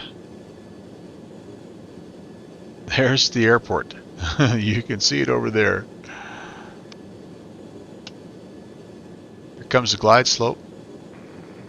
And I'm going to let the glide slope take us down again. If we go missed, I'm going to be to, let's see, sorry, we're going to fly the published missed, and I'll go to 4,000. We need to have, we'll be off the RMG, yep, we got it. I think we've got it, ready to go. Okay, coming back.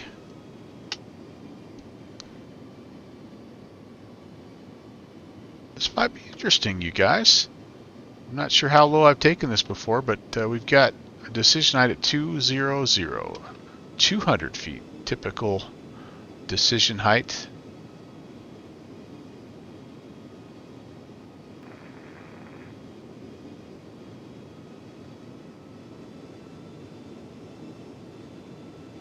Hoping we punch out here because I'd really like to hand fly this last little bit.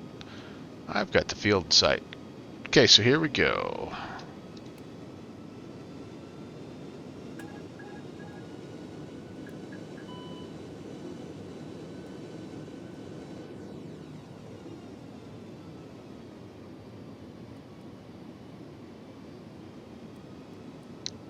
Trying to level out, or the after you turn the auto throttle off, trying to match your throttle quadrant to what the power setting was. That's always a little bit of an adventure, isn't it? Kind of over throttled it just a bit.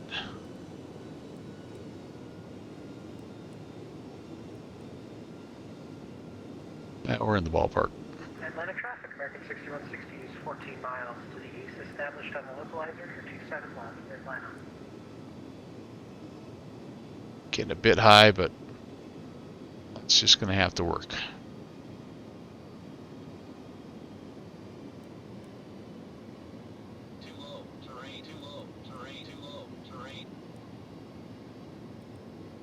Kind of wanting to slide to the left a little bit here too.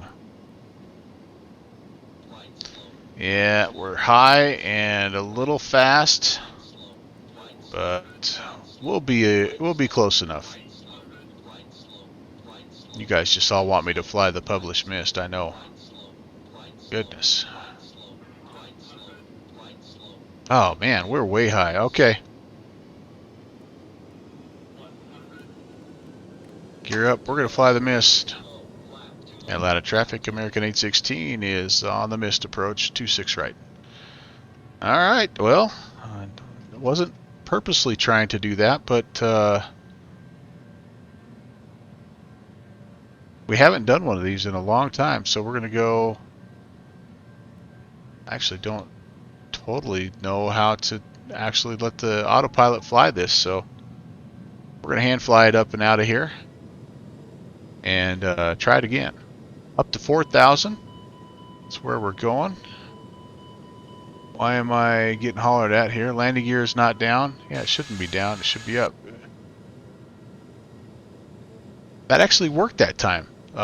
Gear up did not work in the initial departure out of Montreal. That's odd that it worked this time. Oh, now I'm super slow. Holy cow. Stick shaker. Thank you for waking me up. I came off of Toga somehow. Not sure why.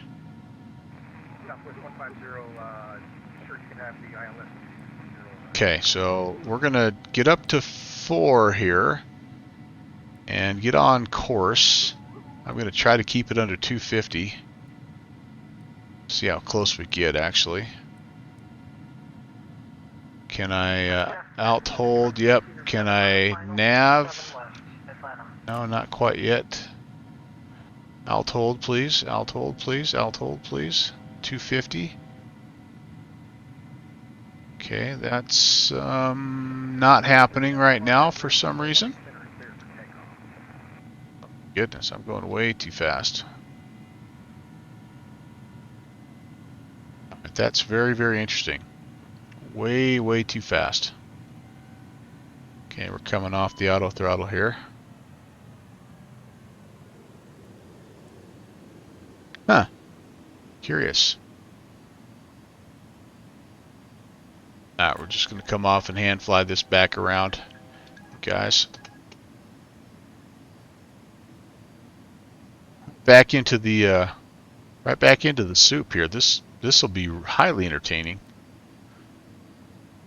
Please pay no attention to the fact that I'm doing 300 at 4,000 feet. That's just how you draw it up, really. Memphis Center 132 back in the cockpit. Why am I still here in Memphis Center? Okay, well, I would really like 4,000 if I could. And I'm going to just head 090 for now. We're going to fly just a kind of a duct tape version of a pattern here. And we're just going to see how well we do hand flying it. Maybe we'll have a little bit better luck. Got off the glide just a little bit. Just that little bit of throttle adjustment that I had to make when I went from auto throttle to my own Bravo throttle. It just pitched me up just enough. Okay, here we go. Atlanta Center American 816 is on the right hand downwind for runway 26 right. All right, let's get to here. Let's get to 4,000, please. 4,000. There's the city of Atlanta. Am I going the right way? Yeah, eastbound. Atlanta's still in west ops here, so we're good to go. We just need to kind of catch our breath and get our speed under control. We're still struggling with that a little bit. Altitude at 4,000. There we go. There we go. Okay, I still have the ILS information dialed in. Here's my bank of fog. Hello, old friend. Good to see you. Okay, let's get our chart up here.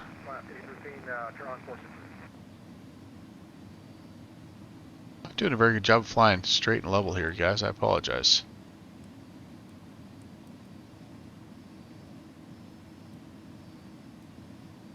It'll get way better when I'm in IMC.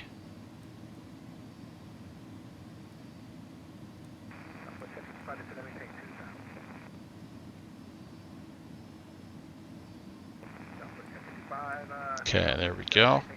We're going to take this guy out there a ways, you guys. We're going to take it clear out, back out to Zebo, since we do need to shoot the ILS. And I'm going to, again, I thought I had this guy turned off, but maybe I don't. Just take the frequency completely off. All right, we're mellowed out a little bit here. We're still just a tiny bit fast. Pull the power back slightly. and try to stay level. Golly, descending. Why? Correcting.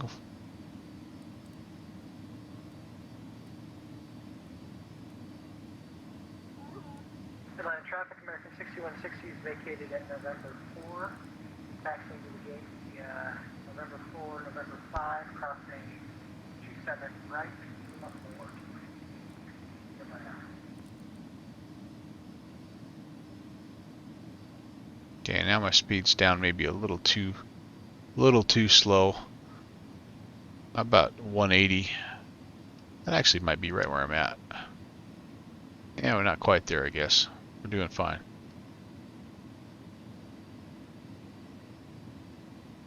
Let's increase the range so I can see where the heck I'm at.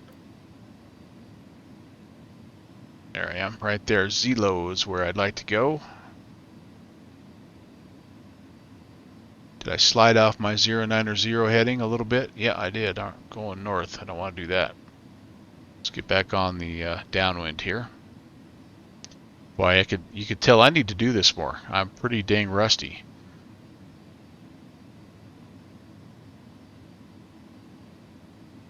When's the last time you flew a published mist? It's been a long time for me, and it's still, I'm not counting tonight because I didn't fly the mist like it was supposed to.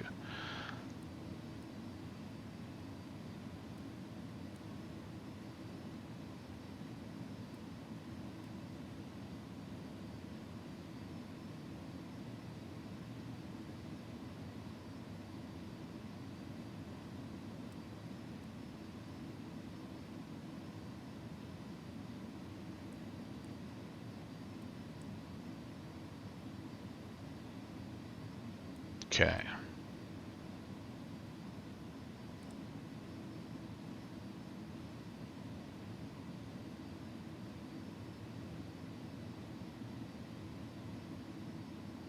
All right, here we go. Let's I bet we can set this guy back up here. I wonder, just curious. Altitude hold. Where are we at right now?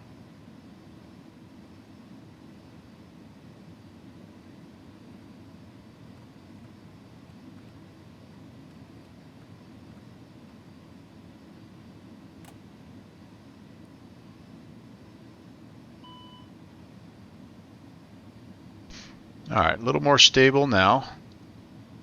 Still half tempted to hand fly this thing. Let's try one more with the autopilot. I think we're just about out past where we need to be at Zelo.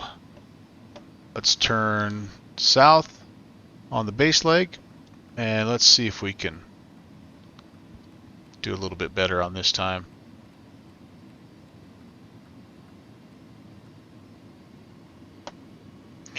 How are you enjoying the stream so far? Oh, there's lots of questions here. Hopefully you've been getting them answered there. Is this better than the Tolus? And Pentagon's talking about the 300 and the 310. They both are very, very good. Which is the one to buy first? The 300, without a doubt. I don't know why, but I really like this plane. Is well, it's what you're seeing right now. It's a handful. It's older, and it's just really, really well done. Enjoy the heck out of it. The 310 is nice. It's not new per se, but it's newer. And for me, I like the vintage birds. I like the ones that are slowly being worked out of circulation, like the 747, and even some of those 737-200s. Moose, I forgot to tell you, we're super close on the gravel combi idea that we had for the 737-200. So try to get that information out to you if you're still interested. There's an old saying: "There's no good reason to fly through a cloud during peacetime." Now I'm in complete freedom's neck of the woods. That's right. And yeah, Rob, a little bonus. You know, heck, I've only been going for 5.5 hours. Let's give you guys some more.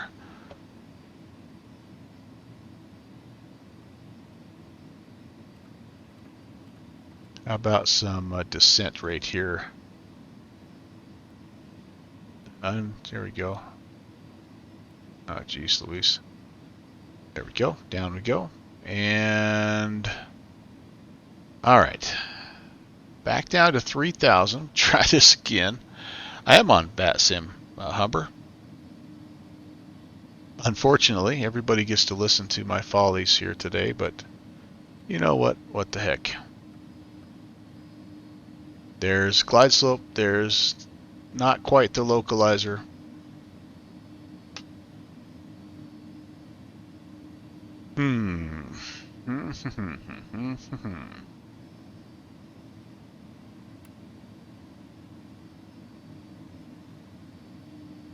Alright, well, we're back.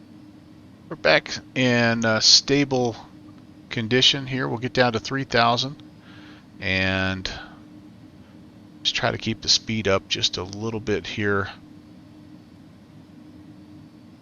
Partly the other thing that hurt me was slowing down to 150 as early as I did. It was really, I think that was part of why the transition to from auto throttle to my manual throttle was so abrupt. But that's okay. Here we go. Arm the landing. You're in Scotland? Oh, hey, how cool, man. I am in the United States. Great to have you, Humber. Thank you so much for stopping by. For those of you in the Complete Freedom raid, welcome. I didn't do a very good job of welcoming you properly. My name is Brant. Good to see you. This is the Melvin Leroy channel. Try to bounce back and forth between general aviation and vintage airliners. You know, we don't fly either one of them real well, but we have fun doing it nonetheless. Just always looking to be a little bit better the next time, or at least from a procedural standpoint, try to find maybe one thing that we can get a little bit better on. Okay, I'm going to go ahead. We're at speed check slats 15.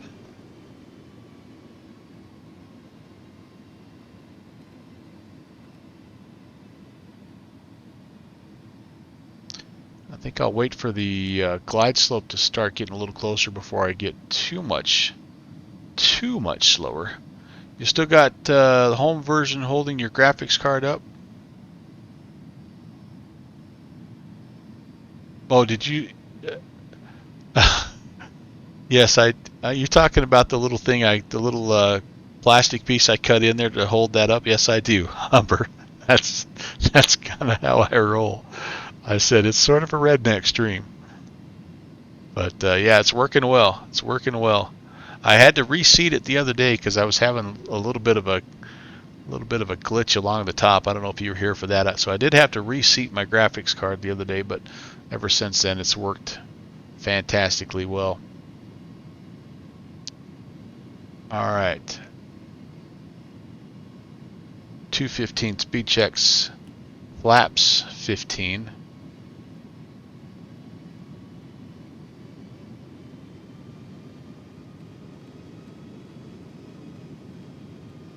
And 180 to 5 DME. I think I said that last time and I didn't do it. 180 to 5 DME. That will be just past AJ, and it'll be when we're well on the glide slope. So Atlanta traffic, American 816 is established 26 left, a 15-mile final. Atlanta traffic.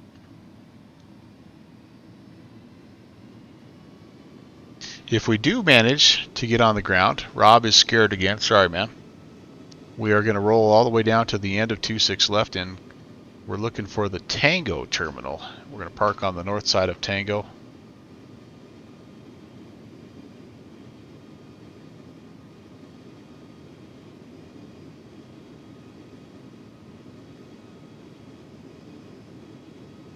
We'll see how we do this time.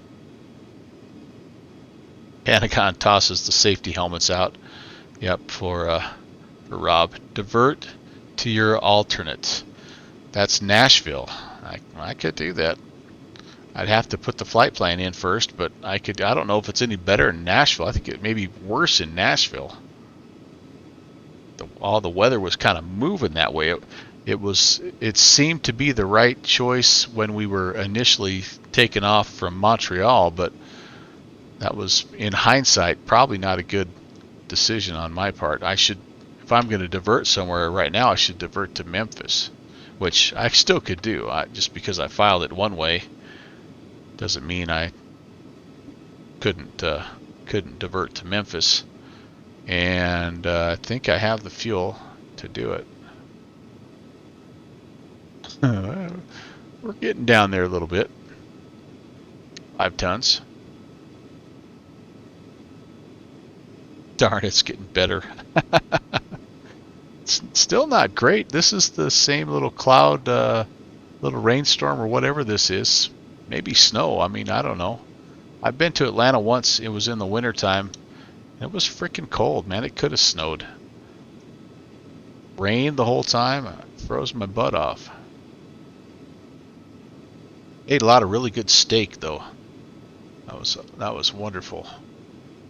All right, 180. We're going to go flaps and slats 20. Atlanta traffic, Delta 505, taxiing from ramp 1 by Lima Charlie for runway 27 right departure. 27 right, so he's out of our way. There's the glide slope.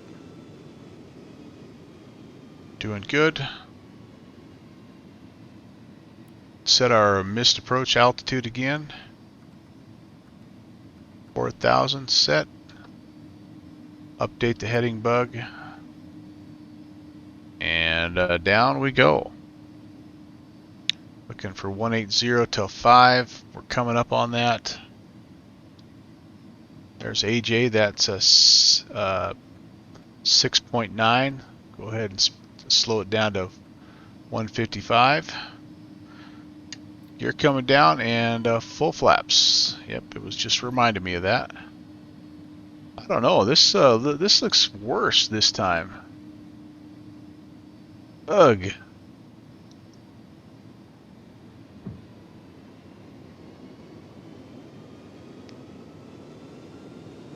All right, fully configured. Lights on. Auto brakes need to be set.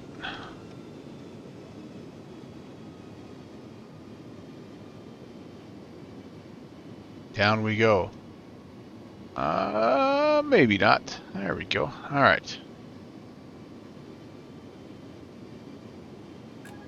Time for me to muck it up once again. This time I'm trying to go well under my power.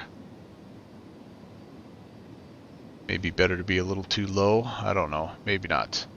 Because that's what I'm ending up is too low. I'm kind of pitchy now for some reason.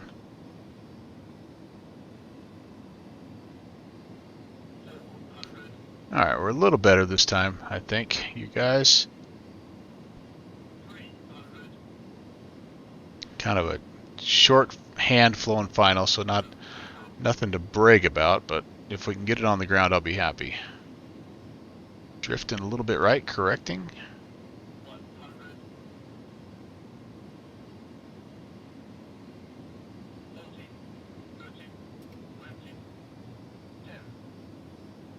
Yeah, I ended up left to center. Dang it. Dang it. Come on, baby. Get down. Oh, wow. Way left of center. Reversers armed and engaged. Yeah, that wasn't much better, guys, but at least we're on the ground. Don't think I'm going to quite get that high speed. Shoot for the next one. All right, welcome to Atlanta.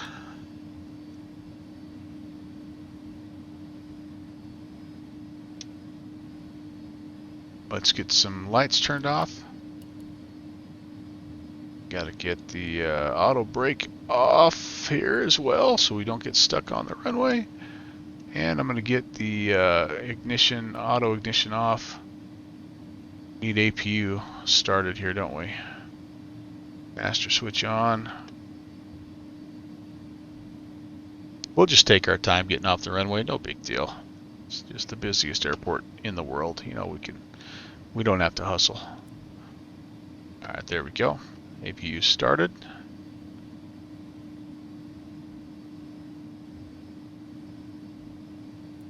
Terrain radar can come off, and we are clear. Almost. What is this? This is Bravo. Atlanta traffic. American 816 is clear of 26 right, Atlanta. Okay, down to the end. Let me pull up my taxi chart here so I know roughly where I'm going. There is a taxiway that's closed here. I saw on the NOTAM, but I think it's on the other side. Yeah, it's clear on the other side. Yep, all the way down here we'll take Victor, which will take us all the way around 8 right. Give us a chance to sort of, again, catch our breath.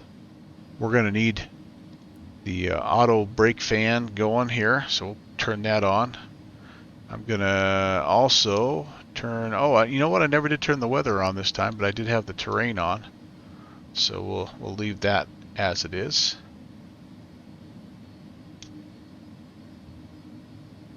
We can turn the strobes off.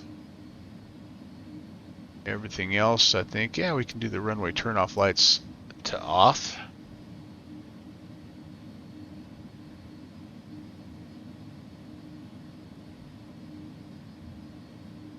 A little bit of a scenery elevation issue here, but we get to go down this cool little slide. If we get going too fast, Rob, I'll put the reversers on. Don't worry. Rob Valkyrie. Atlanta traffic, Delta 505, departing runway 27 right. There's my notice for brake fans. I really didn't even touch the brakes really on that. We ended up, reversers really took care of most of it. Kind of thought maybe we'd get away without it. All right, round the horn here on Victor.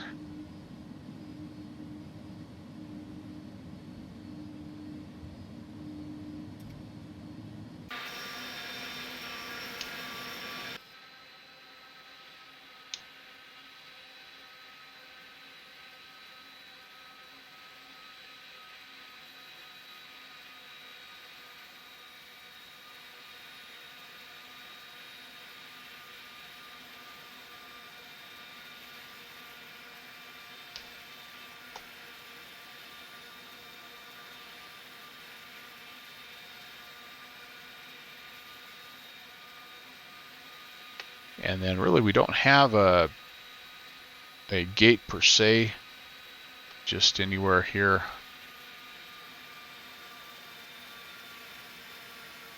On this northern end of the Tango concourse. So we'll just kind of try to pick maybe this guy on the end here. No, I don't think we can fit in there. How about the one right next to it though? Right in there. What do we got here? Oh, that looks like our boy. Right there. So what's the is it straight in, or are we angling in on this one? I don't even know. I'll have to take a look when we get a little closer.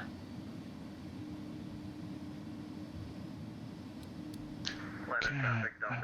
Taxi off.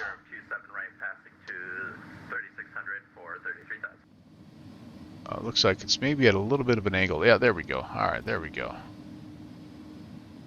The gate guy bring us in. Oh, you know what? I have Sam turned off. Nope, there he goes.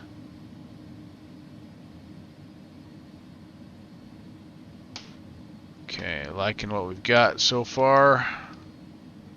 I do lose sight of the dude when I get a little closer. Oh, easy.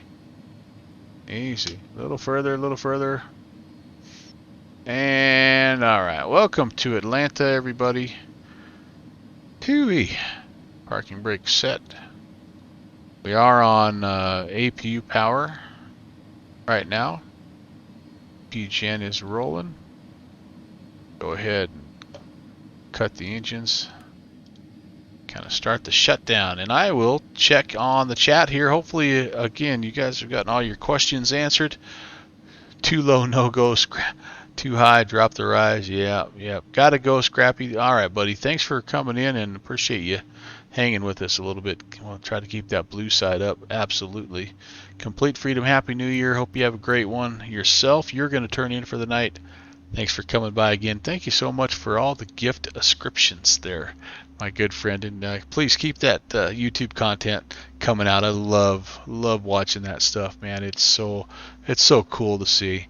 And again, I'm so happy. I'm so proud of you for doing that, dude, and happy for you. Keep it up, man. Keep it up. All right, seatbelt's coming off. No smoking is coming off. All of our lights are going to come off here. I will, yeah, we'll take everything off. We've got the APU going. Life is good. Galley power is going to come off here. There's not a lot to the shutdown procedure of this thing. It's so automated. We do need some APU bleed air. We'll disarm the emergency lights. We can turn off all the probe and window heat. Fuel pumps can be turned off. Again, this APU, whoops, I don't want that. This APU has its own tank that it draws off of automatically. I don't remember which one it is, but makes it kind of nice. We do need to, since we're kind of shutting her down for the night, we'll turn the INSs off. And that is about it. Dome light can come off. We do have some panel lighting and stuff that we could turn off if we wanted to. I'm not going to worry too much about that. I guess the last thing for us to do would be to come off of the that, go back to standby, and call it good. Looking for ideas if there's anything you want to see. Okay, I'll get back with you on that. I do think there might be some ideas that would make for some good content regarding what you're doing there. So how about we do this? We need to take a look at the Volanta touchdown report, and then we need to go back in. Actually, let's do this. Let's look at the replay first. Good grief. It's not going to be much to look at, but we'll do our best here. All right, there we go. Yeah, right there. That would be a good place to jump in.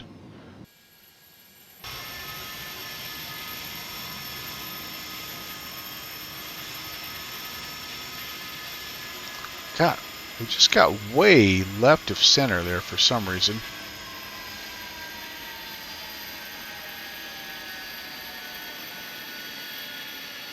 Yeah, nice soft touchdown, but left of center. I mean, in the touchdown zone, that was all right. But just way left of center, and there was just not much I could really do about it.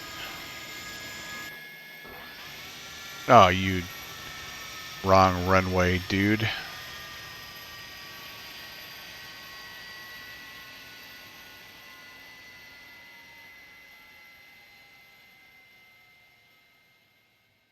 I mean, I'll take the gentle touchdown. That was pretty good. Just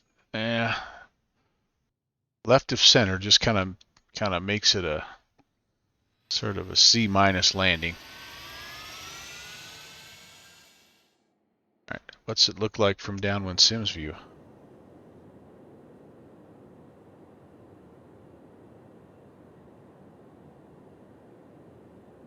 Have you ever been on a plane, you guys, that's done a missed approach? I never have.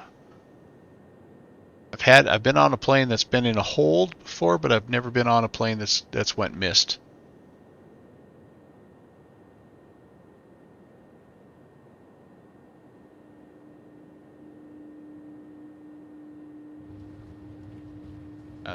That didn't look half bad from his wing. Now, if we were on the other side, it might be a different story. That looked okay there. I love the whine of the engines. Did you guys hear that? Oh, the engine sounds are so dang good in this plane. And the tower view, again, where everybody looks good because they're so far away. Let's see, and touchdown zone. Not bad, not bad. Just, again, left of center. So that's probably going to look like a fairly good touchdown rate. But I'm going to be honest with you, that really was not a great landing.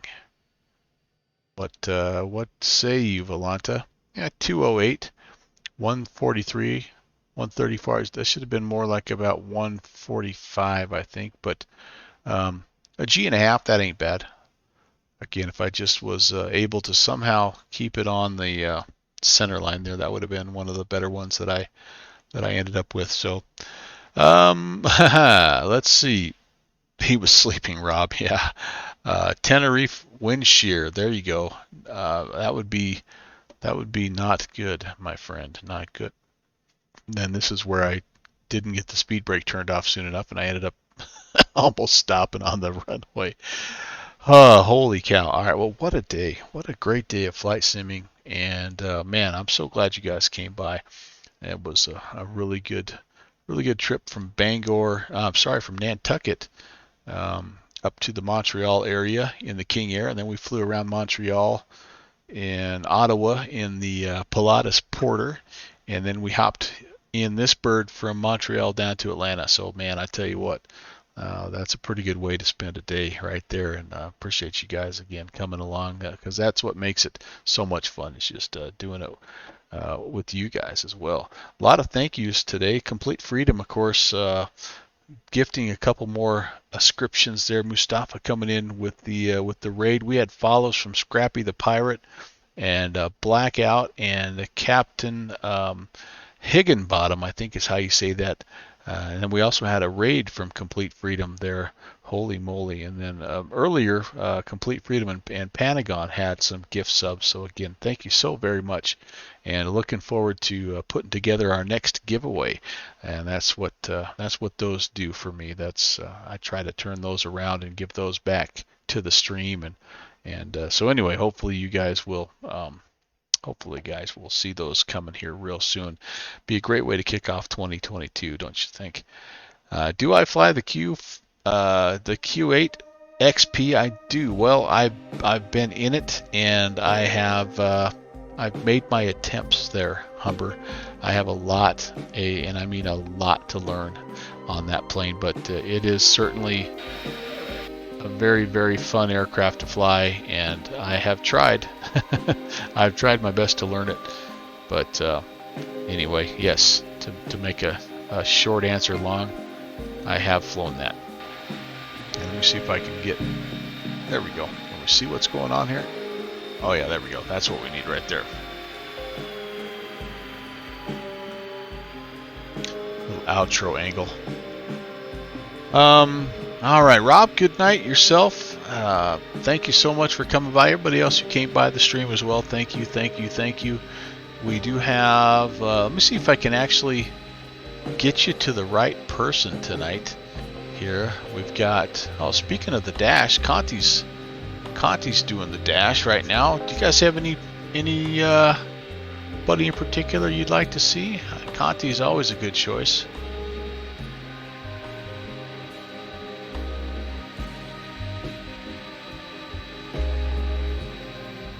Go there, Continuum channel. Again, stop by later on. Tuesdays and Saturdays are my normal streaming days, and we do have some stuff coming up. Ooh, I know what else I forgot to tell you. I've got something extra special in mind for Saturday's stream. I'll announce it on my Discord channel, but it's going to be another one of those kind of double streams, and I've got something really, really cool. The first time ever on the Melvin Leroy channel, so you'll want to tune in Saturday. It's noon. It'll be noon Mountain Time, so that is 2 p.m.